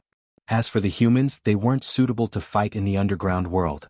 Sulin brought Hathaway, Karina, and 1,000 soldiers to the entrance of the northern city's mine that led to the underground world.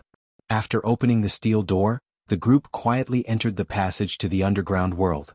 This time, Sulin planned to sneak up on the Duergar. He took out the sky lantern and cast group invisibility.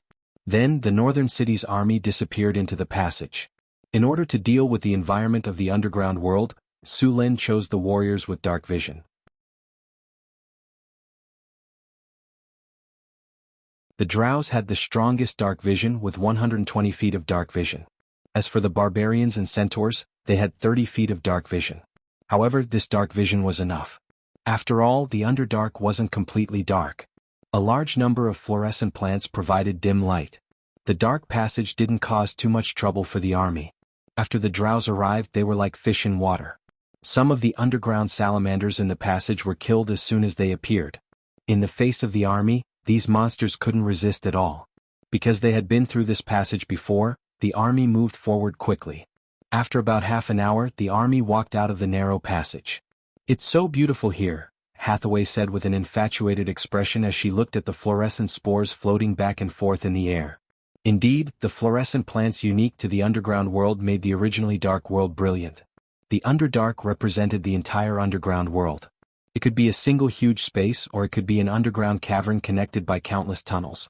According to the planetary void theory, most worlds had an underground world.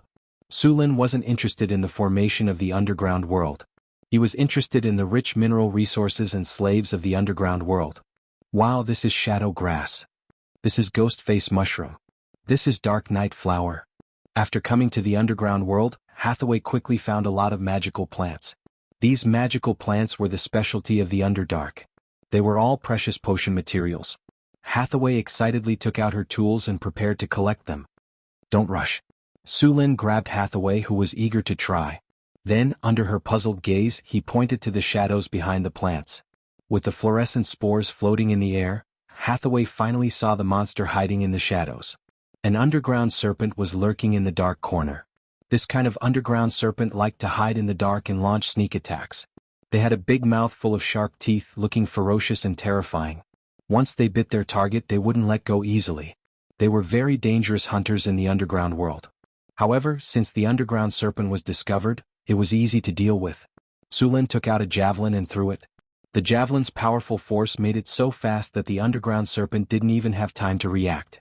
The javelin pierced through its head. After killing the underground serpent, Hathaway collected the magical plants. The army then continued to advance along the tunnel. This time, Sulin didn't go to the Kobold tribe. Instead, he went directly to the giant void where the Grey Dwarf city was. With the presence of the drows, the army of Northtown City didn't encounter any difficulties. Some hook horrors, underground salamanders, and underground serpents living in the underground world were quickly eliminated. Soon, Su Lin led the army to the Grey Dwarf city. With the effect of invisibility, Su Lin didn't have to worry about being discovered by the Grey Dwarves. The fluorescent moss at the top of the void gave a faint light to the underground world. The Grey Dwarf city could be seen clearly in the distance.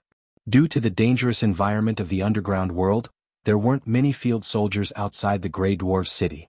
It was a far cry from Northtown City's tens of thousands of acres. They were more used to building their land inside the city. This way, even if a battle broke out, the fields wouldn't be destroyed by the enemy. Su Lin nodded to Hathaway. Hathaway took out her staff and began to cast a spell. Because she had to suppress the magic waves to the minimum, Hathaway's casting speed wasn't fast. The spell, which could be cast almost instantly, took almost a minute. Warlock's Eye. 5 translucent eyeballs appeared in the air. With a gentle wave of his hand, the Warlock's Eye flew towards the Grey Dwarf city. The Warlock's Eye didn't get too close to avoid being discovered. Although the underground world didn't have a clear division of day and night like the surface world, they still had time devices. The fluorescent moss also changed its brightness with the time. It was still daytime in the underground world. Su Lin had enough patience to wait for the Grey Dwarfs to rest. About 2 hours later, the city of the Duergar began to quiet down, and the fluorescent moss on the dome began to dim. Some of the Grey Dwarves who were working outside the city also returned to the city. Su Lin planned to launch a sneak attack at midnight, so the soldiers of Northtown City took the time to rest, except for a few scouts. Hathaway, on the other hand, controlled the Warlock's Eye to keep an eye on the Grey Dwarf city. Time passed quickly. Su Lin took out the magic clock made by Hathaway and looked at the time. He waved his hand, and the army of Northtown City silently advanced towards the Grey Dwarf city.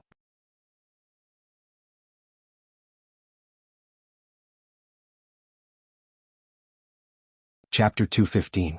Wizard Eyes had been monitoring the movements of the Grey Dwarf city from high up in the sky.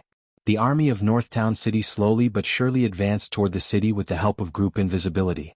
The land outside the city was flat. Many places were planted with edible fungi, which were the main source of food in the underworld. An underground river ran through the city. The army of Northtown City advanced cautiously. With 1,000 people moving together, even with the invisibility spell, they could still be discovered if they were careless. After all, they were only invisibility spells. Their scents and footprints would still be left behind unless they used spells to erase their tracks. The sound of the flowing river covered the sound of Sullen's army advancing. After more than an hour, Su Lin led the army of Northtown City to the edge of the Grey Dwarf city. The Grey Dwarf city was originally carved out of a rock wall. After some repairs, it was built with a large amount of rock. It was unusually sturdy. If they wanted to take down the city using normal methods, they would need to have more than 10 times the number of soldiers and pay a heavy price.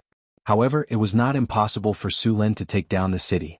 The walls of the Grey Dwarf city might be tall, but it was not much different from a peaceful place for Su Lin. A few Grey Dwarf soldiers were dozing off on the walls. Su Lin pressed his hand against a rock. He was about to use stone to mud to break a big hole in the wall. "Wait," Hathaway suddenly said, grabbing Sullen's hand. "Is there a problem?" Su Lin asked. "Uh-huh," Hathaway nodded. She stepped forward and touched the wall for a while. This wall was built with obsidian. It was also carved with elemental runic matrices. The entire wall is connected. Hathaway frowned. Because of the elemental runic matrices, it's very difficult to use stone to mud to break a hole in the wall. Also, the runic matrices will immediately send a message if you cast a spell on the wall. "Looks like it's not possible to enter this place quietly," Su Lin muttered. He then waved at Karina and said, "There are a few Grey Dwarf guards inside. Let's attack them together and then open the gate." After that, the three of them had a simple discussion, and with the help of Fly they successfully flew up the city wall. Since the Grey Dwarves were not at war during this period, their defense was very lax. There were only 2 sentries on the city wall who were drinking and slacking off in the lee of the wind, and a few other sentries were hiding in the houses nearby. Stun. 2 Hathaway snapped her fingers and 2 beams of light flashed.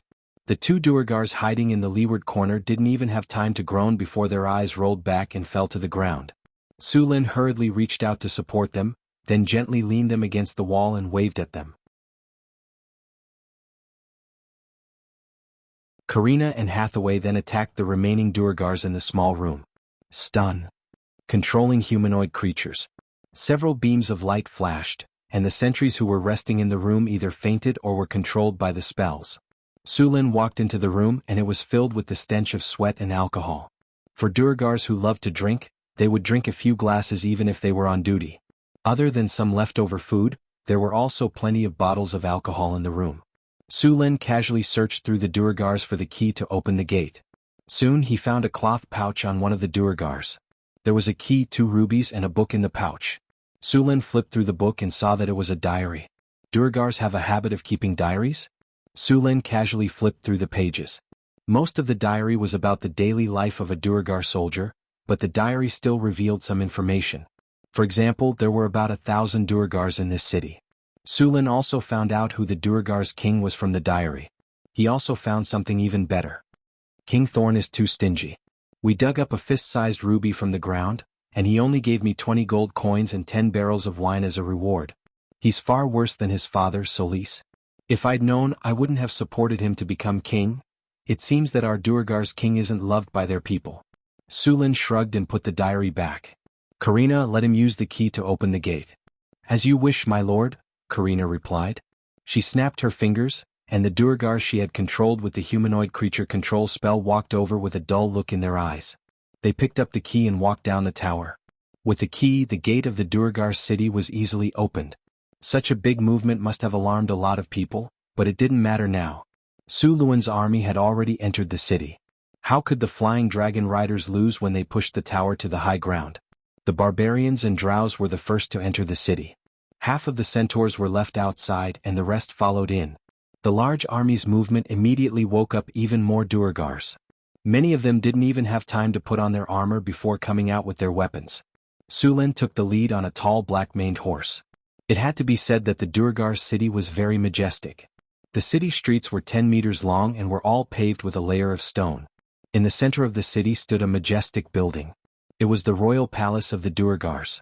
The building was at least 20 meters tall, and there was a bright magic lamp at the top. Although the whole palace didn't have many luxurious decorations, it was magnificent and dignified. Next to the palace was a shrine, where the deities of the Grey Dwarves were worshipped.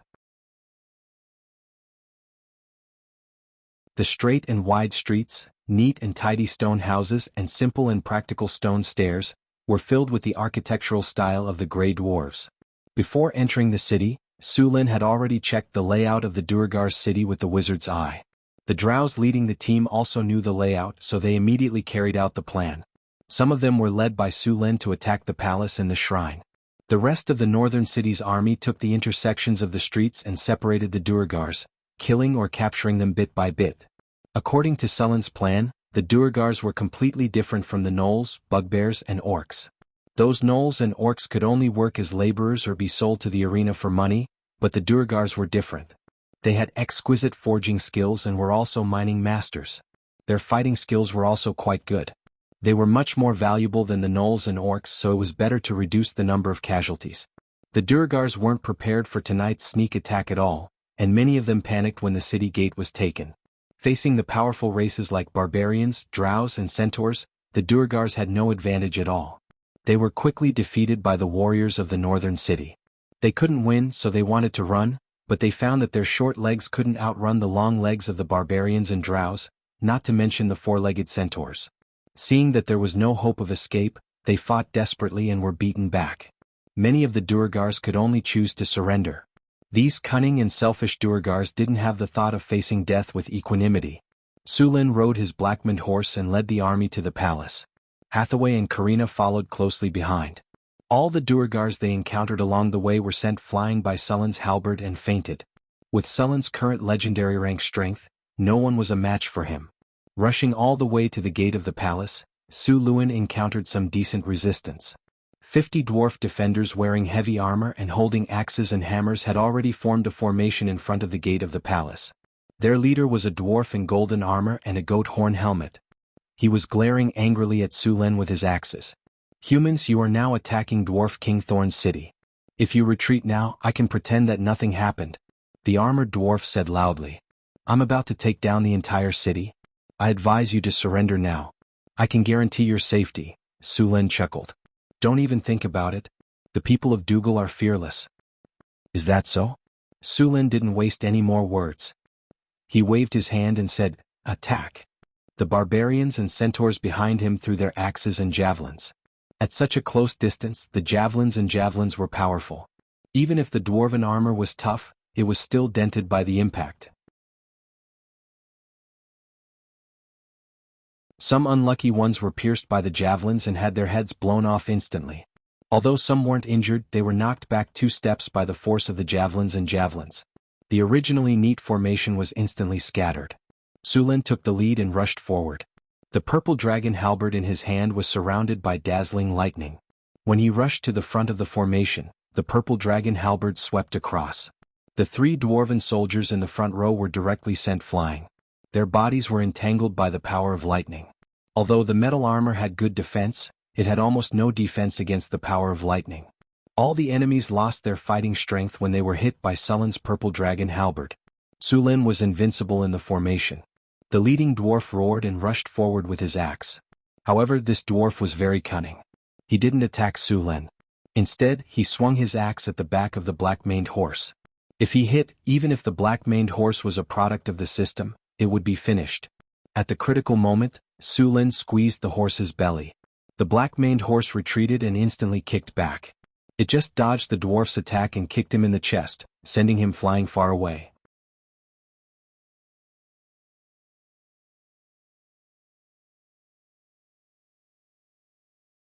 Chapter 216. Just as Sulin was about to catch up and finish him off, a powerful wave of magic suddenly came.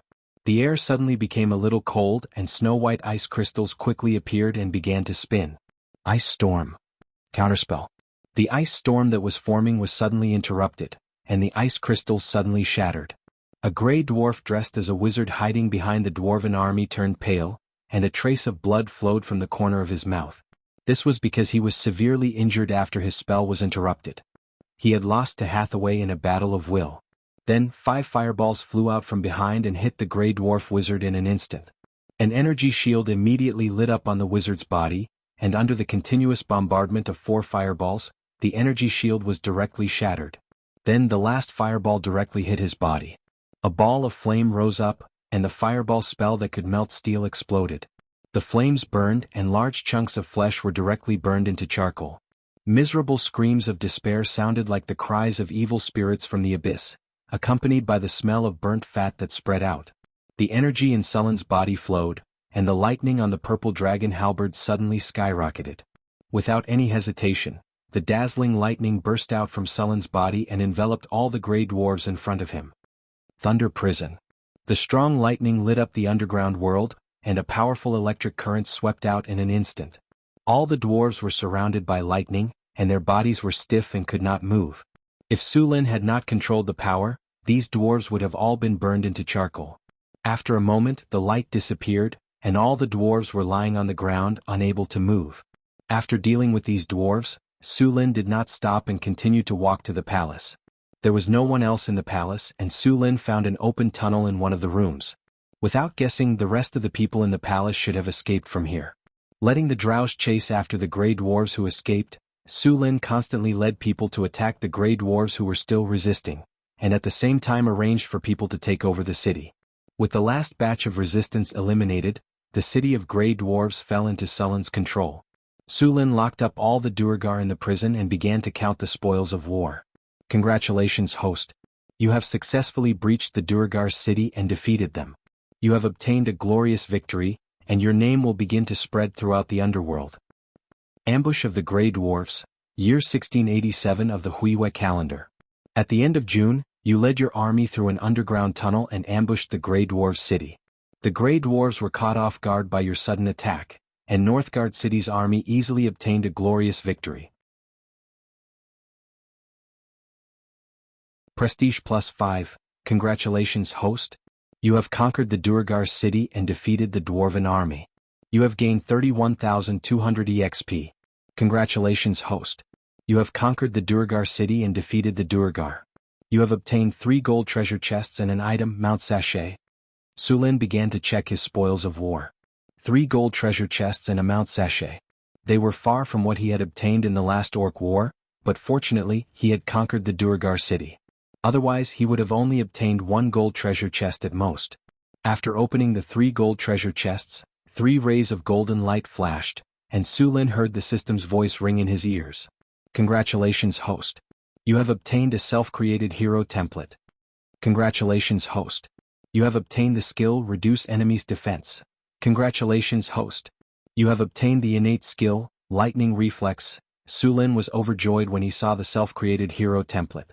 He hadn't obtained this item in a long time, and he didn't think that he would actually obtain it this time. The self-created hero template could turn a normal person into a hero, greatly increasing their potential. It could also be used to force people to maintain absolute loyalty. The 2 uses didn't conflict. As long as the self-created hero template was combined, it represented a hero with legendary potential. It could be said that the value was very high. Su Lin put away the self-created hero template and looked at the remaining 2 items. Reduce Enemies' Defense, Battle Spell Group Effect. A spell that appeared after the system combined the rules of this world. After the spell is cast, it can reduce the enemy's defense by 10% through the power of a curse. Seeing the effect of this spell, Su Lin chose to learn it directly. He had just used the skill points he had left behind last time. A light flashed, and a large amount of knowledge about Reduce Enemies' Defense appeared in Su Lin's mind. This spell could be cast directly on the enemy's entire army as long as one's mental strength and strength could keep up. Of course, it would consume a lot of energy and mana. The last chest opened was a Lightning Reflex talent. Su Lin already had a legendary battle reflex, and the effects of these 2 talents were similar. Of course, the legendary battle reflex was more powerful, but for talents, it was never a bad thing to have too many of them.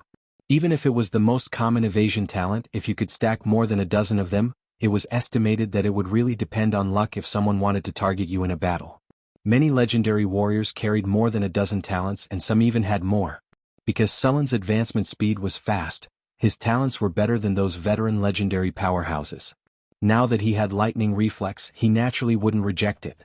Lightning Reflex, your reaction speed has become very fast.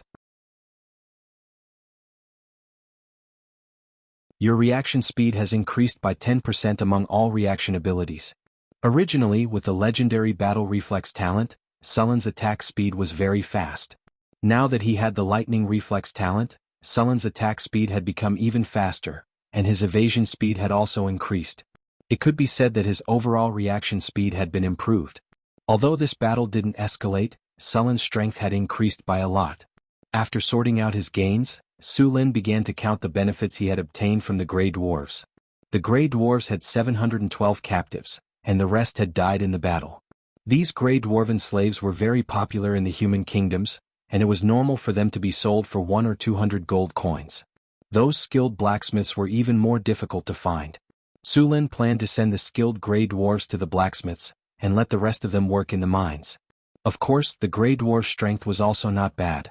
Although they were quickly defeated by Su Lin's sneak attack, if they were really arranged in a battle formation, although Northern Fortress City could win, they would have to pay a heavy price. The Grey Dwarven defenders were famous heavy infantry in the overworld. As for the Grey Dwarven knights, it was fine to just look at them. It was said that in the First Era the Grey Dwarven Kingdom had formed a thunderous fury legion. More than 500 Grey Dwarves had the bloodline of the Grey Dwarven King, and they had the ability, God's Descent. It was the most powerful legion at that time, but such a powerful legion had long since disappeared in the long river of history. The Grey Dwarven Kingdom had long since fallen apart, becoming the Mountain Dwarves, Turin Dwarves, Ironforge Dwarves, and several other Grey Dwarven kingdoms. There weren't many Grey Dwarves with the ability, God's Descent, let alone the Thunderous Fury Legion from ancient times. Apart from the 700 Grey Dwarven slaves, the greatest wealth in the city was the Grey Dwarves' accumulation. Su Lin found a treasury in the Grey Dwarven Palace. The moment he opened it, he was almost blinded by the golden light. The entire Grey Dwarven Kingdom had accumulated hundreds of years of wealth, and the treasury in front of him was filled to the brim. It was like a mountain of gold. The Grey Dwarves loved to mine, and the underground world was very rich in minerals.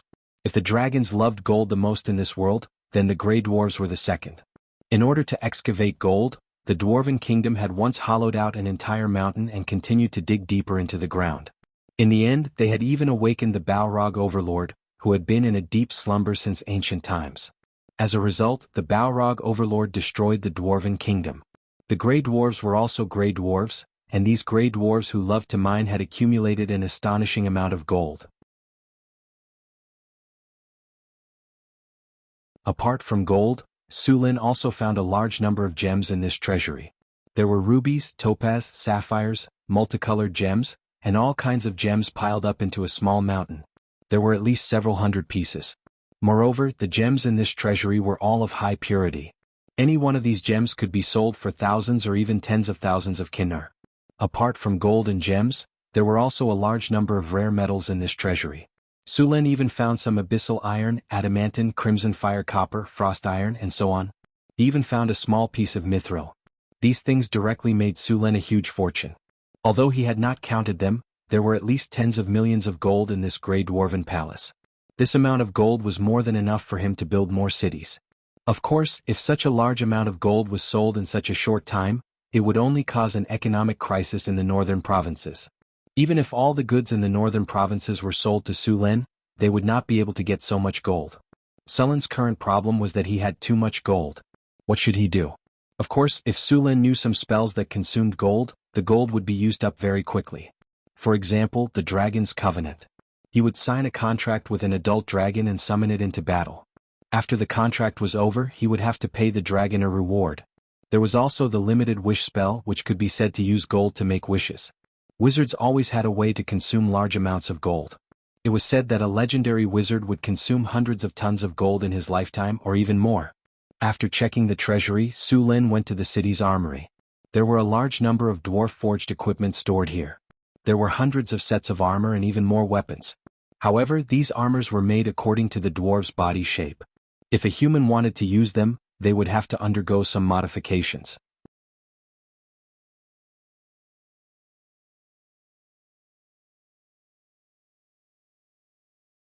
Chapter 217.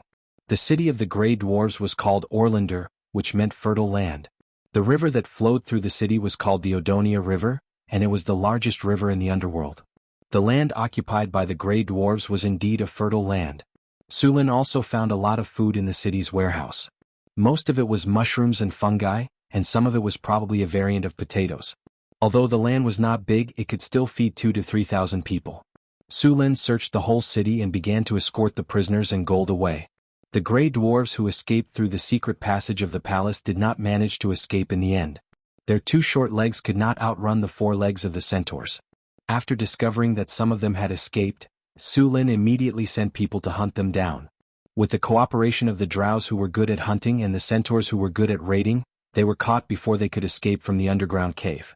After a selection of the Grey Dwarves, there were 200 blacksmiths among them, and there were even a few blacksmith masters. This made Su Lin overjoyed.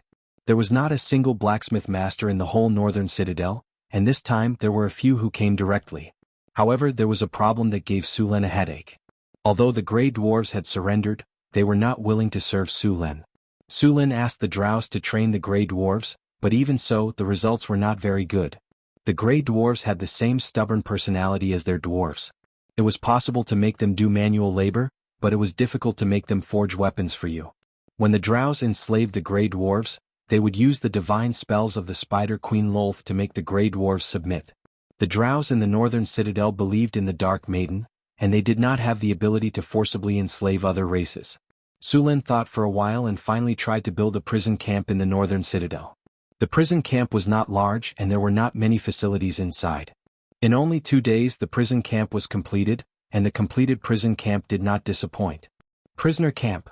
Unbreakable plus 18, Reformation plus 15, a wise man submits to circumstances plus 18, disintegrate willpower plus 16, give up resistance plus 18, prison break minus 30, clean and healthy plus 15. The stubborn Duergars wouldn't be able to resist for long. After the construction of the prison camp was completed, Su Lin directly sent all the Duergars to the prison camp to be modified. Although most of the dwarves were as stubborn as rocks, there were always a few exceptions. After 3 days of sending the prisoners of war, a few Grey Dwarves had already surrendered. After receiving the news, Su Lin came here to see if they had really decided to give in. Arriving at the prisoner of war camp, as soon as he entered the door, he heard a burst of swearing.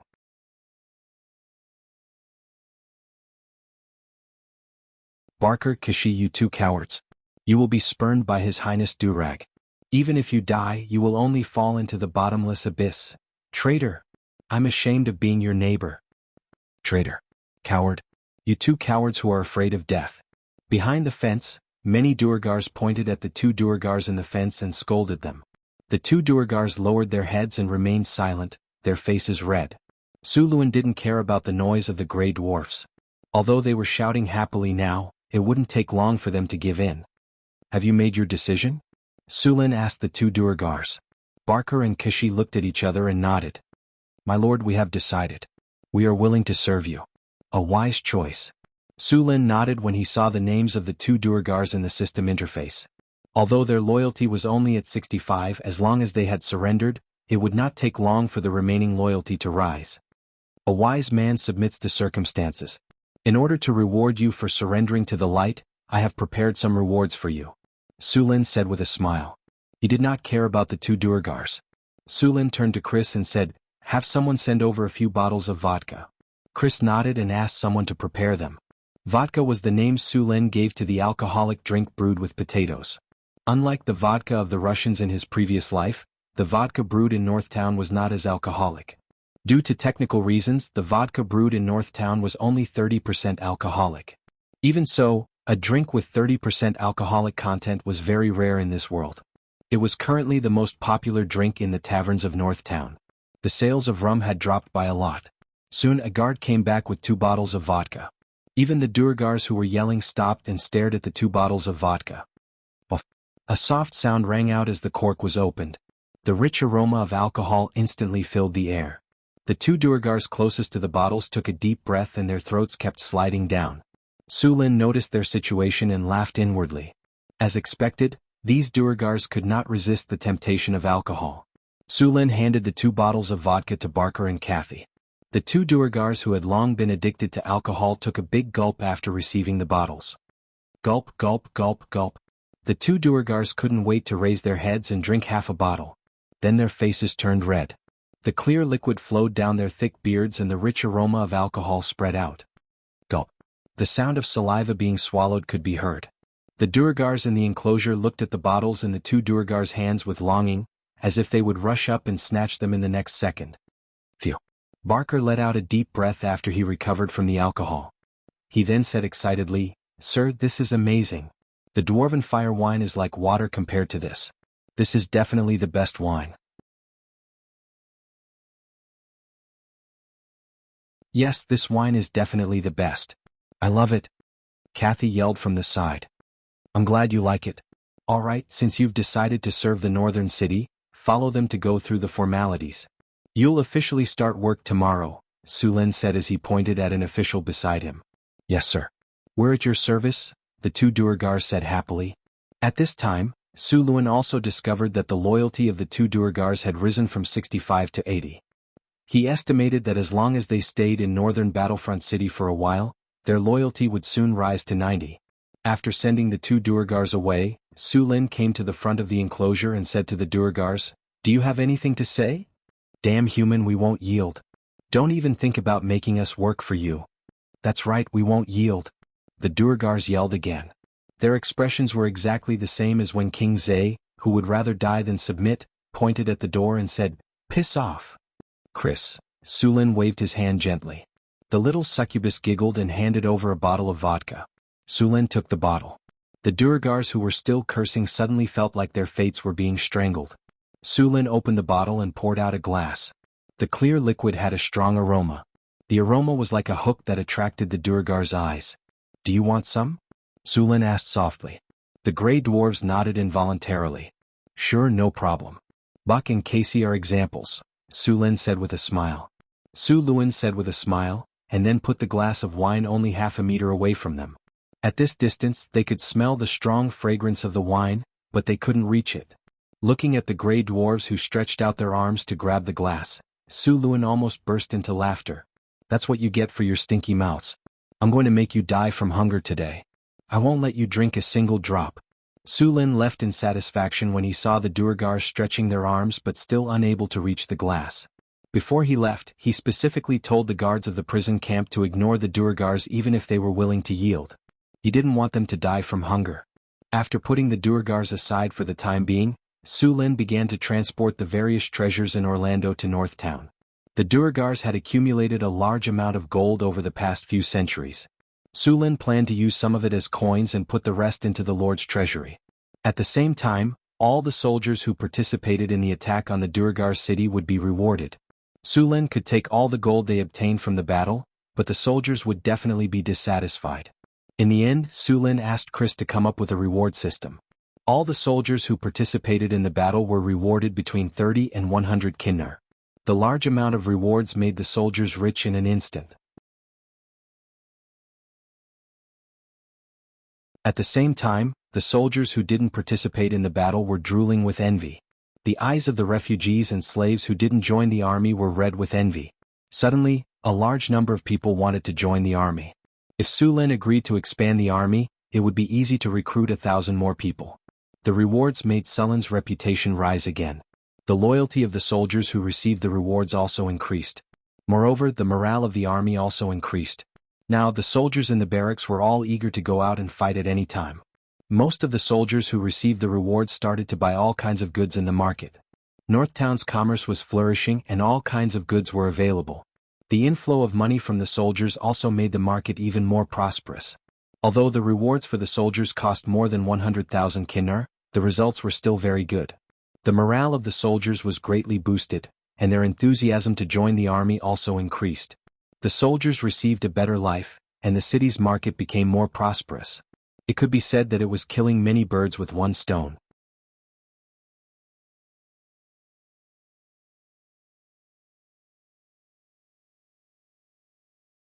Chapter 218. The prosperity of the city made North Town more and more famous in the northern provinces, attracting many merchants to do business there. Now, some people were calling North Town City a bright pearl in the northern wasteland. The white sugar, rum, vodka, furs, and so on produced here were all popular goods. The white sugar was also monopolized by a few powerful caravans. Others couldn't even get a foot in the business. However, although only a few caravans monopolized the white sugar trade, they would sell the white sugar to other caravans. If they didn't share some of the benefits, these caravans would have been swallowed up by others long ago. The arrival of the caravans also attracted many people to settle down in North Town. Although there were fewer people than Su Lin who took the initiative to migrate, it was still a good sign. With people taking the initiative to settle down in North Town, it meant that the city's attractiveness had increased. The rapid development of North Town had attracted the attention of the northern provinces. If it weren't for the distance, the nobles would have long come here to get a share of the profits. Su Lin had received a few official letters from the noble parliament, asking him to return to Cult to accept the title of nobility. According to the style of nobles, they wouldn't do things that didn't benefit them. If Su Lin went back to accept the title of nobility, he would have to give them enough benefits. And once he accepted the title, Su Lin would officially become a noble of the Kingdom of Florence. North Town would also be included in the territory of the Kingdom of Florence, and he would have to pay taxes to the king. One had to know that North Town was now built by Su Lin and his men. He also spent money to buy the expansion order and all kinds of resources. Su Lin didn't want to find himself a king. The territory he now occupied in North Town was comparable to a viscount's territory. Although the population was far from enough, he would surpass it in a few years with enough time. In addition to Mirror Lake City and Galloping City, which were currently under construction, Su Lin's territory was no smaller than a count's territory. His strength had also reached the legendary level, and it wouldn't be a problem for him to make himself an earl. However, he didn't intend to do that yet. If he were to make himself an earl, it wouldn't be as convenient for him to recruit refugees from the Kingdom of Florence and do business. The construction of the Arc de Triomphe was still in full swing. Every day, marble from the Sierra de Lotus would be delivered to the north gate of the city. For the convenience of transportation, Su Lin had already asked his men to build a pontoon bridge over the Red Sand River and the Whitewater River.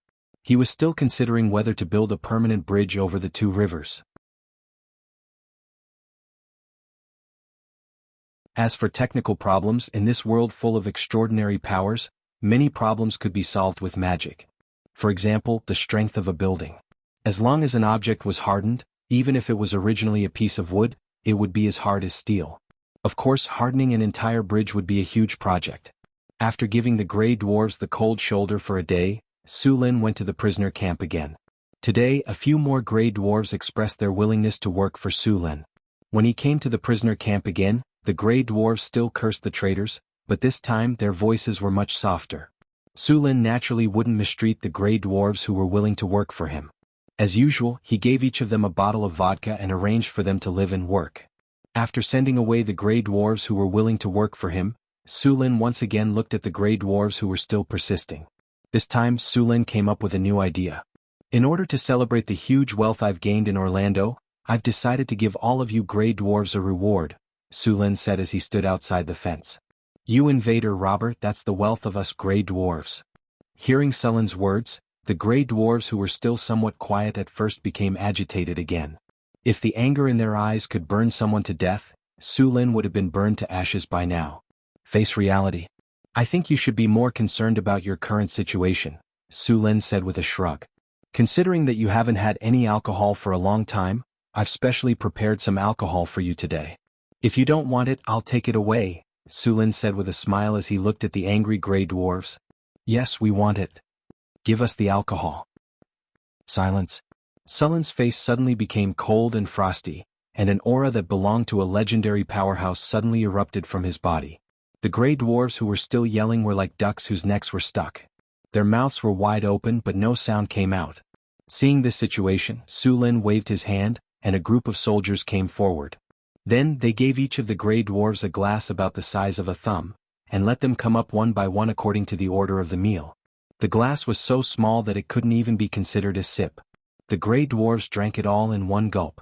The rich wine aroma and the mellow taste made the gray dwarves unable to stop themselves. However, this small amount of wine didn't satisfy the alcohol in their stomachs at all. Instead, it made them feel even more uncomfortable. Although these gray dwarves couldn't bear the problem of not having any alcohol to drink, at least they could still hold on. However, after taking a sip of the wine, the taste of which was far better than any wine they had ever drunk before, caused an avalanche of consequences. After drinking that glass of wine, not only did they not feel satisfied, but they also craved more wine. However, by the time they wanted more wine, Sulin had already left the prison camp with his men. On the third day, when Sulin appeared in the prison camp again, more than 200 gray dwarves asked to work for Sulin. The gray dwarves who had been cursing at the betrayers all fell silent. Seeing Sulin give out large amounts of vodka, the gray dwarves couldn't take it anymore, and kept expressing their willingness to work for Sulin.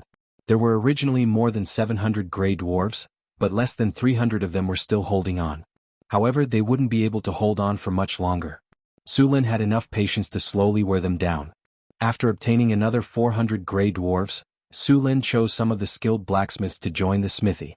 With the addition of the gray dwarves, the blacksmiths in Northtown City improved again. The original smithy was no longer enough, so Sulin ordered the workers to start upgrading the smithy. With more than 200 gray dwarves and humans, Sulin planned to build a large steel workshop. With the rapid development of Northtown City, even with the hydraulic forging machine, the production capacity of the smithy was still insufficient. Now that there were so many gray dwarven blacksmiths, Sulin wanted to change the equipment of the entire army on the agenda. The first thing these Duergar did as blacksmiths was to modify the Duergar armor that Sulin had obtained from Orlando. Although the Duergar armor had good defense and was sturdy and durable, it couldn't even be regarded as half-body armor when worn by the barbarians who were more than 2 meters tall. These armors needed to be modified and forged into full-body armor. Once the barbarians reached the peak level, they could equip themselves with the dwarven full-body armor and pick up a giant axe. They would be like a meat grinder on the battlefield. Of course, apart from the barbarians' armor, Sulin also planned to equip the centaurs with full-body armor to form a centaur-heavy cavalry. Due to the size of the centaurs, the armor they used was comparable to 3 sets of human armor. The armor Sulin sold them before was only for the front, and the back was for chainmail and inlaid scale armor. Now that they were his subordinates, he naturally wouldn't fool them like this. He planned to fully equip the centaurs with full-body armor, and thicken the front of the armor at the same time. After arranging the gray dwarves' blacksmiths, Sulin planned to let the rest of the gray dwarves continue mining. "Sir, I have a map of the underground world's mineral distribution for you," a gray dwarf said. Sulin's eyes lit up. After all, the gray dwarves had lived in the underground world for hundreds of years. They must have explored all the nearby minerals. This map was extremely valuable. Mineral distribution map? If it's true, I'll give you the reward you deserve. Enough vodka, and I appoint you as the new city lord of Orlando. When he heard Su Lin say enough vodka, the gray dwarf's eyes instantly turned red. When he heard that he could become the city lord of Orlando, his breathing became heavier. Sir, the map is here. With that, the dwarf sat directly on the ground and took off his leather boots. A strong smell, like pickles that had been fermented for decades, filled the air in an instant. Su Lin hurriedly summoned some wind elements to blow away the smell of pickles. The gray dwarf fumbled around in the boots for a while before finally pulling out a gray parchment that emitted a strange smell. Su Lin frowned and put on gloves. He resisted the urge to throw away the parchment that emitted a strange smell and took it. A guard behind him sensibly handed over a bottle of water. Su Lin rinsed it briefly before flipping through the map. The map was not large. It marked the mineral veins that the gray dwarves had discovered. There were 3 iron mines, 1 copper mine, 1 gold mine, which was close to exhaustion, and 1 silver mine and gemstone mine that were being mined. So much gold in the city of the gray dwarves had been mined from that gold mine. Su Lin did not pay much attention to the gold mine. After all, it was close to exhaustion. He was more interested in the silver mine because the gray dwarves had discovered some mithril in it. Mithril was a very precious magical metal in this world. It was described in many adventure stories as light as a feather and indestructible. In fact, mithril was not as exaggerated as it was described. It was more precious because of its powerful magical properties. Many powerful magic items would use this rare metal. Now that there was mithril in this underground silver mine, its value was simply immeasurable. P.S. Insufficient holiday balance, sob sob sob.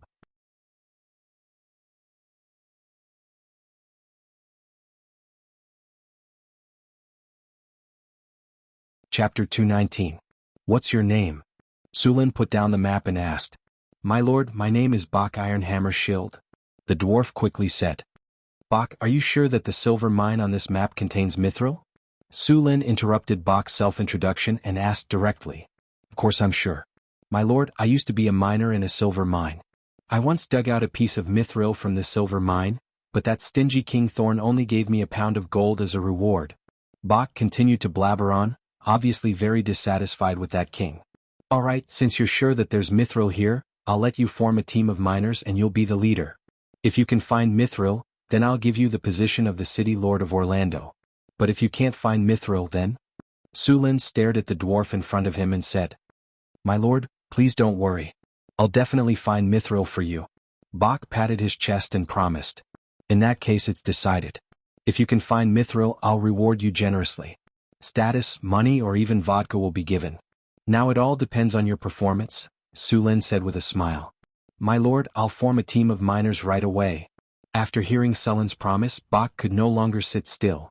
He hurriedly left the lord's castle and went to find other gray dwarves to form a team. Su Lin threw the map aside with some disdain and found another piece of parchment to copy the map. Although it had been washed, the parchment still had the smell of salted vegetables on it. The map on the parchment was a little crude. After all, mapping in this world was not a professional subject like it was in his previous world. Most of the time only they could understand the map they drew. To others it was a completely abstract drawing. Fortunately the map was drawn well. Although it was still crude, the general location was drawn. Soon, Su Lin completely copied the parchment. After comparing the 2 maps again to make sure that he didn't miss anything, Su Lin picked up the parchment and threw it directly into the brazier. The flames rose and quickly burned the parchment into a pile of ash. He opened the window to disperse the smoke. After forming a team of 50 miners, Bok excitedly brought his team back to Orlando to mine silver. The remaining 2 iron mines and copper mines also needed to be mined. The remaining 100 or so gray dwarves also formed 3 mining teams and then went to Orlando to mine ores. After the population of the northern city expanded, there was a shortage of all kinds of tools and ironware. Moreover, the army also needed a lot of equipment. The surface iron mine was originally not big. Before Su Lin obtained it, many tribes had already mined it. Now the output of the mine was very low. Was close to exhaustion. This was one of the reasons why Su Lin was in a hurry to control the underground world. After several expansions, the number of soldiers in the northern city had increased to 4,000. There were 300 barbarians, 400 centaurs, 100 drows and 300 half-elves. Apart from the war spirits that Su Lin had summoned, the rest were all humans. If the militia, the city guards and the 500 men stationed in Mirror Lake City were included, The number of soldiers in northern Battlefront City had reached a shocking 6,000 men. Adding all the people in northern Battlefront City and the newly captured Grey Dwarves, the total population had only reached 20,000. 1/3 of the population were soldiers. Such a high proportion, no matter how one looked at it, could be said to be militaristic. If it weren't for the buffs from the Harvest Altar and the numerous slaves, the northern city wouldn't even be able to support themselves with food. Not to mention the money, resources, and equipment needed to raise so many soldiers. In the past, the size of the northern city's army wasn't very obvious. Now, just maintaining the number of soldiers required tens of thousands of kinnars worth of pay every month. Sulin had always been curious. How did his predecessors manage to not pay the soldiers and make them listen to orders obediently? They were even braver than the other when they went into battle. If Sulin dared to not pay the soldiers in the northern city for a few months, there would be a large number of deserters. It wouldn't be strange if there was even a rebellion. If it weren't for the sugar trade that gave the northern city a lot of money, it would have taken years of hard work to develop the city to this extent. The northern city's army needed a lot of equipment. Apart from the army, the centaur tribes also needed equipment to protect their herds. Fortunately, Sulin had made a lot of money from the raid on the Grey Dwarf city. Not only did he solve the problem of money, but he also solved the problem of equipment. After settling the matters in the northern city, Sulin brought the Grey Dwarves mining team and the drows back to the underworld. He was going to restore the Grey Dwarves mines and clean up the dangerous areas around the mines. He returned to Orlando. At this time, there were 100 barbarian warriors and 100 centaurs guarding the city. A group of subterranean dweller slaves were in charge of the labor. These subterranean dwellers were short. Because they lived in the dark for a long time, their eyes had deteriorated. They relied on infrared sensing to survey their surroundings, so blindness and petrification spells didn't work on them. Most dungeons had subterranean dweller slaves. They were the best growers in the underworld. Sulin brought 3 teams of Grey Dwarves to the various mines. The Grey Dwarves had discovered a lot of ore veins, but many of them were occupied by monsters from the underworld. The Grey Dwarves had to clear out all kinds of monsters every once in a while. If it wasn't for this, the other veins would have been excavated by them long ago. After resting in Orlando for a day, Sulin brought a team of drows and miners out of the city. They passed through some narrow tunnels and headed to the first mine. This mine was the closest to Orlando. It was an iron ore mine that produced good quality iron ore. It was a few grades better than the iron ore produced by Sullin's surface mine. The group moved forward in the dark tunnel, encountering a few hook horrors along the way. Hook horrors were a common type of monster in the underworld. They had sharp hearing and walked on 2 feet. Their heads looked like vultures and their eyes were small. They had sharp beaks and a pair of compound eyes. Their bodies were covered with a layer of hard gray carapace. They looked ugly. Their eyesight was poor, but like bats, they could emit high-frequency sound waves to determine the enemy's position. Just as Sulin led the team forward in the tunnel, a dozen shadows suddenly jumped down from above. Sulin reacted quickly. Because the tunnel was narrow, he didn't use the purple dragon halberd. Instead, he swapped it for a long sword forged by the dwarves. He subconsciously swung the long sword in his hand. The hook horrors that attacked Sulin didn't expect Sullin's reaction to be so fast. They didn't have time to react before the sharp sword swept across them. The powerful force directly split open the hard carapace on the hook horrors. The monster that was about 7 meters tall and weighed nearly 200 kilograms was directly cut in half. The next dozen or so hook horrors didn't affect the team at all. As soon as the hook horrors attacked, the drows dodged. As for the Durgar, they were wearing heavy armor, so the hook horrors attacking them was a waste of energy. Soon the dozen hook horrors were all killed. No one died in the team. Only a few Grey Dwarves suffered some minor injuries. After Sulin healed them, the team continued on their way. After walking out of the dark tunnel and passing through 2 desolate underground caverns, Sullin's team finally arrived at the first mine. They hadn't mined this mine for a while. When Sulin arrived, he found that the mine had been occupied by the monsters of the underworld. A group of vampire bats and underground salamanders used this place as their nest. The Grey Dwarves were already prepared for this situation.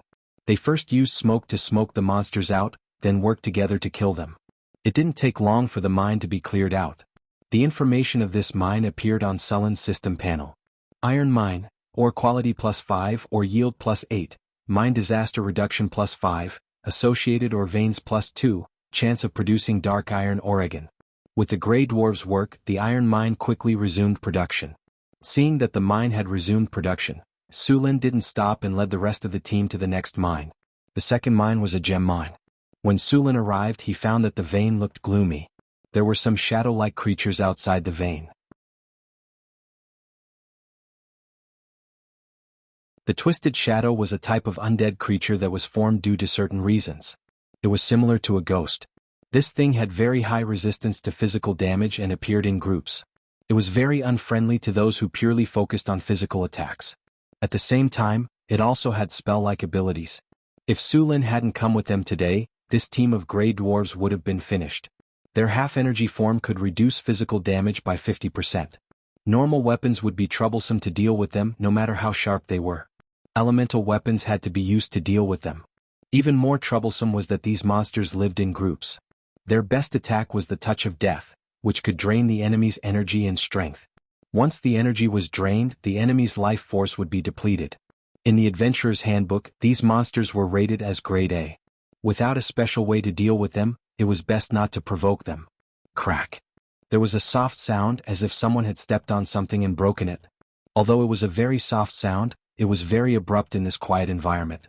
The wandering Twisted Shadows instantly noticed this place.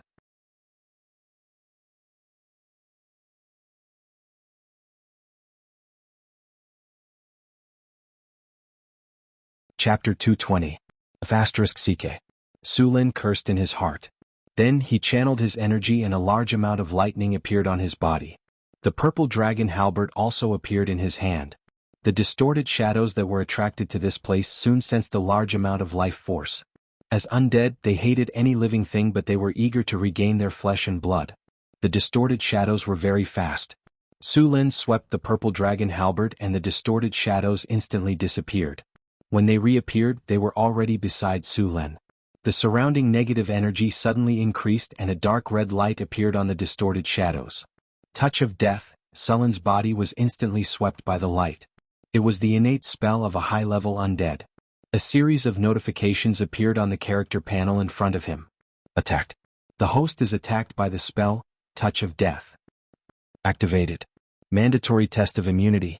Test of fortitude passed. Test of constitution passed.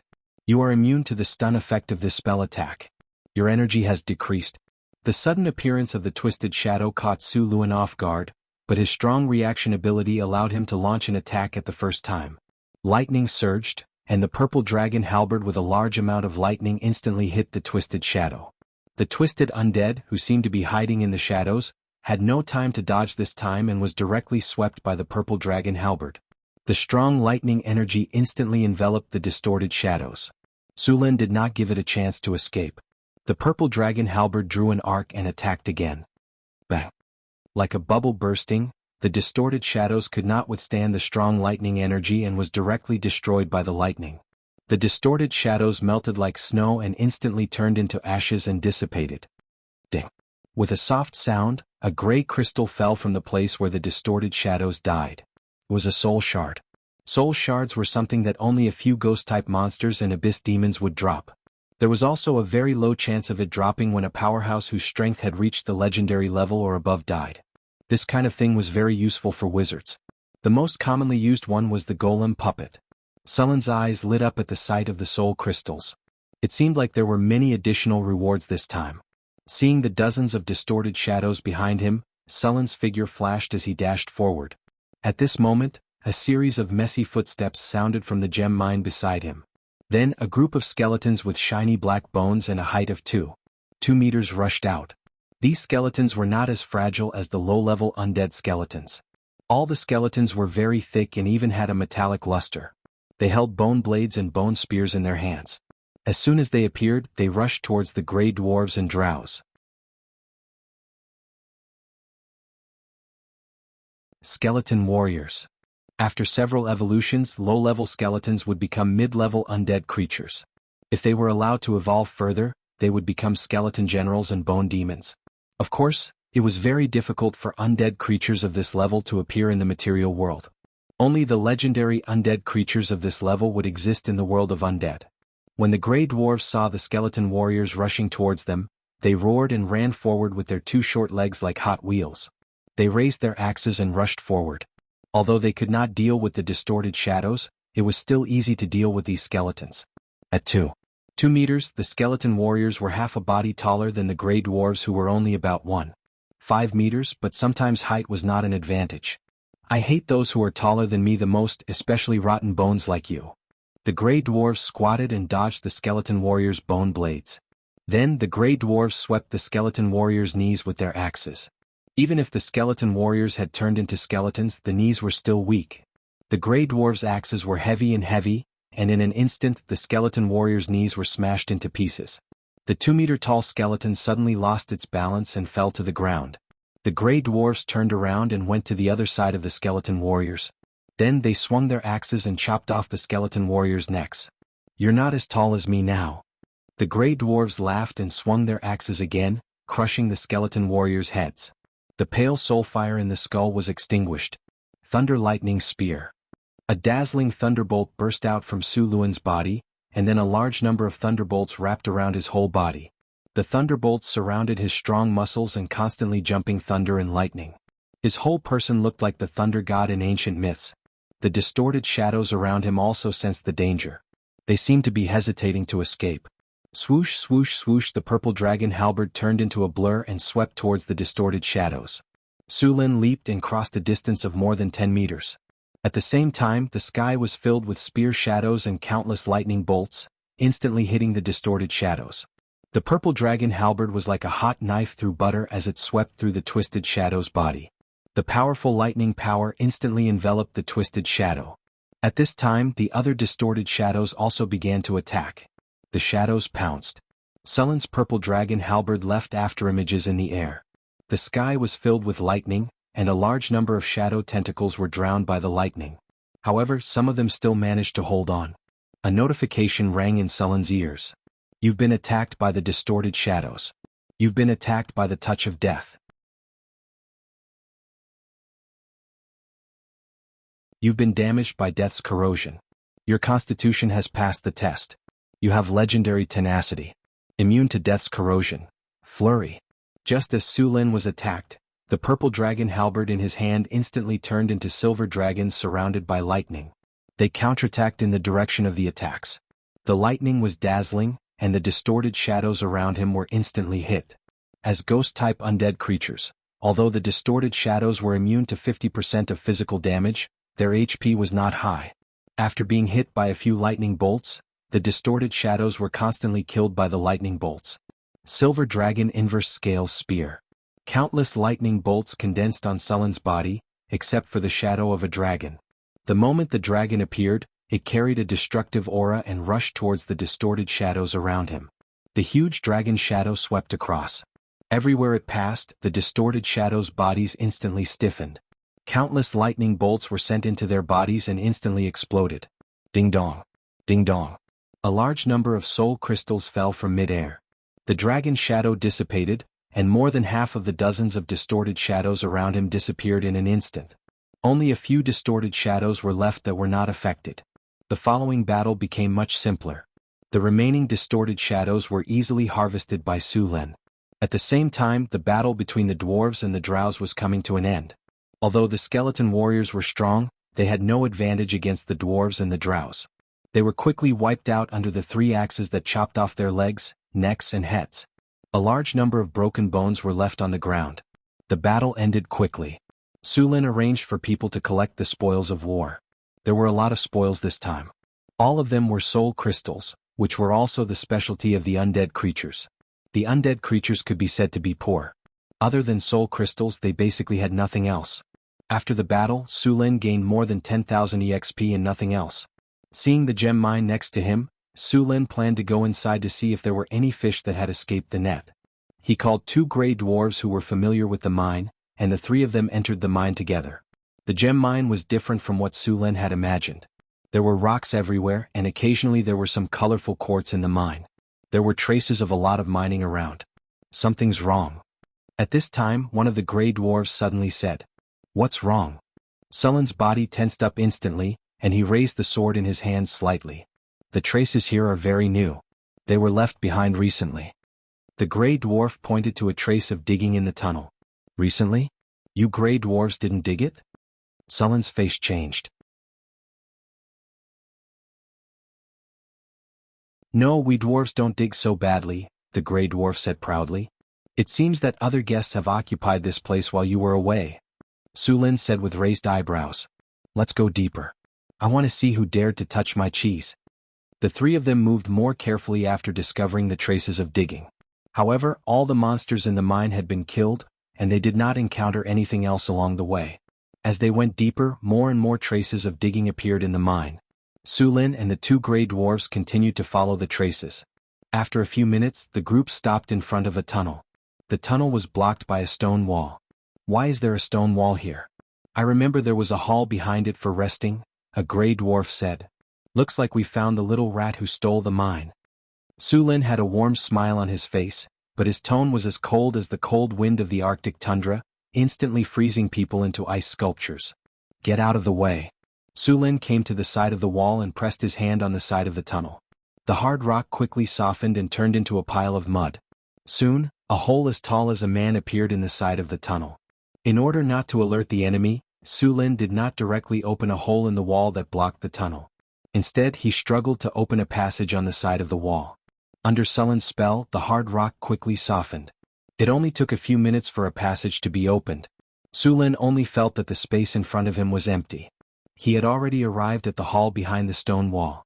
The scene in front of him surprised Sulin, but it was also very familiar. This place had actually been set up as a laboratory, but it was different from Hathaway's laboratory. This laboratory had a large amount of glassware filled with all kinds of liquids, and some unknown lifeforms' organs were soaked in them. A lot of skeletons were piled up around the laboratory. These skeletons were very similar to the skeletons of the skeleton warriors outside. This gem mine had been occupied by a necromancer.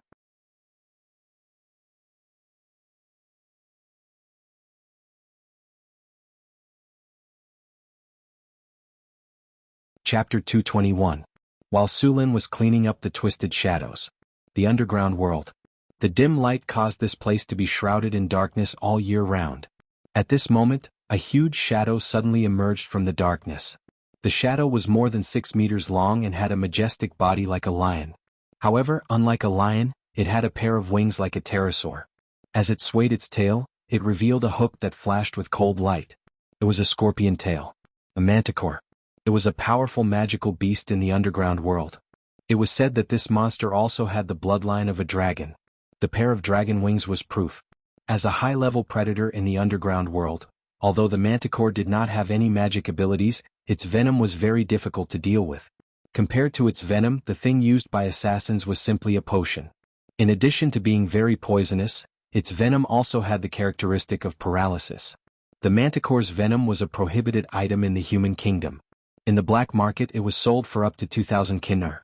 But now, this manticore, which was at the top of the food chain in the underground world, was fleeing in a sorry state. A pair of dragon wings flapped rapidly as the manticore quickly flew through the air. At this moment, a bone spear shot out from the darkness and instantly pierced the manticore's wing. Under the pain, the manticore could no longer flap its wing. The other wing struggled to continue flying, but it could not carry its heavy body. It staggered and fell from mid-air. As soon as the manticore landed, a few figures rushed up. With the weak light of the fluorescent moss, one could see the dark bones on their bodies. They were skeleton warriors. The manticore found that there was no hope of escaping and fiercely pounced. Curse, weakness. Curse, aging. However, as soon as it made a move, a spirit light struck its body. Its originally strong body instantly became weak and powerless, and its originally strong body suddenly became old. The surrounding skeleton warriors swarmed forward, and the lion-scorpion beast was completely trapped. Although it could still bite off the skeleton warriors, even more skeleton warriors had surrounded it when it attacked. In the face of these skeletons, the manticore beast's most powerful poison attack was completely ineffective. Not long after, a skeleton warrior seized the opportunity to pierce its throat. Although this skeleton warrior was also split into two by the manticore beast's counterattack before it died, to undead skeletons, a damaged body could be replaced. As long as the soul fire was not extinguished, they would not die. A large amount of blood gushed out of the manticore's throat. The counterattack before death had exhausted its strength. The light in its eyes dimmed quickly and its body collapsed. At this time, a figure wrapped in a black robe and riding a skeleton horse came out. It had the characteristics of the Highlanders. It had a hooked nose, wrinkles, a rigid face and cold eyes. Although it was tall, it looked very pale. There were 3 different rings on its fingers. One of them looked like a skeleton that was dozens of times smaller. It held a white bone staff in its hand and was surrounded by a cold aura. Seeing that the manticore was dead, the middle-aged man waved his hand. A few skeleton warriors behind him stepped forward and began to skin and cut the manticore. Damn it! Just as the skeleton warriors were cutting the manticore, the middle-aged man's expression changed drastically. He quickly took out a gemstone that looked like an eye. The originally exquisite gemstone was now cracked. Who dares to attack my guards and invade my laboratory? Keaton's expression was gloomy. Damn rat. Don't let me catch you. Otherwise I'll pull out your soul and stuff it into a rat's body. Keaton packed up the manticore. He didn't ride the skeleton horse anymore. Instead, he directly flew in the direction of the gemstone mine. Sulin didn't know that he had alarmed the necromancer. The laboratory in the gemstone mine wasn't big. Soon, Sulin turned the entire laboratory upside down. Sulin didn't touch the bones and other things inside. These things were useless. Only the necromancers would collect them. As for the bottles and jars in the laboratory, Sulin didn't take them. After all, who knew what was inside? However, in the storage room next to it, Sulin found a large number of gemstones. Obviously, these gemstones had just been excavated by the necromancer. In addition to these gemstones, there were also some books in the laboratory. Human anatomy diagrams, how to make a skeleton warrior, detailed explanation of necromancy, and more than 10 other books. Sulin packed them all up and took them away. Tui, what a pauper. Even these gemstones were excavated from my gemstone mine. Sulin pursed his lips. He casually put some magic materials into his storage space.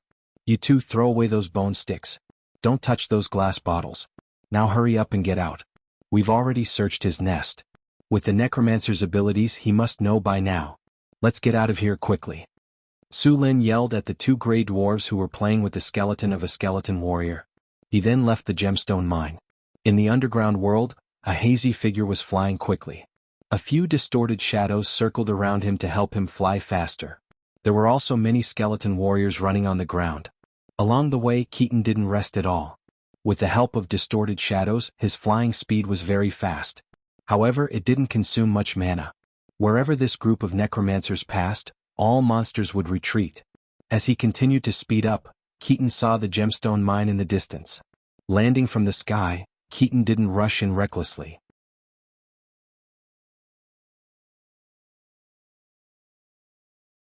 Although he had used fly to reduce the consumption of mana with the help of distorted shadows, he had also used up a lot of mana. Someone who dared to kill the large number of skeleton warriors and distorted shadows that he had left behind to guard the laboratory was undoubtedly powerful. If he rushed in like this, there was a high chance that he would fail miserably. Moreover, he had come back in a hurry. His skeleton warriors didn't catch up.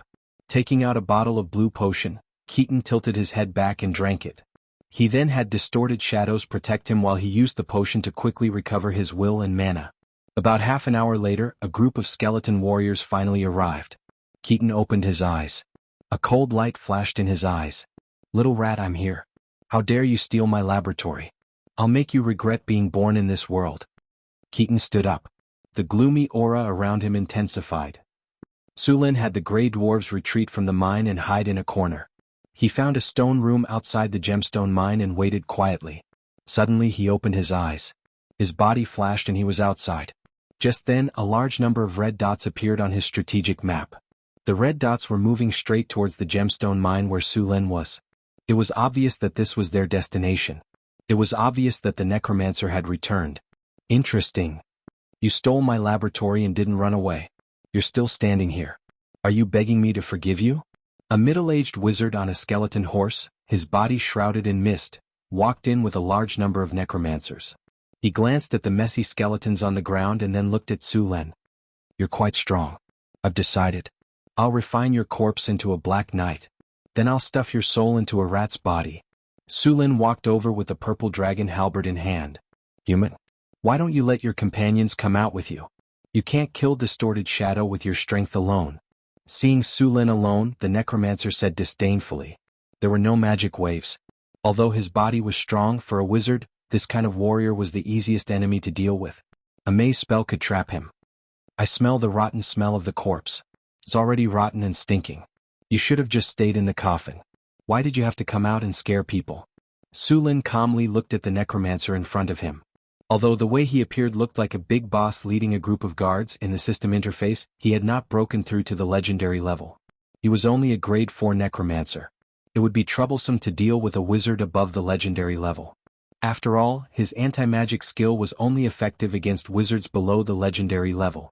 Although there were many limitations to the anti-magic skill, it was enough to crush enemies below the legendary level. The eyes of the middle-aged man in front of him were dark red.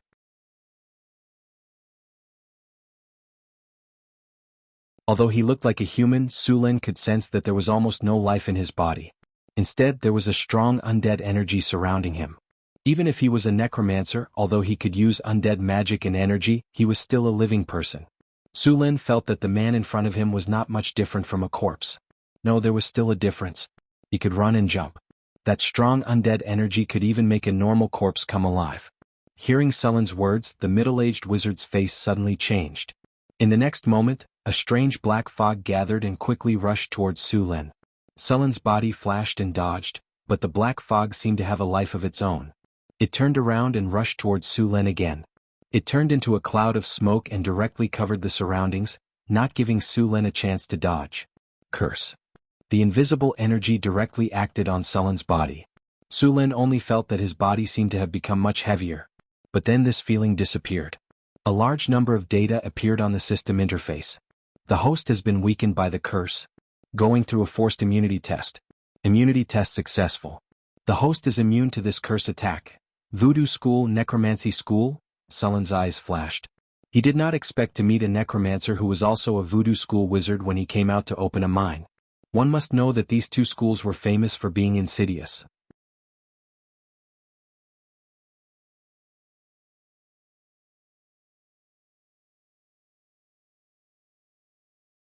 Chapter 222. Necromancers played with the dead and desecrated souls. In the eyes of many churches they were heretics. As long as they appeared, they would be expelled or killed. The voodoo school was even more insidious. They did not have any advantage in a head-on battle and could even be said to be very weak. However, no one could beat them when it came to scheming. The voodoo school was proficient in curses. There were many types of curses such as weakness and aging, which took effect immediately. There were also some that were invisible. They captured some of your aura and then used this aura to cast a curse. This kind of curse was invisible and difficult to guard against. Once the person was hit, they would die within a few days. In addition to curses, they were also proficient in all kinds of poisons. This was not a big deal. The main thing was that this school had participated in the fight for the throne of the secular world. The deaths of the heirs of several countries were more or less related to them. Since then, this school was boycotted by various countries. After all, no one wanted to lose their lives for no reason. Even those who had used the voodoo school to kill their competitors were the same. After all, as the victors, they were also worried that they would be killed in the same way. This also made the voodoo school become a target of scorn in various countries. How is this possible? The middle-aged man looked at Su Lin in surprise and said subconsciously, "You are immune to curses? How is this possible? How can your physique be so strong?" Su Lin was very curious about curses. He was not sure how to deal with that kind of invisible attack. If he could understand this kind of attack, he would try to find a way to defend against it. The middle-aged man stared at Su Lin and his eyes flashed. "Such a strong body, maybe you can even refine a death knight. I didn't expect to find such a good material in this remote underground world. I will definitely refine it with all my heart."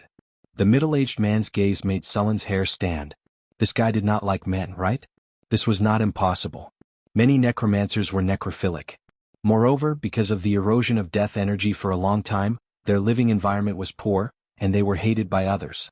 They would definitely have psychological problems. Distorted shadows, skeleton warriors, attack.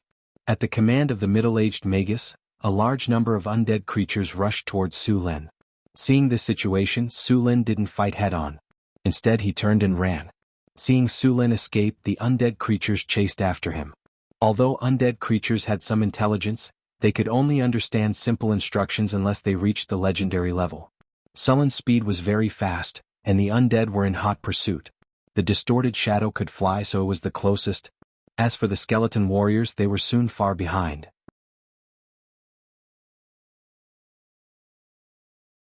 They quickly ran out of the middle-aged wizard's sight. At this time, it became much more difficult for the middle-aged wizard to control these undead creatures, so he could only chase after them. Su Lin led the undead creatures to where the gray dwarves were hiding. Both sides moved quickly, and in a few minutes Su Lin found the gray dwarves' ambush. At this point, Su Lin finally stopped running. The energy in his body instantly exploded, and powerful lightning energy swept through the surrounding space. The distorted shadows that were chasing him were instantly enveloped by lightning energy. The purple dragon halberd carried the powerful lightning energy and drew out a dragon shadow. Silver dragon inverse scales spear. The dragon shadow formed by lightning took shape in an instant, and then directly rushed towards the distorted shadows behind him. These distorted shadows had no time to dodge, and were swept by the dragon shadow. All of the distorted shadows stopped moving, and then their bodies exploded with lightning, drowning them in lightning. Clanging sounds were endless, and a large number of spirit crystals fell from the sky. Su Lin didn't care about these spirit crystals, and instead rushed towards the necromancer. At this time, the necromancer was still some distance away from the battlefield. Although necromancers were powerful, they relied more on their summoned creatures. For example, the necromancer's legendary level spell, Necromancer's Calamity, had an ordinary killing effect, but it was a disaster for ordinary people. This spell could easily turn an entire city's population into undead. The necromancer's combat power was very ordinary. Soon, Su Lin saw the necromancer who was rushing here. As soon as he saw Su Lin, the necromancer didn't fight, but turned and fled. However, as soon as he turned, two vigorous figures suddenly rushed out from the shadows beside him. The figures were as fast as ghosts, and they instantly appeared beside the necromancer and launched a surprise attack. These two black figures were the Drow Rogues, two grade 3 assassins. Although their strength was 1 grade lower than the necromancer, the success rate of sneak attacking a necromancer was still very high. Feeling the threat of death, the necromancer didn't have time to cast a spell. The ring on his hand suddenly flashed, and 4 bone shields appeared around his body in an instant, blocking the attacks of the two rogues. But before he could breathe a sigh of relief, he heard the sound of a mechanism being pulled. Bang bang bang. The fine steel crossbow bolts were shot out in an instant. The two rogues each held a delicate and small crossbow. The crossbow could fire 3 bolts at a time. This kind of crossbow had a very short range, only 50 steps, and its accuracy was poor, but it could only penetrate iron armor within 10 steps. The white bone shield instantly cracked, and then shattered into pieces with a bang. The two rogues attacked again.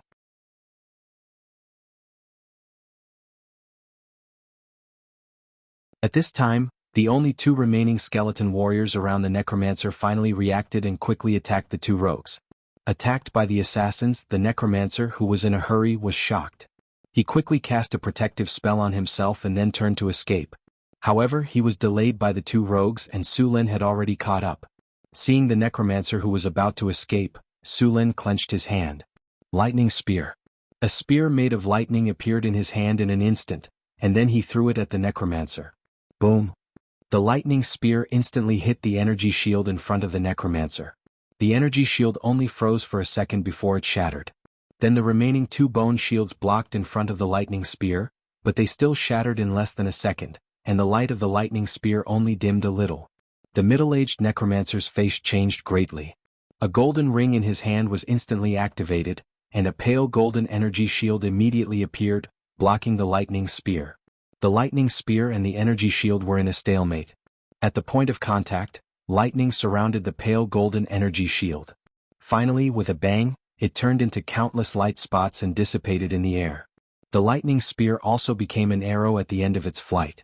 After breaking through the energy shield, it only had 1/5 of its size left, and then it hit the middle-aged necromancer. The middle-aged necromancer only felt pain in his chest, and a smell of burned flesh came.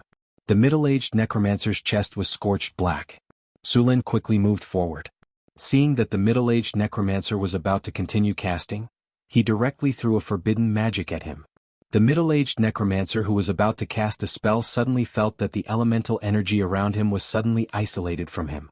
It was as if an invisible shield had appeared on the surface of his body. What is this? Why is my spell ineffective?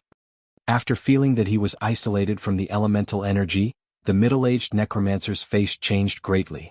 You're the one who did this. I'm going to kill you. The middle-aged necromancer directly activated the 3rd black ring, and then a strange energy spread out in an instant. The next moment, Su Lin suddenly felt as if his head was suddenly hit by a hammer, and his head was splitting open. Soul shock. However, this feeling came and went quickly. Su Lin's movements stiffened for a moment, and then he recovered quickly. You have a lot of little things, Su Lin sneered, and then the purple dragon halberd pierced through the necromancer's head like a poisonous snake. You. The necromancer looked at Su Lin in disbelief, and his eyes dimmed instantly. He didn't expect Su Lin to be so straightforward. Wasn't he going to work for him or torture him for his collection next? You're not playing by the rules.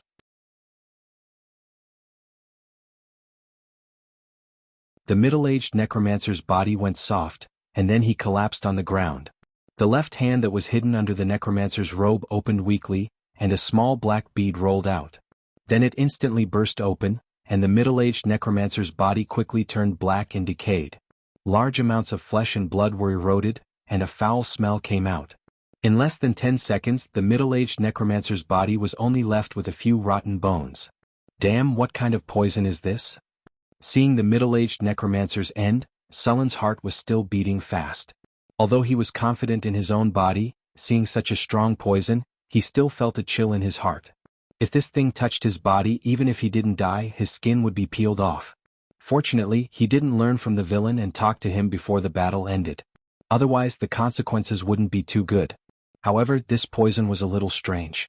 It was only effective on flesh and blood, and the necromancer's clothes were not damaged at all. Su Lin gently lifted the clothes with the purple dragon halberd, and 3 rings slid down. Seeing these 3 rings, Su Lin's eyes lit up. He clearly saw the rings that the necromancer used just now, and these 3 rings were all magic items. He picked up the rings and checked them. The rings were not damaged.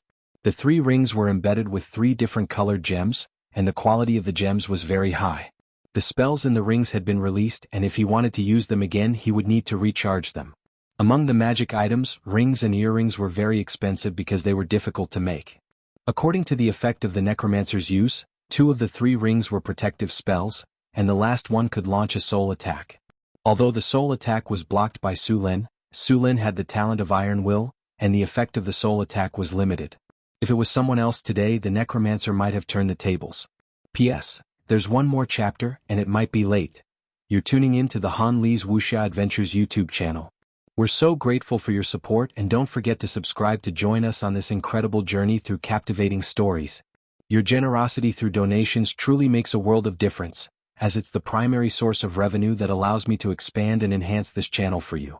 Thank you from the bottom of my heart for being a part of this adventure.